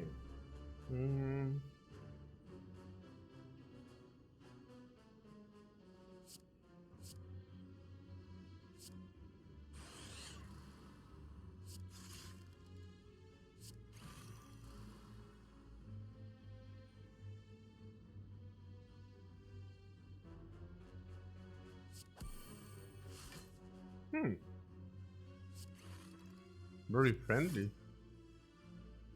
Very friendly. Fool.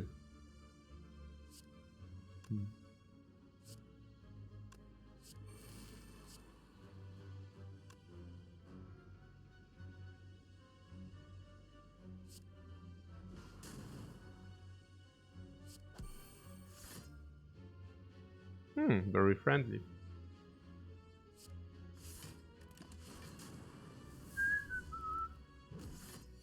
We need Defect.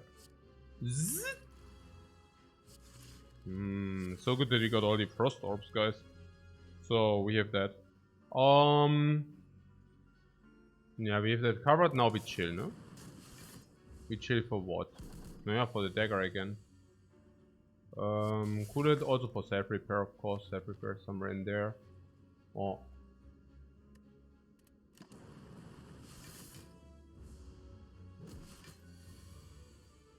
So self repair has been deployed. Whoa.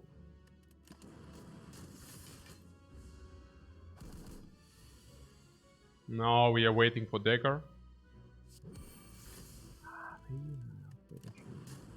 Ooh, it's a lot of damage. Ooh, it's a lot of damage, guys. Ooh. Aha! But not enough.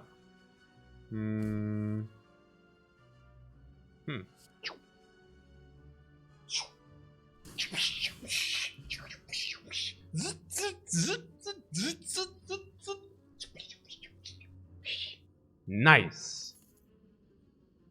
Yeah, nothing, huh? You have Electro now for the Snake Lady as well.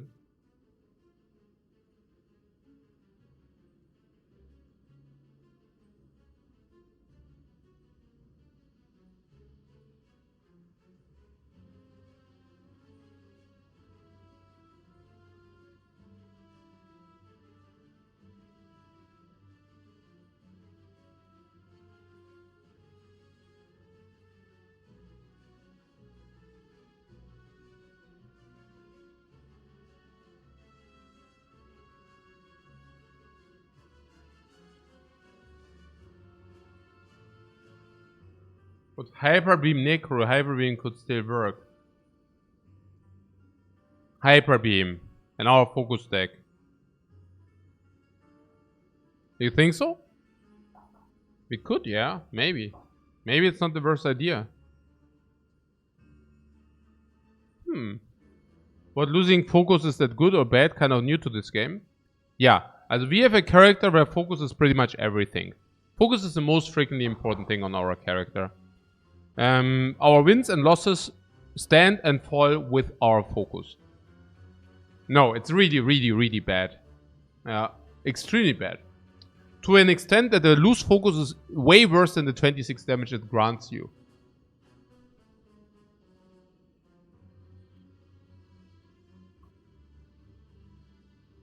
Okay. What? Any advice for the first WSOP main event? Yeah, don't play in it. Why would you? Okay. So, na good. What else? Any other questions which are very interesting? I thought so. So, you have a ticket? Did you pay for the ticket? How do you get the ticket? Okay. So, skip, Hyper Beam. I gambled for it. I won it in the lottery. Sell a ticket for profit, battle pass? What a battle pass? Welcher Multipass denn? What are you talking about, Mann? Also, was ist denn jetzt hier mit dem Hyper Beam? Seriously, Mann. Es geht in die ab. Ja. What? It doesn't work with the pellets. Genau, eben. Ja. The Poker Battle Pass. Ach, mein Comment.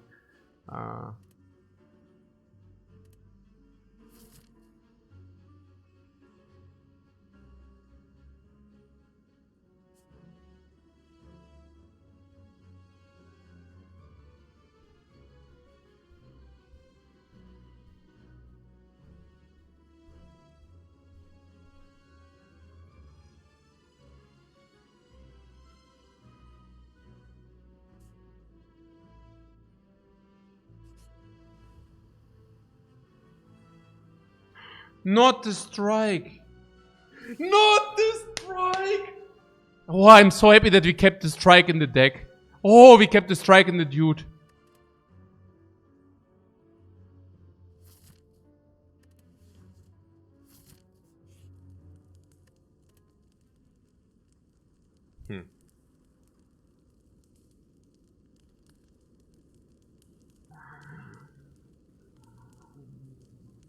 You want to recall, really? Why?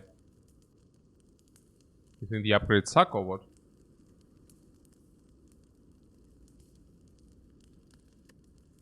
So every pair has more HP. Yeah. We could make a pseudo rest here, yeah. But maybe also max out the HP. Holo is possible. Holo would be possible. Yeah, Holo is probably okay, yeah. I don't know. It's 2 block more and no exhaust.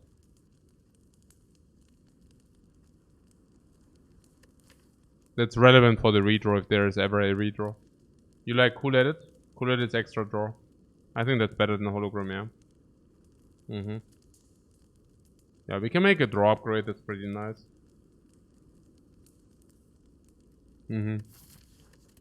I think so, yeah.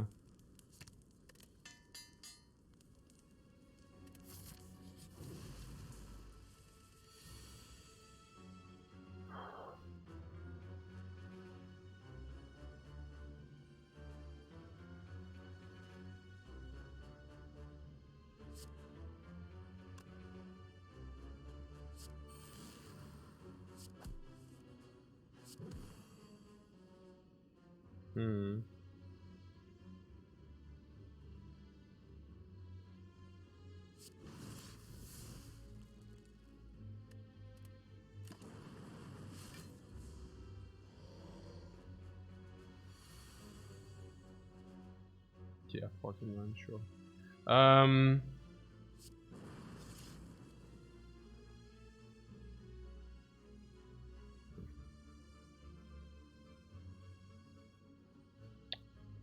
I guess if I would have known that, maybe I would have put the frost in front.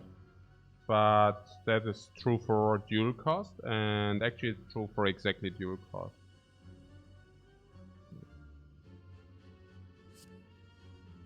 So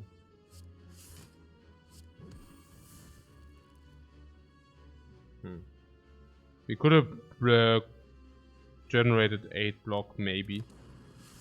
That's a maybe.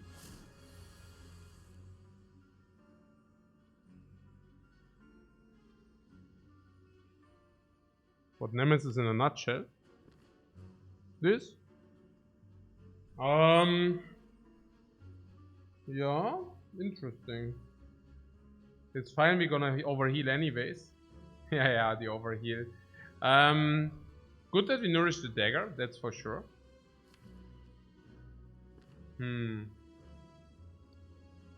Yeah. It's not pretty.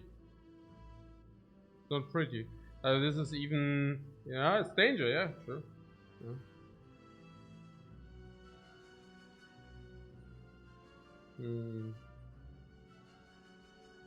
In the discard? This is in the discard. 5 burns. Nemesis without potions. Nemesis without potions ain't pretty. Nemesis without potions ain't pretty. Where is our focus? It's not there. At least not at the moment.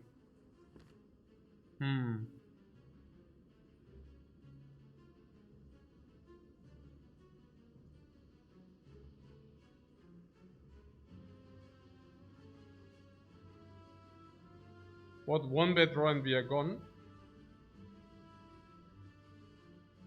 Yeah. Those things could happen. Clap, clap. Applauding. I'm applauding to the ingenuity, man. Are you freaking kidding me? Let's think a little bit here. Instead of stating the obvious every time. 30, 45, 50, 126.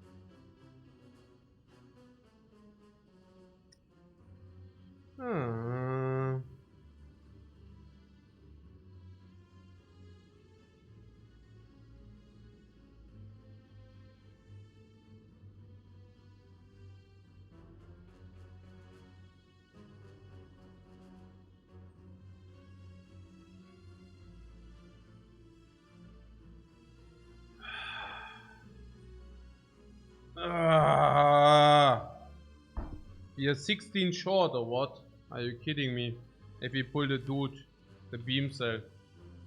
Naja, the idea would have been play hand, beam cell. This is 30. We can put 30 on top and then we draw it with the top. That's like 60 right there. 60 plus 5 is 65. 80. 80 plus 76 is 156.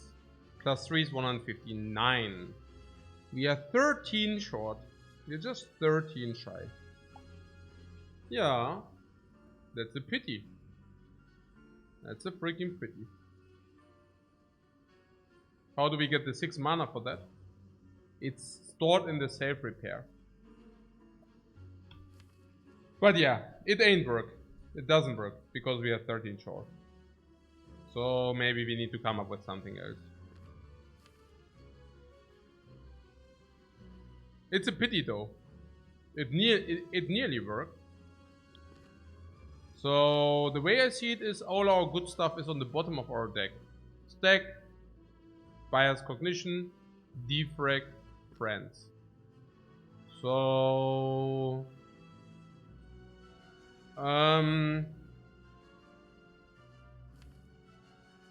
So what did you say? You said something about cool edit or compile, you say? It's still the play if we need to gamble on no attack next turn. No attack next turn. No, we are just stabilized once we have these. It's just that they are not nowhere to be found. It's fascinating that we also drew the only cool edit which is not upgraded. Yeah.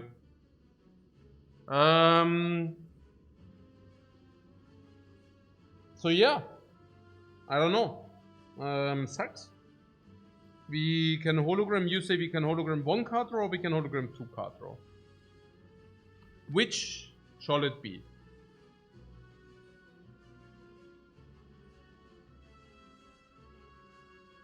Which one shall it be?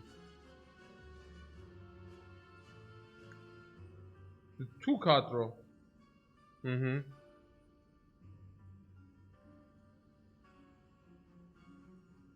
But the 1 card draw also gives you a frost generator, yeah?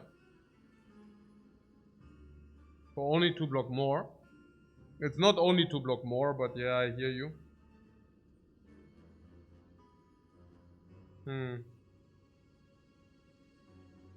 And do we put it on top or not? Probably not, right? It's already expensive enough as is. Yeah, the card draw is super important. I mean, look at the cards in our deck. Yeah, okay, cool.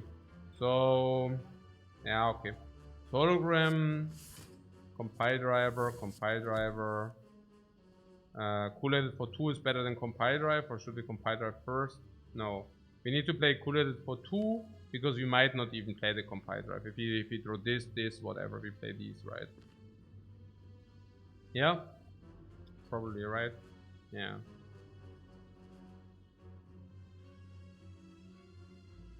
We're not playing safe repair unless, you know. For example, cool edit goes into cool edit, yeah. Stack, hey, 20 right there, full block. Or is it? It is nearly full block.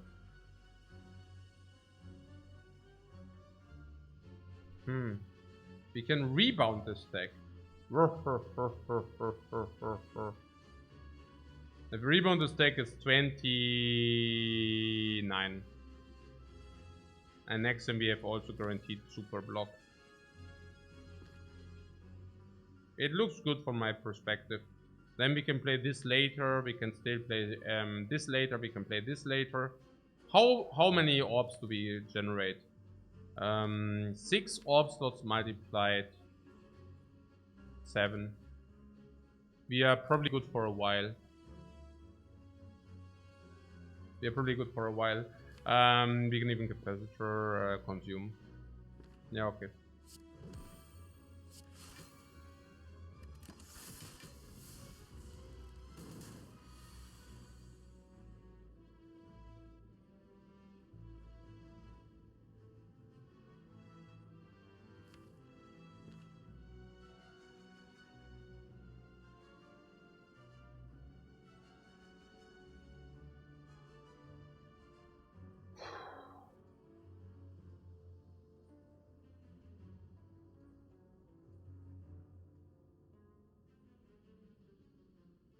Careful to not overdraw and lose the huge stack. Yeah, sure.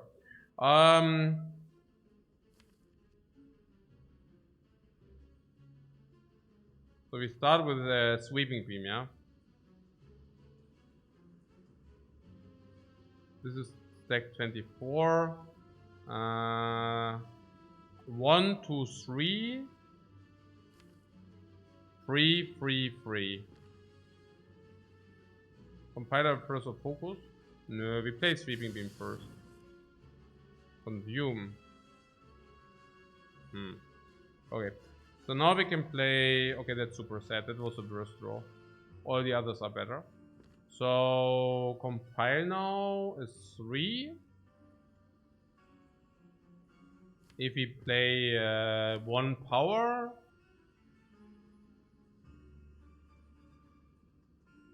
Okay, that was really sad. That was so freaking sad again, Mann.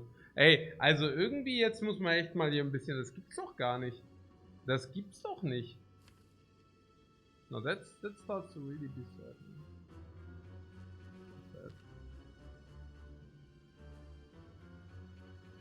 Huh. Okay, so if we play Coolet, we push out the Frost. If we play Compile Driver, what happens if we get Capacitor? We play Capacitor, Cool-Headed, or what?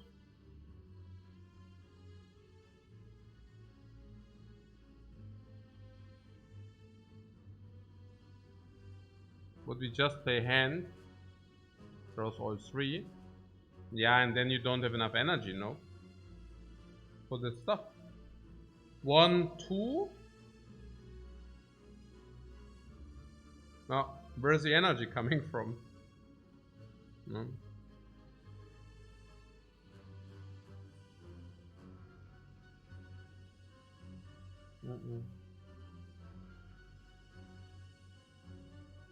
With mummified hand. Yeah, I still don't get it. 1, 2, 3, 4, 5 in my count. I mean, what do you mean? Like,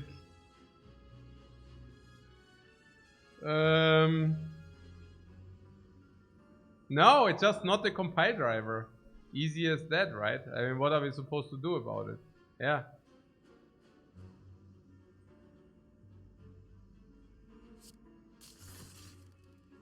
So, and now we need capacitor, bias, cognition, and stack. These are given. Yeah.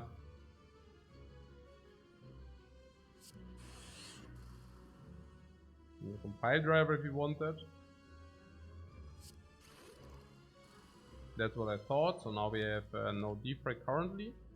And we want to play this. Bullseye is legitimate. Now we could play compile into defrag if it's enough block, is it? If we have compile into defrag, in the worst case we get 5 block. 5 focus, sorry. 5 focus means 36, 41 is not enough. It's not good, is it? No.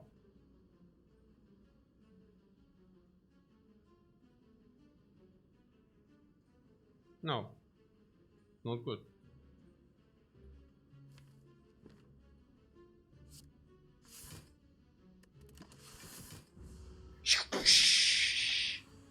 Super.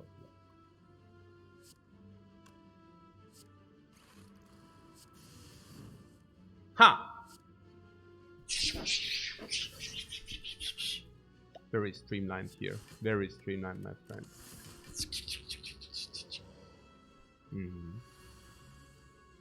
So, self repair is super.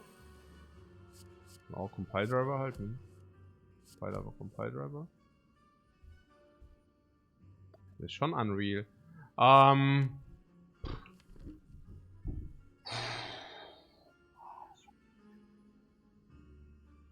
Yeah.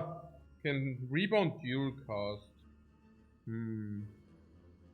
Rebound dual cast basically blocks the next turn.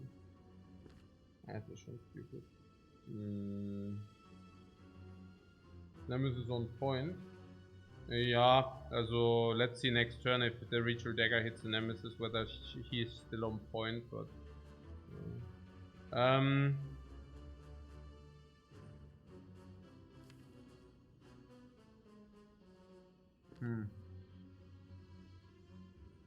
What, we don't need more dual cast, do we?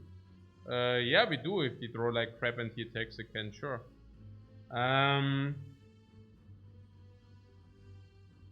If you draw only burns, what do you mean? No, we are currently blocked. Currently we block. So meinst du. Aha. No, what? Yeah, I don't get it. Also currently block 25 over 33. So currently we just take 8 damage for no reason. So we would probably like to play dual cast. And next time we have 18 block against either 33 or 46. And yes, you would really appreciate a dual cast then. Yeah. Unless... I don't know, unless what? Unless nothing. We have 3 frost here. Stack is also in the dude. So yeah, no. We definitely put the dual cast on top. There's also no...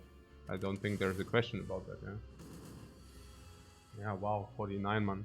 Hey, 49. Are you kidding me?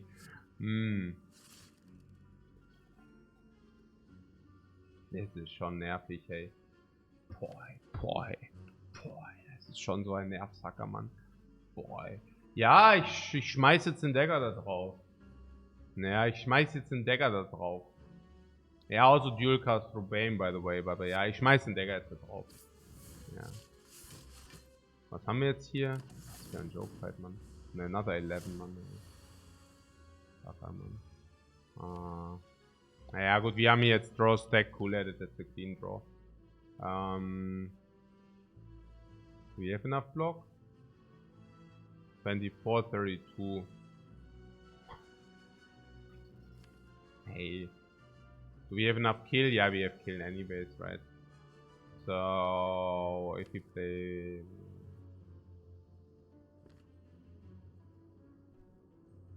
Oh nein, Mann, es ist so nervig. Fucking nervig.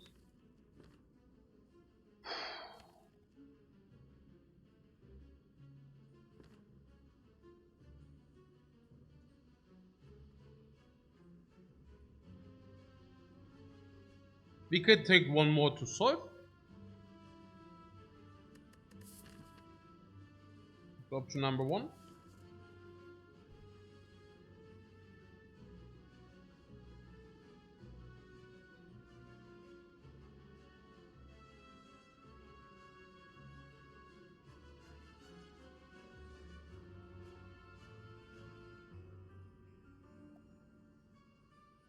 Alternate play would be to play cool-headed. The downside is that if I draw the barrage, we do not kill, but you're saying we are blocked in. Yeah, if we draw barrage now, you're saying we are blocked in, yeah?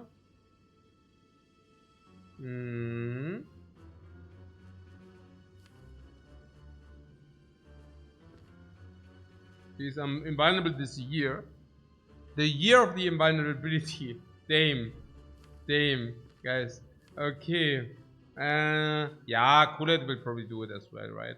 I mean, if you get like 436, it is somehow that every life is important, right? But one life, man. Hey, my bro. For fucking one, sorry, but one life, man. Hey, ach, one life, hey. Ich meine, there's nein, nix. Einfach bye, one life. Ach, one life. Echt so, yeah. Now we are saving one life. Yeah, that's right. We are saving one life. We are certainly saving one life now, right? I mean, it's nonsensical. Really nonsensical. Ah, Gambling Ship, thank you. For the stack as well, man. For the freaking stack as well. Barrage sucks, Storm sucks. Darkness sucks. Everything sucks. The gambling chip is Gamba Super. The gambling chip is Gamba Super. The gambling chip is super for the setup. The gambling chip is super for the power setup. The gambling chip is super for the stack. The gambling chip is super. Congratulations, gambling chip. Okay. Storm isn't that bad, is it? Yeah, it is. Or do you want the storm? To cancel out all the... I don't know, no. Isn't bad. Storm isn't bad. Storm...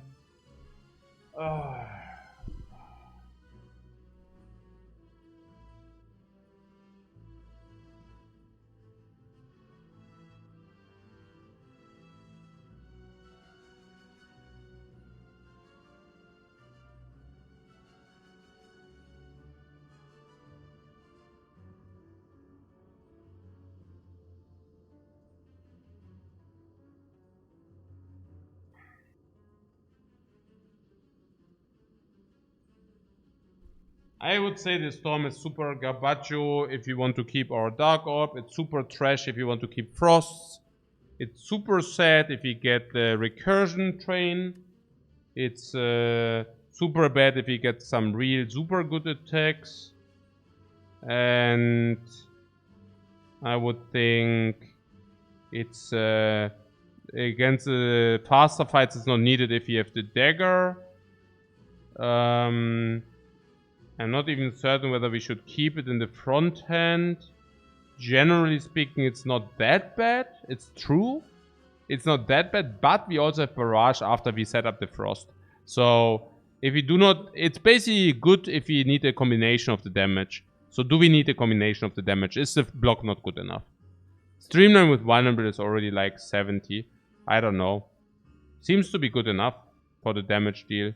We will also have maybe one lightning orb, which is also doing a little bit of damage, right? There's this vulnerable will also deal. This is also maxing out probably one turn or whatever. As not, yeah, you know. Then we also don't need this storm extra damage, barrage, and then sometimes we max out, and then yeah, I don't know. Sometimes we put it on top, then we play it again. It feels for me that I don't know. It doesn't feel that insane. Somewhat.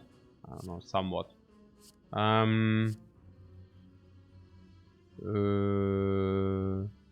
We have attack, we need skill. But we can also just use this. We can also block out the dude with this. This is correct, right? Okay. So, what bias cognition first? Or what? Okay, I don't even know. Was it correct?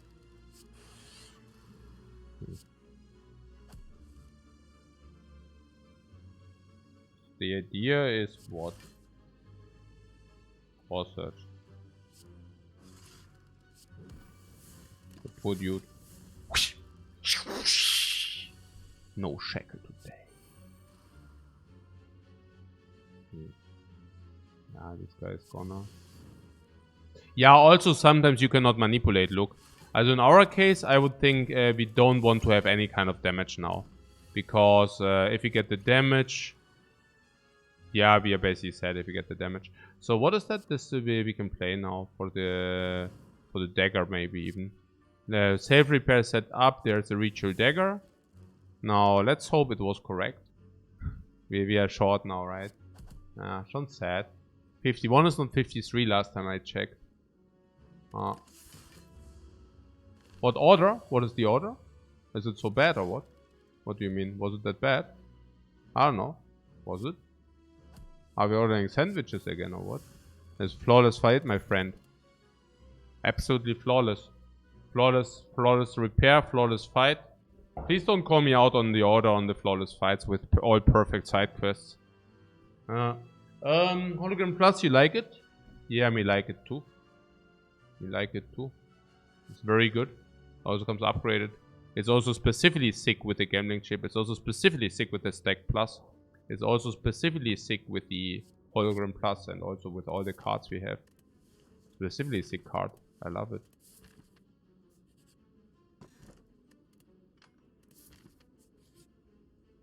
For 250.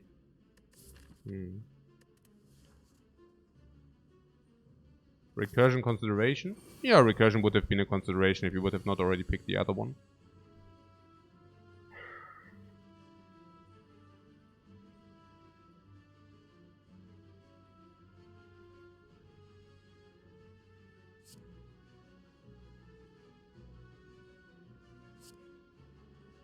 Capacitor, chill and compiler should be sufficient.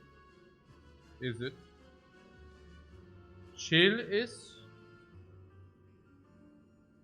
this. What, this fight counts as a dagger?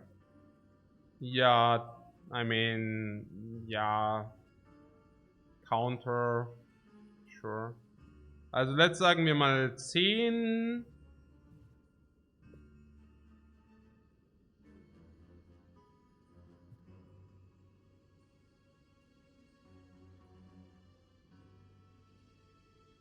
Naja, we get 4 cards to deal 30 damage.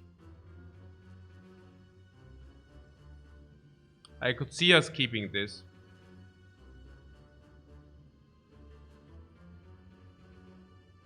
To not get trashed.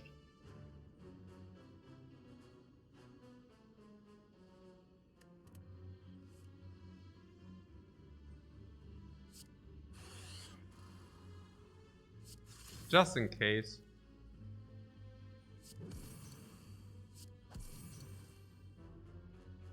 Yeah. In this case. Okay. Cool. Good place. Rewarded again. I like it. If that's the case.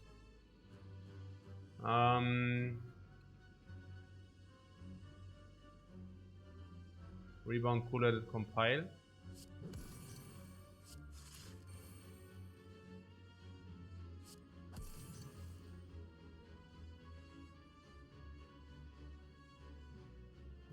Setting up as many orbs as possible. Unless you want to hologram something. I don't think so. But rebound, cool, let it seems nice, yeah, genau. What does Necronomicon don't play so far? What do you mean? You're meaning whether the Necronomicon doesn't play at the moment? Yeah, because we never found 2 energy plus attacks. It's not that we skipped them on purpose.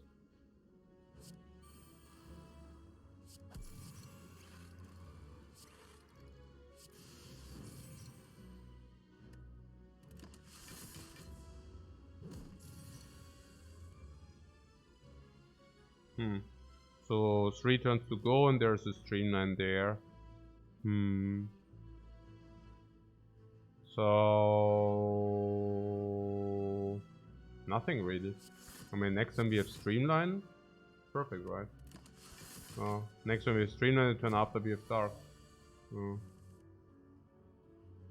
We can even rebound streamline. To the question whether Necronomicon doesn't play. He just played.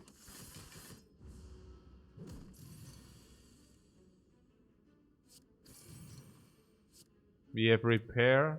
We repaired.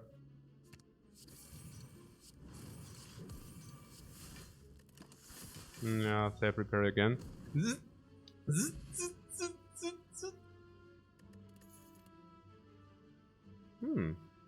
Oh, that is a good one.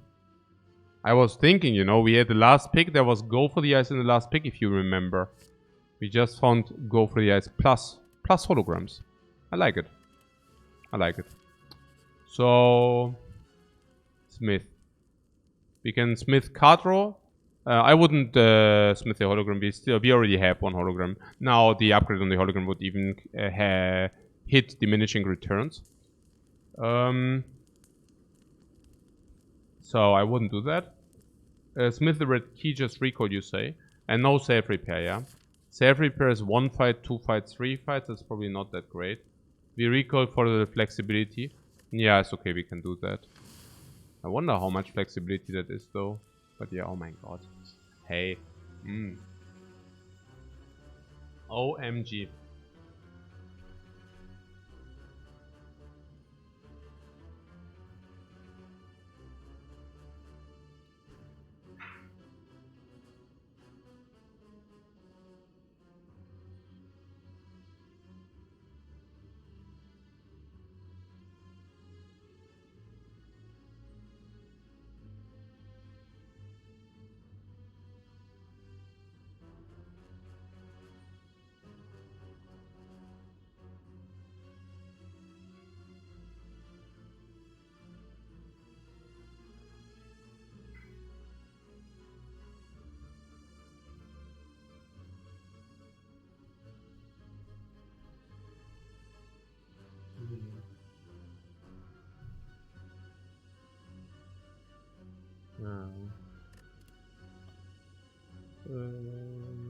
Shackles panic button.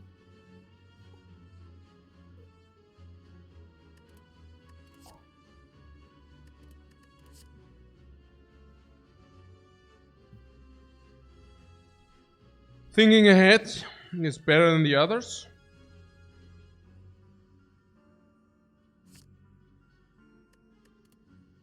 You're saying panic button pellets is real?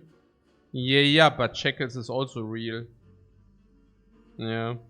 And Shackles is probably more real than panic button. What do you want with a panic button? I mean, if you can Shackles. Shackles against the Spire Shield, Spire Spear ist doch genau das same. Ne? Even better. Against the hardest probably... Yeah, I don't even know. Like, what's better, what's worse. Also, the second turn of the attack, Shackles plays, panic button doesn't. No.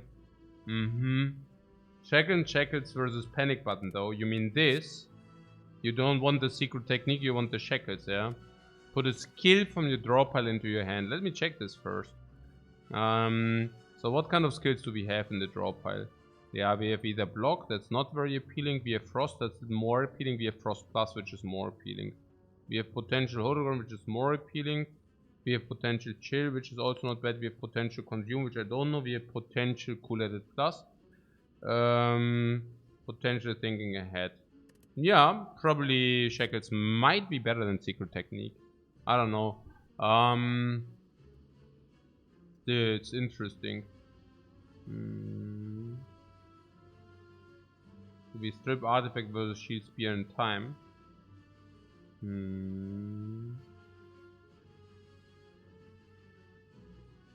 Yeah, I guess so. If you have the chip, maybe we have 2 turns. Not always, but I mean, I don't know. Do you like the secret technique or what? Not really, right? I mean, we already have draw stabilization turn 1. Secret technique or Shackles? What is the boss? Who's the boss? Hopefully not the donuts. No, the bird. Against the bird, maybe Shackles is simply better, right?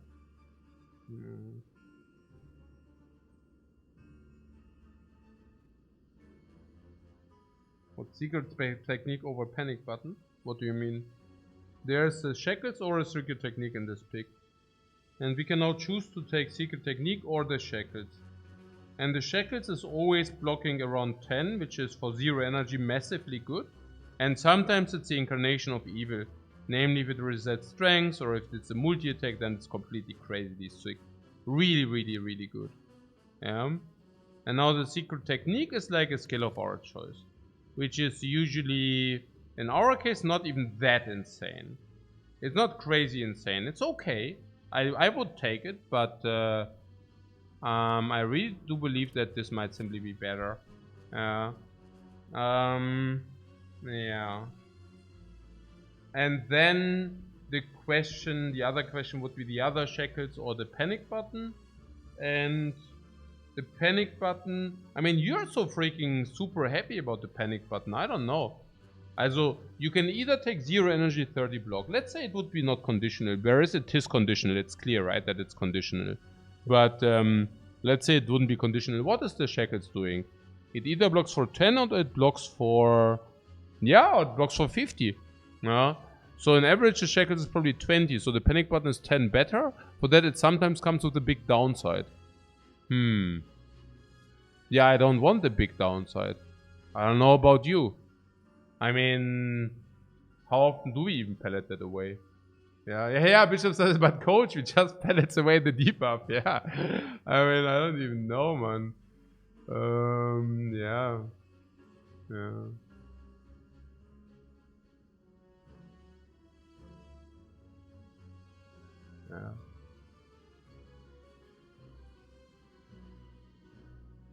Yeah, we still get the blocks from the orbs, but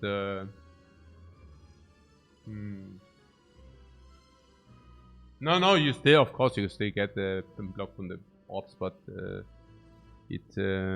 that's not meaning that, you know, it's better. Doesn't mean that.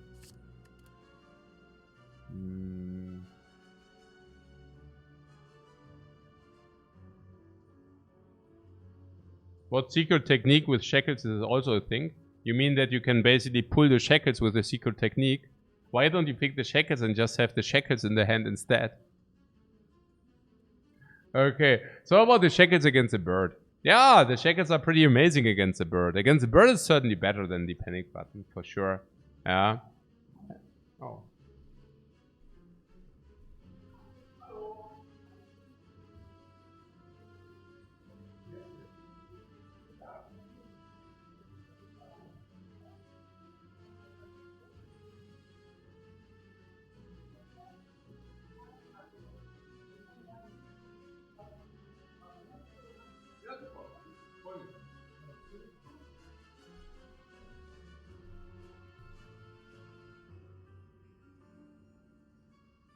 You're pretty sure panic button is better against Spire shield.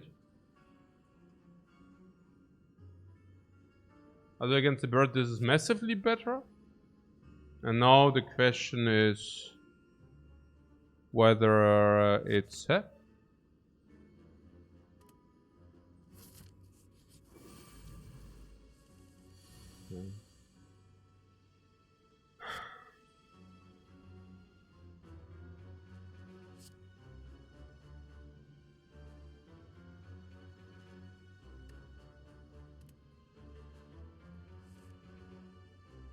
Oh, we have the panic button. Yes. Oh, wait.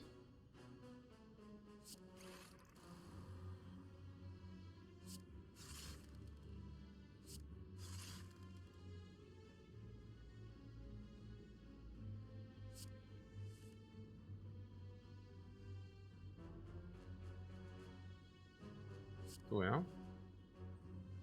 How do we do this and can block? 8, 16, 20, 24. Maybe so.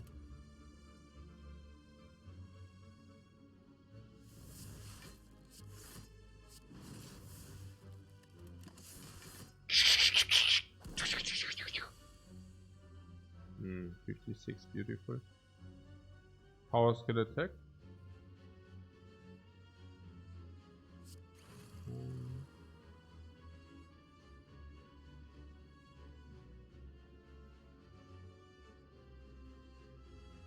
Schon a little bit a good skill this is, but yeah. So if it's a curse, we just dagger it, yeah? Oh, 0.3. I see.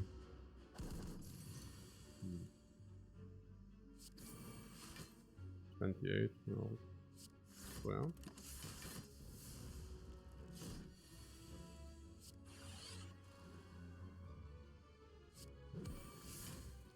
I mean, this thing definitely tries its best, but no.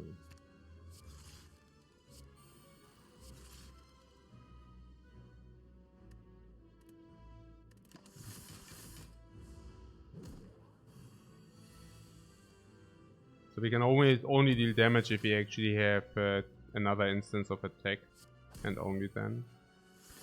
That was bad, right? Because I was thinking we can always pull from the discard, but we can actually not. I should pay a little bit more attention.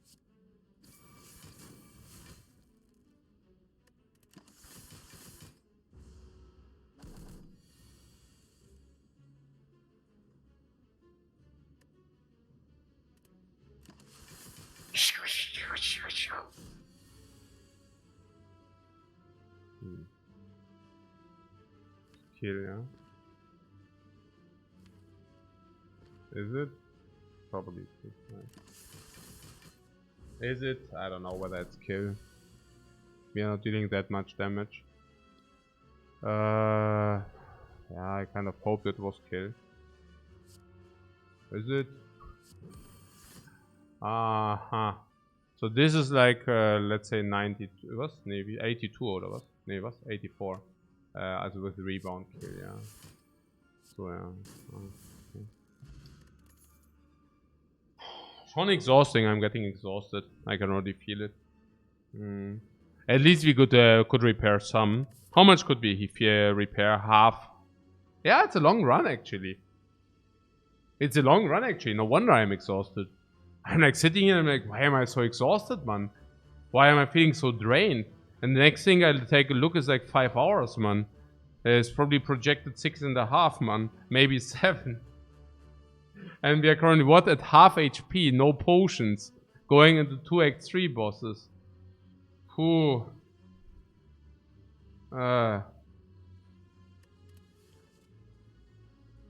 What's happening here? Do you have some kind of a card you would like to have? I mean, you're seeing the recursion, but honestly, only that long if you don't go into ruin. Yeah. But I actually plan to, yeah, also mal gucken.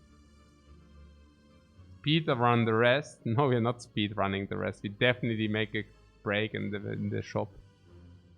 If we reach the shop, guys. But first, let's talk about this choice. How's our damage? Yeah, decent. I mean, oh, why is it sorted so badly? Okay, I must have misclicked this thing. The barrage is okay damage. Beam Cell Plus is great. Bullseye can help. And this is like just squeezed in between. We can do the go for the ice, can be very good. Also with the rebound. The dagger is front load damage. But we are talking 100 front load damage here. It's really not bad. Yeah. I mean, it's not the incarnation of evil, the 60, but I'm happy to have it. I'm very happy to have it. Also one-shots birds, yeah? This dagger one-shots birds, that's great. This is double timed, that's okay. A little bit AoE. This is great, yeah, because we get the pellets with it. With this, no complaints there. Into enough block most likely. We even have consumed. This is like a 10 focus right there.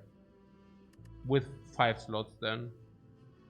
Yeah, to set up frost and then attack physical, but we can also block in and we can also pull. Our deck isn't bad, you know. There's a lot of good stuff in the deck on 5 energy. I think we were also considerably unlucky against the Nemesis. I'm pretty certain we were unlucky against Nemesis. So what can we say about these decks? Looks OP to you? Yeah, it's not bad, but it's still potionless 5 energy. It's still potionless. That's the problem. Potionless and the relics are not that many. Yeah, but other than that, sure. So can we talk about the recursion first? The recursion is good for the Dark Orb to recurse the Dark Orb one time. That is... depends. I don't even know. It's not even that great. I think in the end you will have 5 focus. It will probably block 10 on the Frost Orb, on the Dark Orb. If you can set it up on the Dark Orb, it's a little bit more damage, but I don't know. Yeah, if we can't skip playing the Orb cards. But currently we are not even orbing. We are not even orbing max. Or what do you mean? We might break even. Yeah. Also the way I see it, let's take a look at our orb generators. We don't even have that many. I mean, we are looking at 4 orb generation, right? So usually we have 2 orb generation recursion. Hey, Bekeef, thanks so much for the sub, man. So we have 2 orb generation into recursion, okay? Which basically lets the Dark Orb grow even further. Not bad.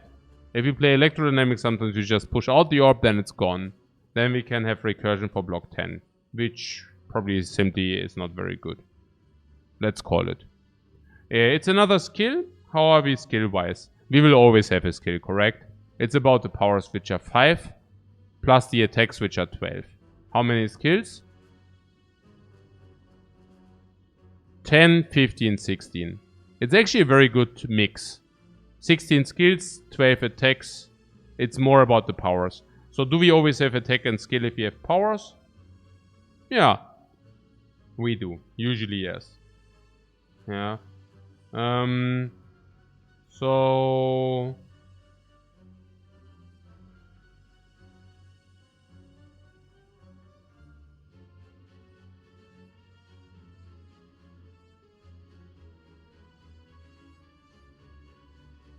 So, I don't know. I'm just having the feeling that once the Dark Orb is gone... also, do we need to play our stuff? Do we need to play our orbs? Do we... Yeah, we are kind of committed to play our stuff as well. I mean, we can sometimes with the hologram also pull the recursion. It's more of the question whether we need it. Do you think we want the Dark Orb to grow? Against Time Eater, for example. I don't know.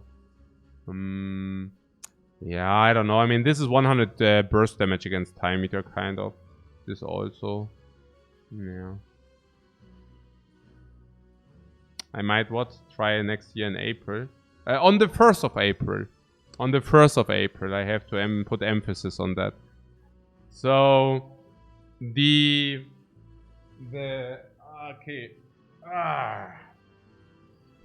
It's orbing time. It's what orbing time? The stack or what? What about the stack here? Can we talk about the stack?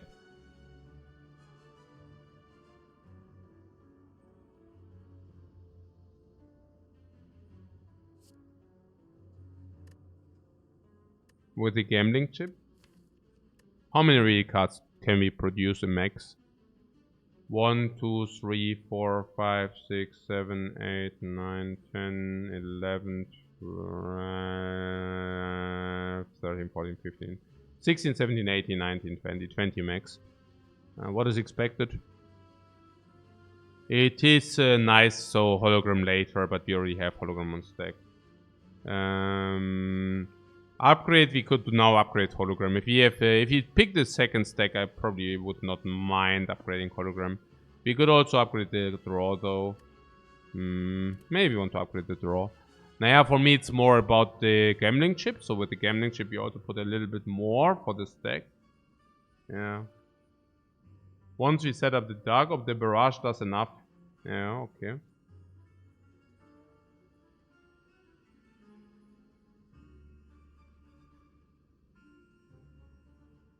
Recursion is flexible with high focus.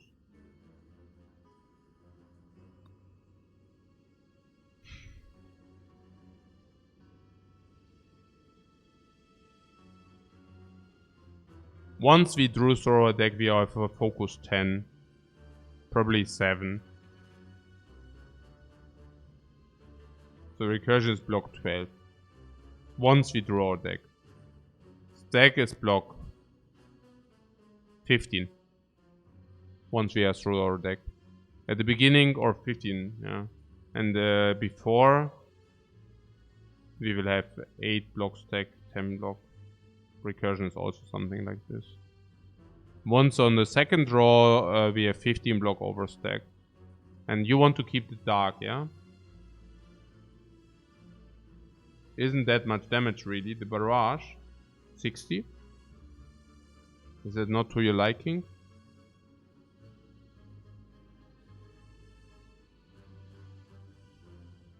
How much is recursion? Where's our damage? Where does our damage come from?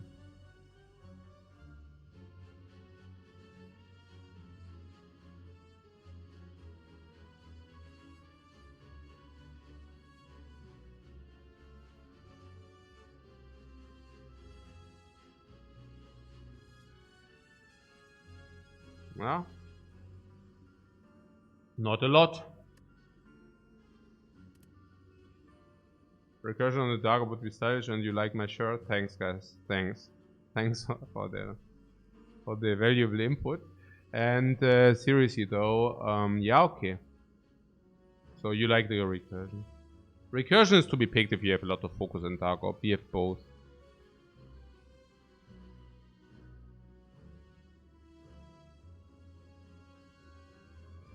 The stack is kind of a combo with the gambling chip.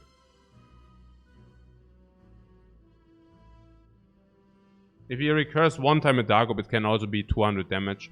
Because just the sheer idea to recurse a dark orb can lead to like 40. Also, it's actually only one dark orb only. But yeah, we recurse this 40 damage dark orb. And then he will grow to 100. And then we will be able to dual cast that thing for 200. Yeah.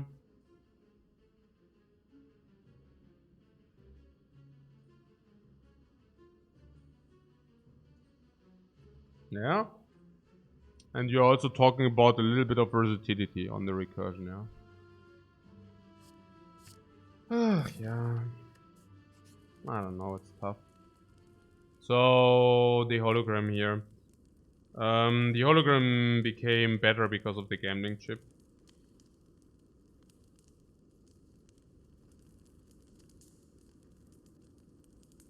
We can upgrade it for 2 block and staying into our deck. That's legit.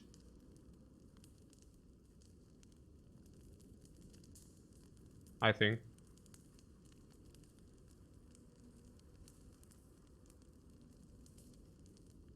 That's probably better than a card draw. Because the card draw does not always happen. Yeah. Because whenever we have the spinning top, it also doesn't happen.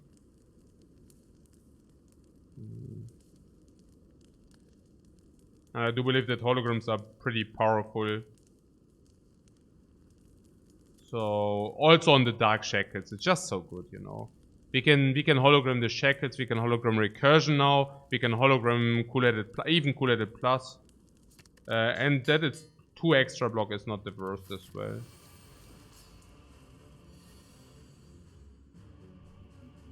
Ja, super gerne. Eine Minute? Dann mache ich Pause in einer Minute. Ich bin ohnehin gerade irgendwie so ein bisschen müde. Ja, irgendwie, ich weiß nicht. Oh, I got a snack, guys. Very good. I love snacks. Snacks are great.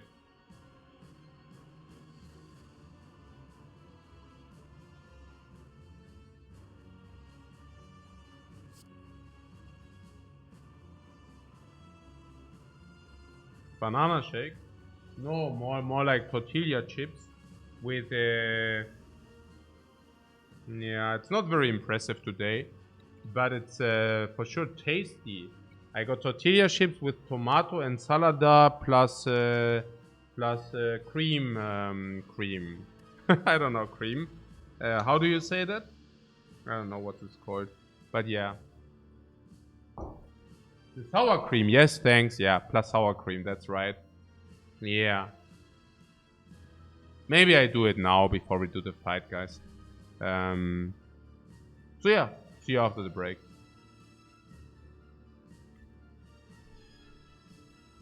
Where's the meat on the bone? No meat today. No meat on the bone.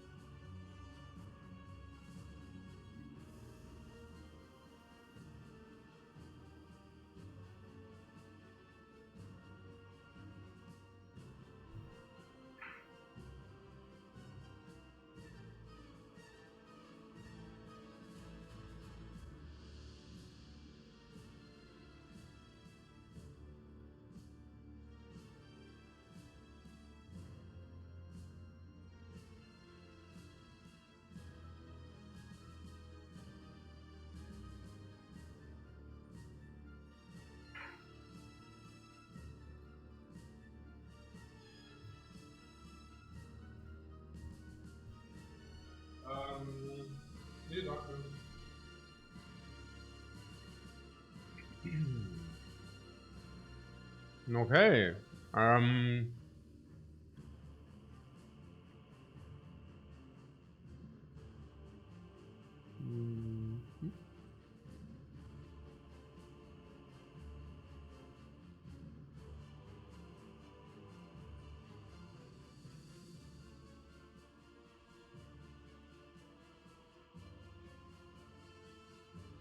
What, do you rather want to see the empty chair? Yeah. My breaks are always, there's no hidden information. My breaks are always around 8 minutes. So you always see the empty chair. Oh. Reduces the pre-rolls to by a lot. Okay, so I was thinking this. So to have a guaranteed defocus and while dealing damage simultaneous. The upside is we might even draw more cards. Why 8 minutes? That's so specific. I don't know. 8 minutes is like the minimum which I need to push myself some cereals or whatever. And usually it might also be 10. Depends. 8 minutes, 10 minutes, something in this magnitude. Yeah. So, don't know.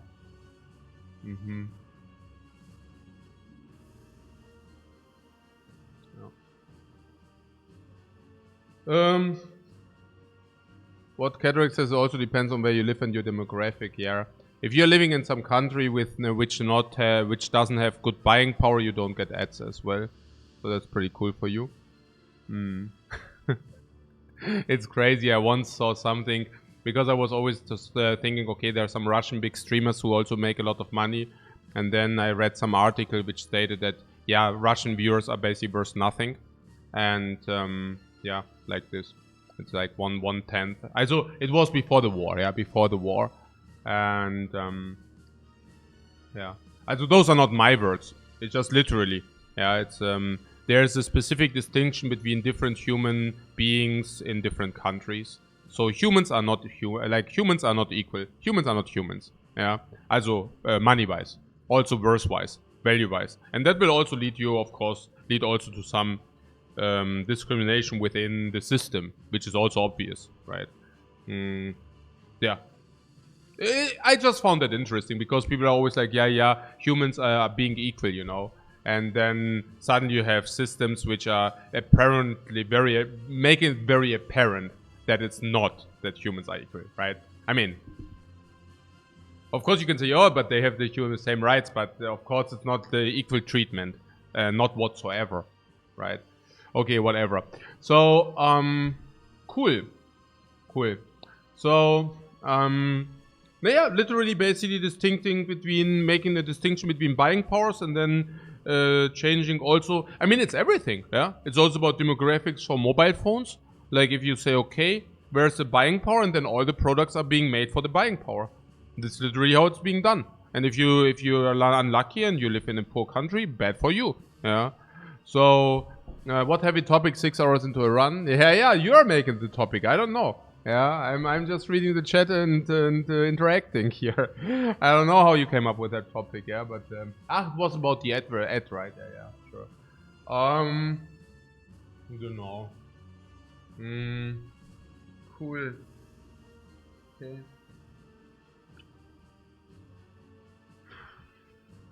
I would really like to keep the Seer because we convert energy into damage, which is not the worst, but at the same time we might have drawing power. Ultimately, we also debuff the minus focus, and the skill is also useful because I want to guarantee that I can debuff this. I would ditch this as long as we don't have frost bombs, especially also with the capacitor thing. You know. Okay. So cool. Rebound for the compile. No, I don't want the compile. The compile is literally only for the bias cognition. No.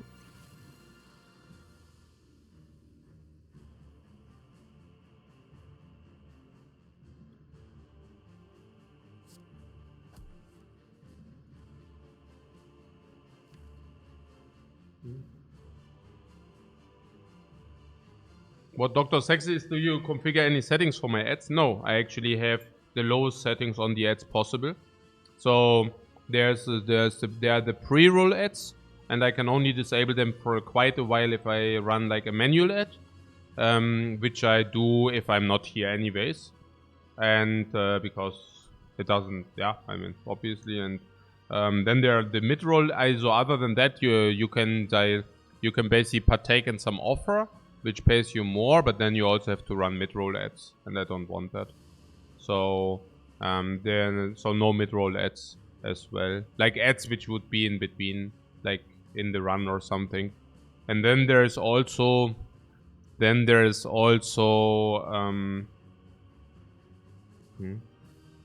do I want to say now? Hey, I'm really exhausted. Then there's also what? I forgot what I wanted to say. I don't know. But yeah, oh yeah, for subs, yeah. No ads for subs as well. So wherever I could actually shut off the ads, I basically shutted them off. Don't get like any on your stream. Oh yeah, okay, I see. But you can get some movie ad on other streams. Usually you will see that if they opted into this thing, then they cannot protect themselves from mid-roll ads as well. Yeah. Okay. So, but yeah, if you see some ads in between my stream, that shouldn't be the case.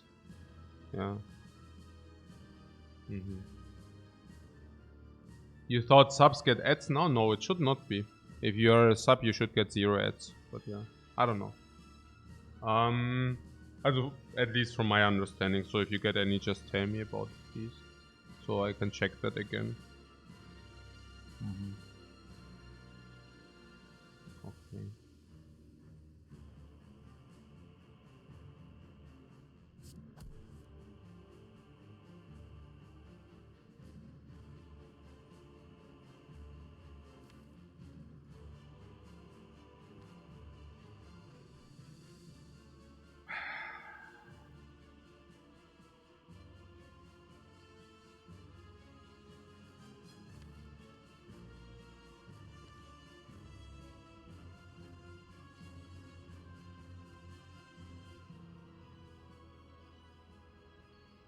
Okay, we can talk about it very quick, but then we round it up.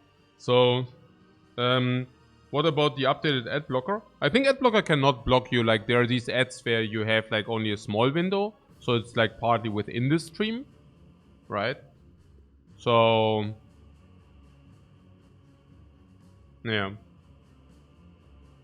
So yeah, but basically my take is there's this thing where you just get like I think you get a split of your revenue, and if you opt into an automatic program, you get more split on your revenue. You get like 55% split on your revenue, and I basically didn't opt into this because then I cannot control my ads, so I would need to run ads, and I don't like that. That's pretty much the message here. Yeah, and that's also about it. Yeah. Okay. Cool. Yeah. All right. So if there are no more questions, can we go back to the? Let's go back to the dude. So full focus now. It's this important. And okay, maybe we talk about the fight here. So why this is so important is because every freaking life matters. Okay? Yeah, life matters. That's right. But also HP matters. Okay? Health points. Good. So,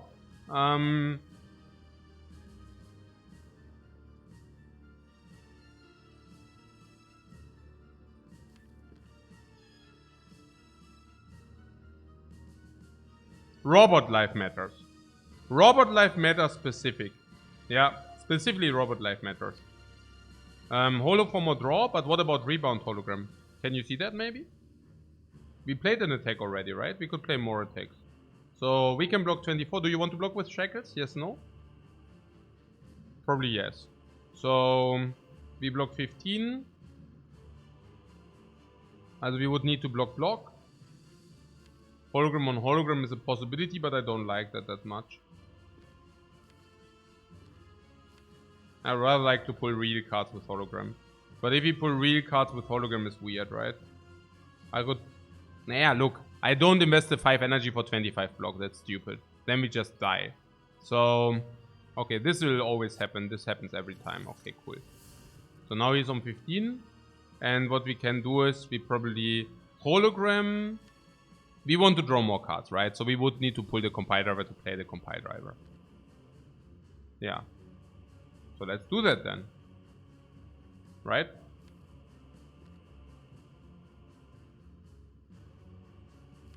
Or not?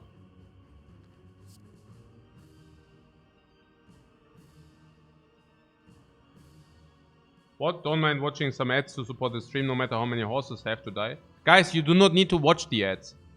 I mean, I'm just telling you, I'm away for like at least 6 minutes. So, you can just do yourself a favor and do something else. Don't watch the freaking ads. You can just, I don't know. Like, fix yourself a coffee. Go onto the toilet, brush your teeth. I don't know. Do something else and then just return. Like, after my break. Okay. So, cool. Compile drive. You want to support me? You support me the most if you just contribute positively to the chat, guys. Okay. So there's a dagger, there's a beam cell, there's a freaking go for the ice would be good. Frost would be good.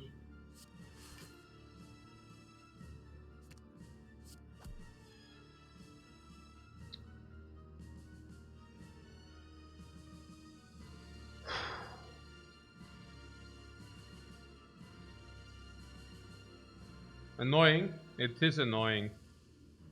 We can block 5 if you want. Or we can bullseye this for 9. We wanted that consume. Yeah, let's use the energy potion. Oh, wait.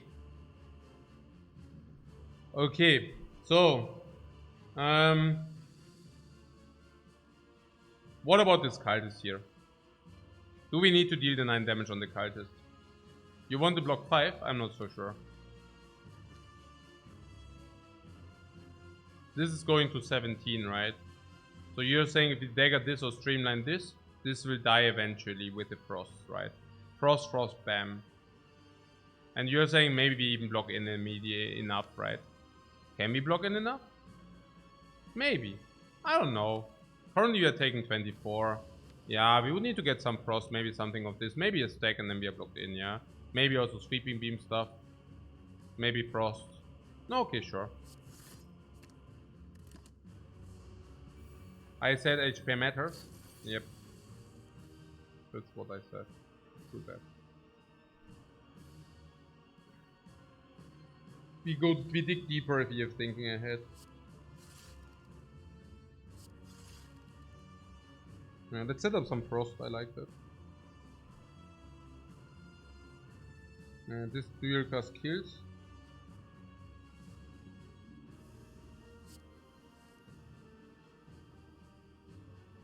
Okay.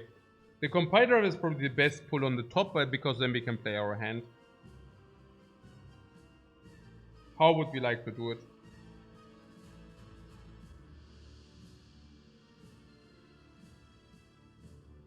No, like this, right? Barrage, you want to put barrage on top, but why not compile drive? It's beautiful. We can do barrage on the bird, dual cast, defend and go for the ice. Are we good then? We don't even need to do the barrage, we can just dual cast as well. As dual cast kills one bird, we can like 16 plus 40 and 30. 30 is blocked, but then we don't need to go for the ice. You thought that we can put 2 on top? We can put 1 on top. The thing is that the dagger is a clean kill on the bird. So we don't really need to deal additional damage. So if we do not need to deal additional damage, we could actually go for the ice on top. Because then block is full block.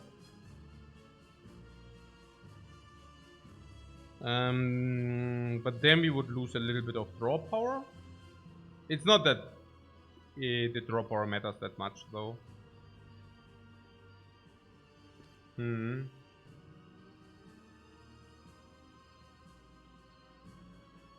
But the game music stops when I'm not talking. I am the game music. Wow. Go for the ice. On top can also draw power with the top.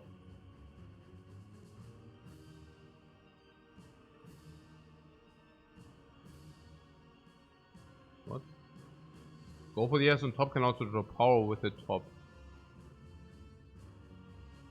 Yeah, but my concern is if you draw the Ascender's Bane. It's just so bad then. It's also if you draw an Electro, do you even play it? So the Electro should also probably block you. I don't know. So this is 1824. But this does not really align. Okay, I actually do the barrage as well. I just assume that we do not draw the dagger or what? Ah, that's also so stupid. We just kill with the dagger. And we kill with the dagger once we draw it. And yes, we dual cast this for sure.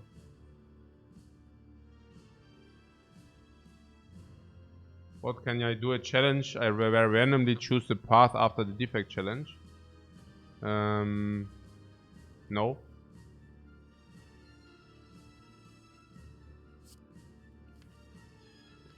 Okay, so go for the ice now simply, and then we have this next. The downside is that I mean, we draw one extra card with this.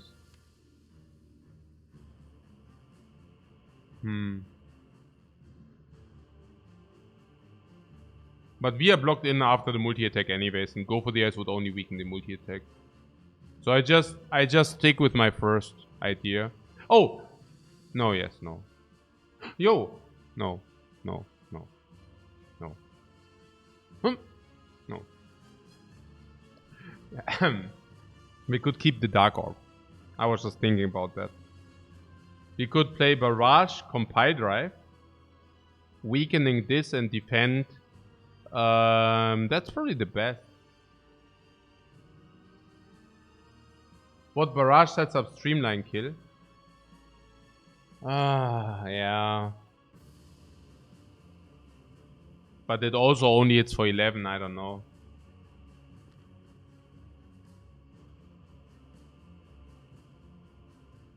How important is the Dark Orb? 28.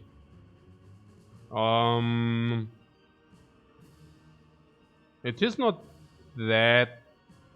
I don't know.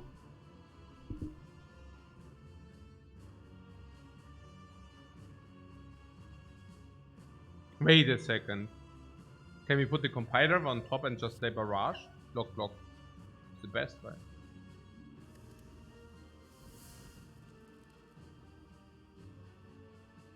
What I'm saying is... This is 30. Can we not just do this?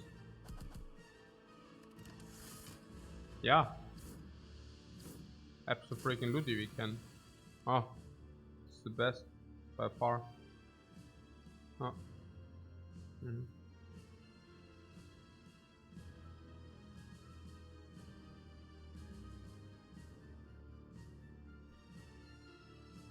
So this dagger kills this compiler kills this.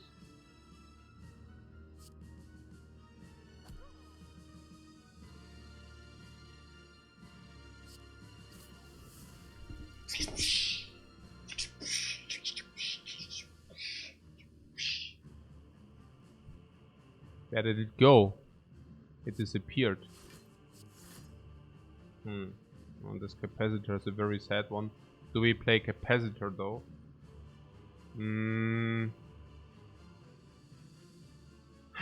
Yeah, I mean, ja, schon, oder?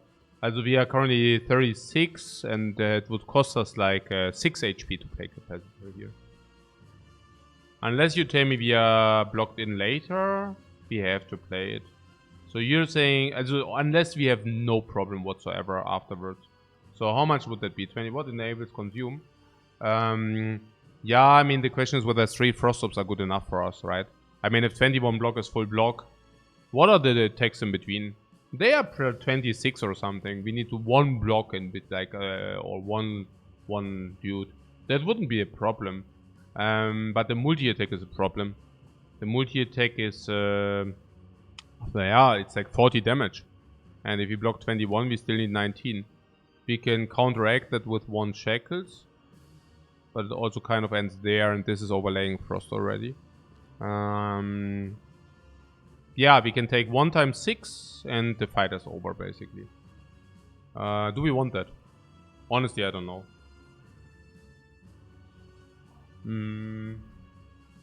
Given that we have the energy, given that the bird is, also, it's not the full heat, given that we do have frost and frost sitting there.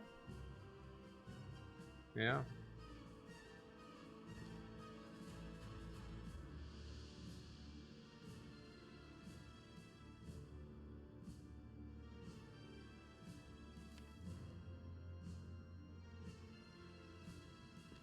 You think we will ever have a better capacitor?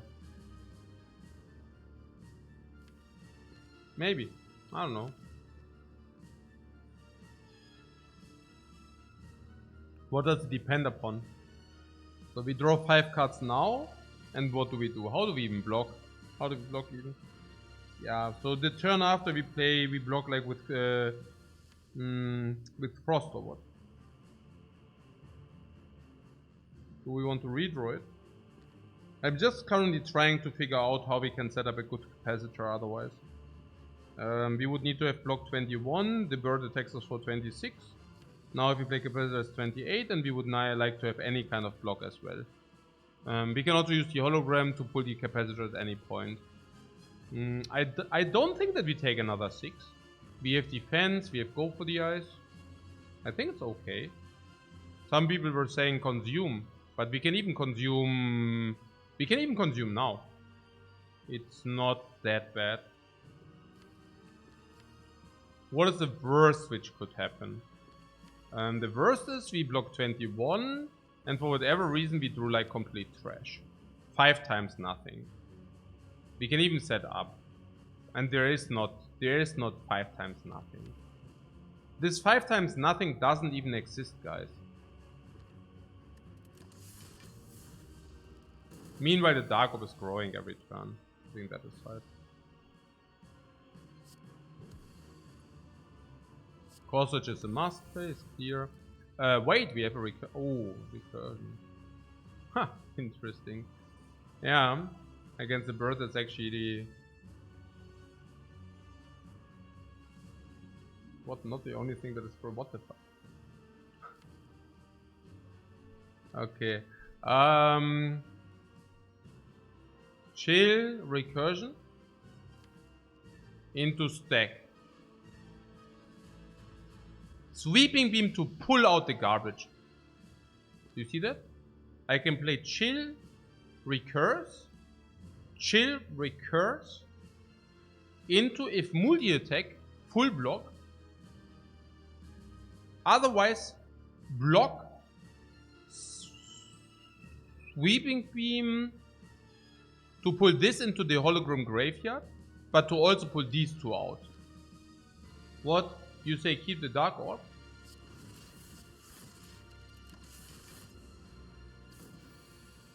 Okay, great. Yes, yes.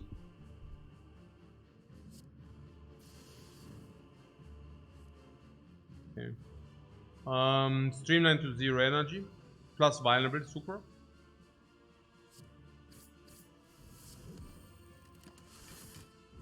Super good that he multi-attacked already. Now we have go for the ice. Power is, because of go for the ice, is definitely positive now.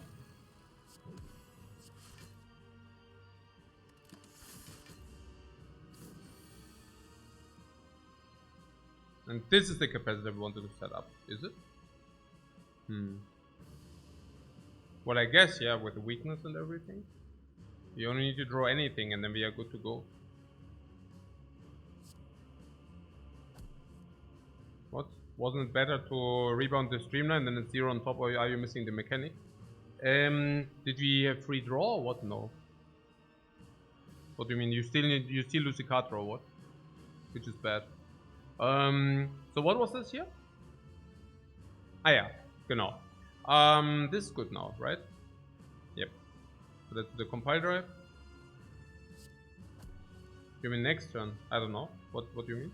I don't get it. What's your question? 43. 43. So we have weakness again. That's massive. So look at the beauty. Okay, did we just pull the weakness? Why? Weakness 1. Oh, weakness chain is in danger. Weakness chain is in danger. It was in danger. Okay. Vulnerable 1, bullseye 2, lock on 2, weakness 3. Damage incoming 40. Block is 40. Consume is clear. Hologram orb. Do we even have orb? No. Okay, so I guess hologram no orb in this case. But we still have orbs in the dude, so no worries there. So what about this? Whatever. Could holo consume? Yeah, sure, but no thank you. Thanks, but no thanks. So yeah, this is a full block forever, yeah? Pretty cool. Headed.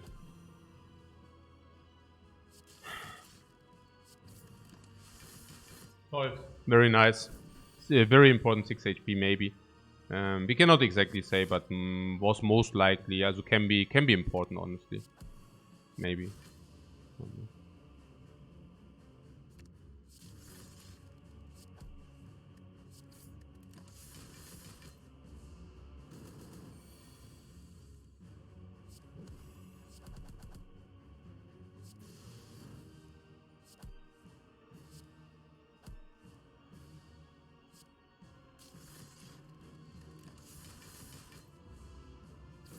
Six HP doesn't matter until it matters. Thanks. This is this true? Literally true.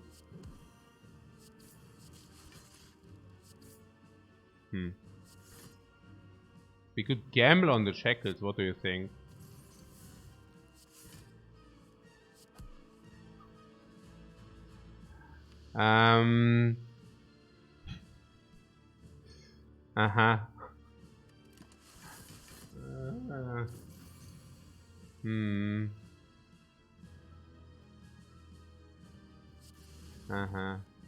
Cool. Awesome.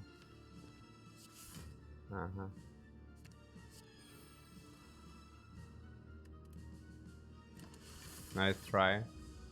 Yeah. It would be boring otherwise.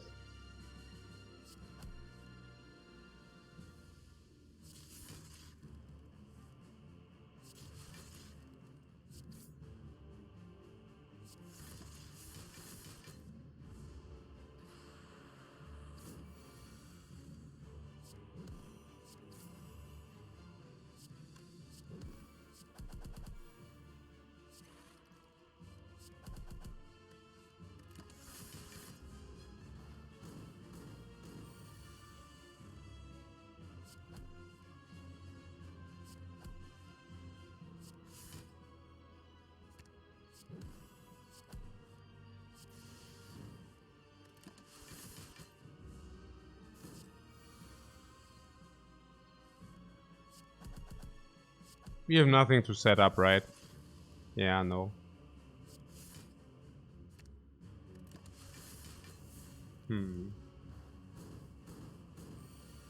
Blizzard wouldn't be so bad. Naja. I don't know about that. But it does also not really matter. I mean, I'm pretty happy about where we are currently at. Yeah. I mean, as long as we can deal at least 15 damage per turn. As long as that is guaranteed.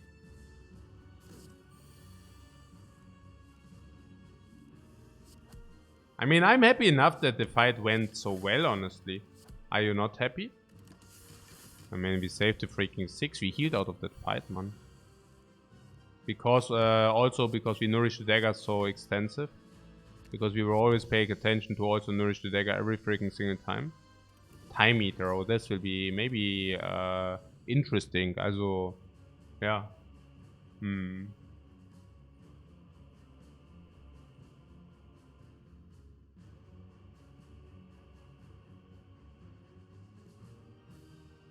This fight shows that we might lack damage against the heart if you don't keep the dark. Okay.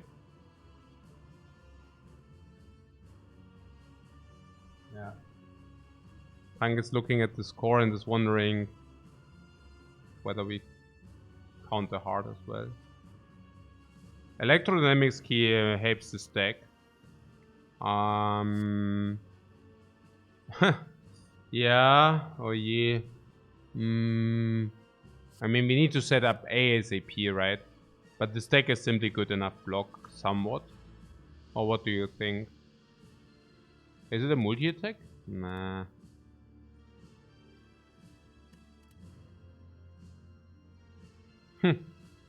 I don't know. Maybe this.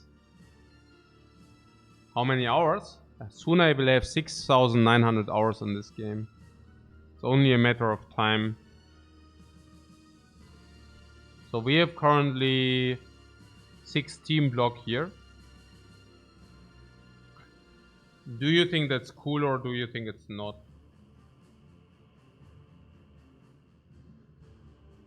Maybe we should do this. I don't know. It's not so clear to me. But probably yes, right? I mean, this is basically full block on 4 energy, but we also give it counter 4. But we can reset with 2 anchors. We actually have 2 anchors. We have 2 time shackles to reset. We are fine. We have freaking 2 shackles to reset. We are more than fine. Yep. I keep it exactly this way.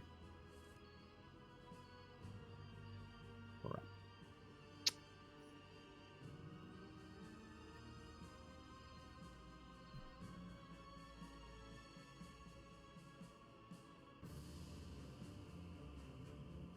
Unbelievable, man.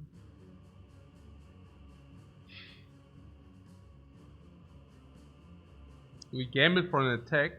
I don't think so, no. I think we just hologram it later. Or do we gamble for an attack? We could also gamble for an attack. The thing is, I think we expose Risk of Ruin.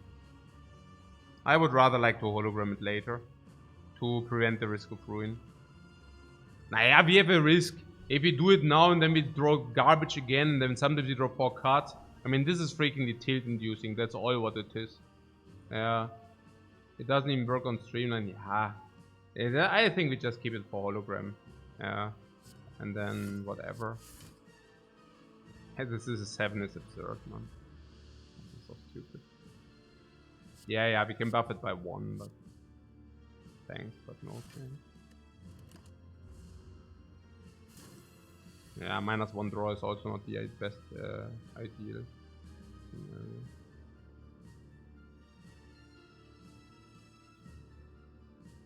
Naja, so let's play thinking ahead.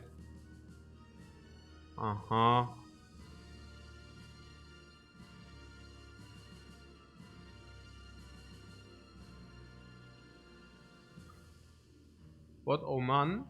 What Oman? Is it that bad or what? We can play consume. It's not that bad. Right? What do you want to put on top? Well, this is 100 damage. 99, 100. What? Oof? Oof? Why oof? Why oof? Because our entire deck is good or what? Nah, no complaints there. I'm getting blinded by each single of these cards, but it's okay. Good that we drew these. That 6 HP is looking super relevant. Yeah, you mean because we would be dead otherwise. Yeah. No, I can feel that. So what do we put on top? I would believe the consume is being positive, simply because we don't have frost yet. So, and we can spend 2 energy on that. Sounds great to me. So what are the options? Is it the best to put Beam Cell on top in order to draw more cards? Yeah. Is that the best? Or is it the best to play Rebound to rebound something? Or is it the best to put Dual Cast on front to Dual Cast at Frost? Rebound is probably the most utility on what? On what? I mean, don't forget that we only have 5 energy. What do you want to do? Rebound, rebound, draw, draw? Then you have 2 energy. Unacceptable. Right? Right. Cool. Beam Cell. Beam Cell is what we put on top, guys. The only alternate play would be... we don't have the minus wears off, right? The minus card wears off. It's not for 2 turns. Maybe I should learn it at some point. I never learned this with the minus draw. I don't know. Usually it's not relevant enough. But yeah. We cannot cancel it out here anyways. So whatever. Beam Cell cheap bias in what? 9-9, also Beam Cell, genau, Beam Cell. Yeah, Beam Cell. Yeah, or Dual Cast halt, if you think we triple Frost here. Also double Frost is already enough to make Dual Cast relevant. Naja, if we consume now and we play Frost, Frost, Dual Cast. But Frost, Frost? I don't know, beyond 4. I'm feeling not very well. We are sitting on 4 HP here. That doesn't feel great. So because we don't have any... Doesn't feel... Yeah, it doesn't feel great, guys. I tell you how it is. We are not allowed to take a single point of damage any longer. I mean, single points of damage are fine. But you know what I'm saying, right? So... We are sitting on 3 focus. If we get double frost, I think Dual Cast might also be key. But where are the attacks? Naja, hologram bias, then we also need attack. But there are also a lot of Dark Shackles in there. Once we have set up, everything should be fine. Yeah, and what do you do next turn? But for that, we need to draw the setup. Yeah, no, I know. So what is more likely? 2 frosts? It's not very likely, right? It's not even that likely that we get 2 frosts. I do this, okay? I'm pretty certain that has to be correct. So yeah. And then end turn so that we do not get the counter very quick. Thinking. I mean, she also can stop attacking us at some point, right? Oh, we are dead. We died. Well, yeah. Yeah, it is what it is, guys. I'm not a freaking magician. Yeah, klar. What can I do? Nothing in this case. It's okay. Fresh by the draw the whole run. The whole run against Nemesis or what? What? And one says it was such a good run. Was it? It was a very nice run, yeah. It was a very, very nice run. I think this was a good run considering Suzu. What do you mean? You asking whether this run was good or not?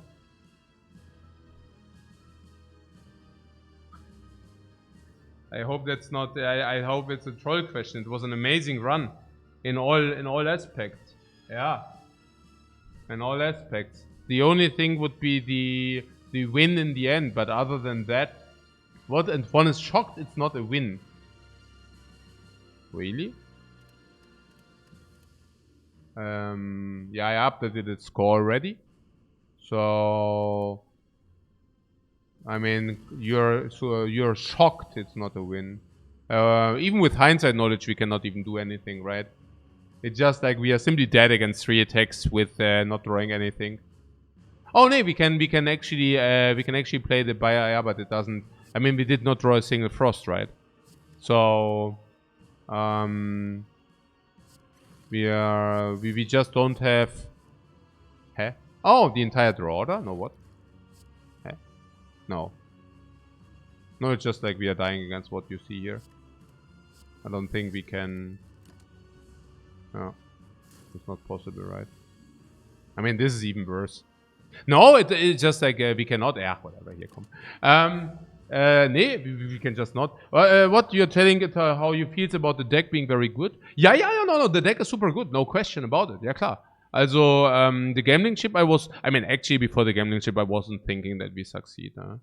I mean, the gambling chip was just like what we needed somewhat to stabilize our turns. But, I mean, we also are not allowed to ignore that Juzu's dead relic. We are just not having a lot of relics, you see. That's probably the biggest. Necronomicon was still a good pick. It's just that we never found any attack. I mean, it was still good enough. No, I'm satisfied. Barrage, okay. Beamster was also okay. The card draw, okay, sure. I mean, 5 energy card draw is a super. Like, go for the ice against time eater is okay. I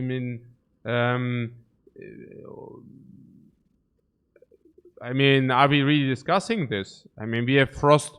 Also, look. How many cards did we draw in the last fight? 20. 20, 20, 20, 22?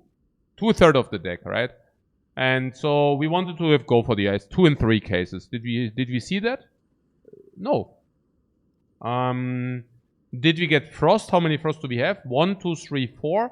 Arguably 5. So on average we draw 3. How much did we draw? How many Frost did we draw?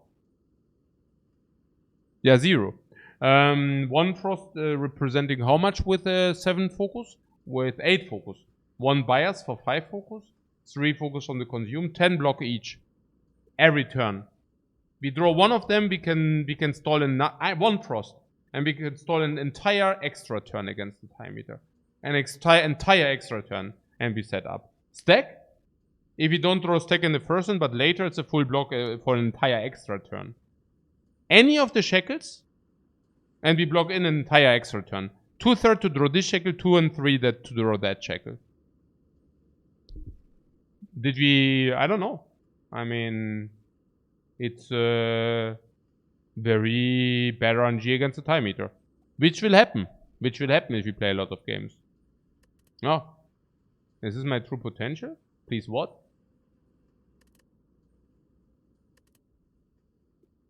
Yeah. No, that's fine. It's good. Good game. Oh. Went well.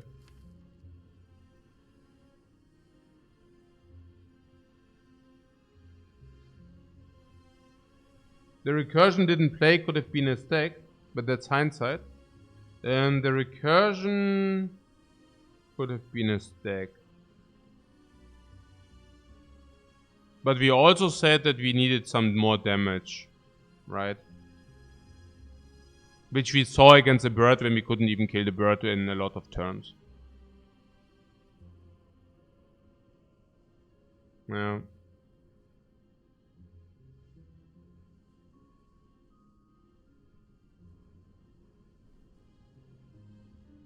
I think the gameplay was relatively clean. I have no regrets there. Oh.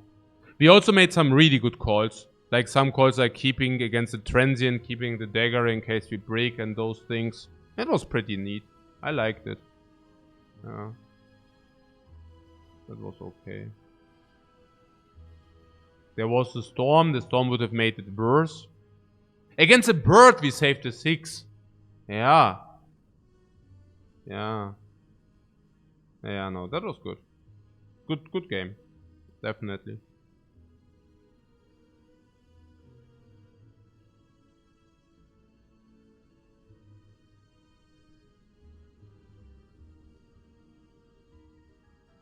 Yeah. Yeah, we are not doing another one because, because we just, that was the run of the day. But be not afraid. We will definitely be able to, also hopefully we will be able to revenge ourselves tomorrow. Also, I will definitely be online tomorrow, but I'm just saying, maybe we lose another one. That being said, we will have all the Neo choices. That makes me happy. So, who wants to get raided? Solo-Gesang. Ah ja, super. Absolut perfekt.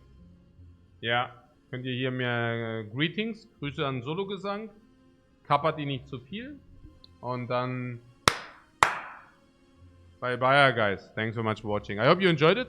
I enjoyed the run. I don't no bad feelings. Bye guys. Bye.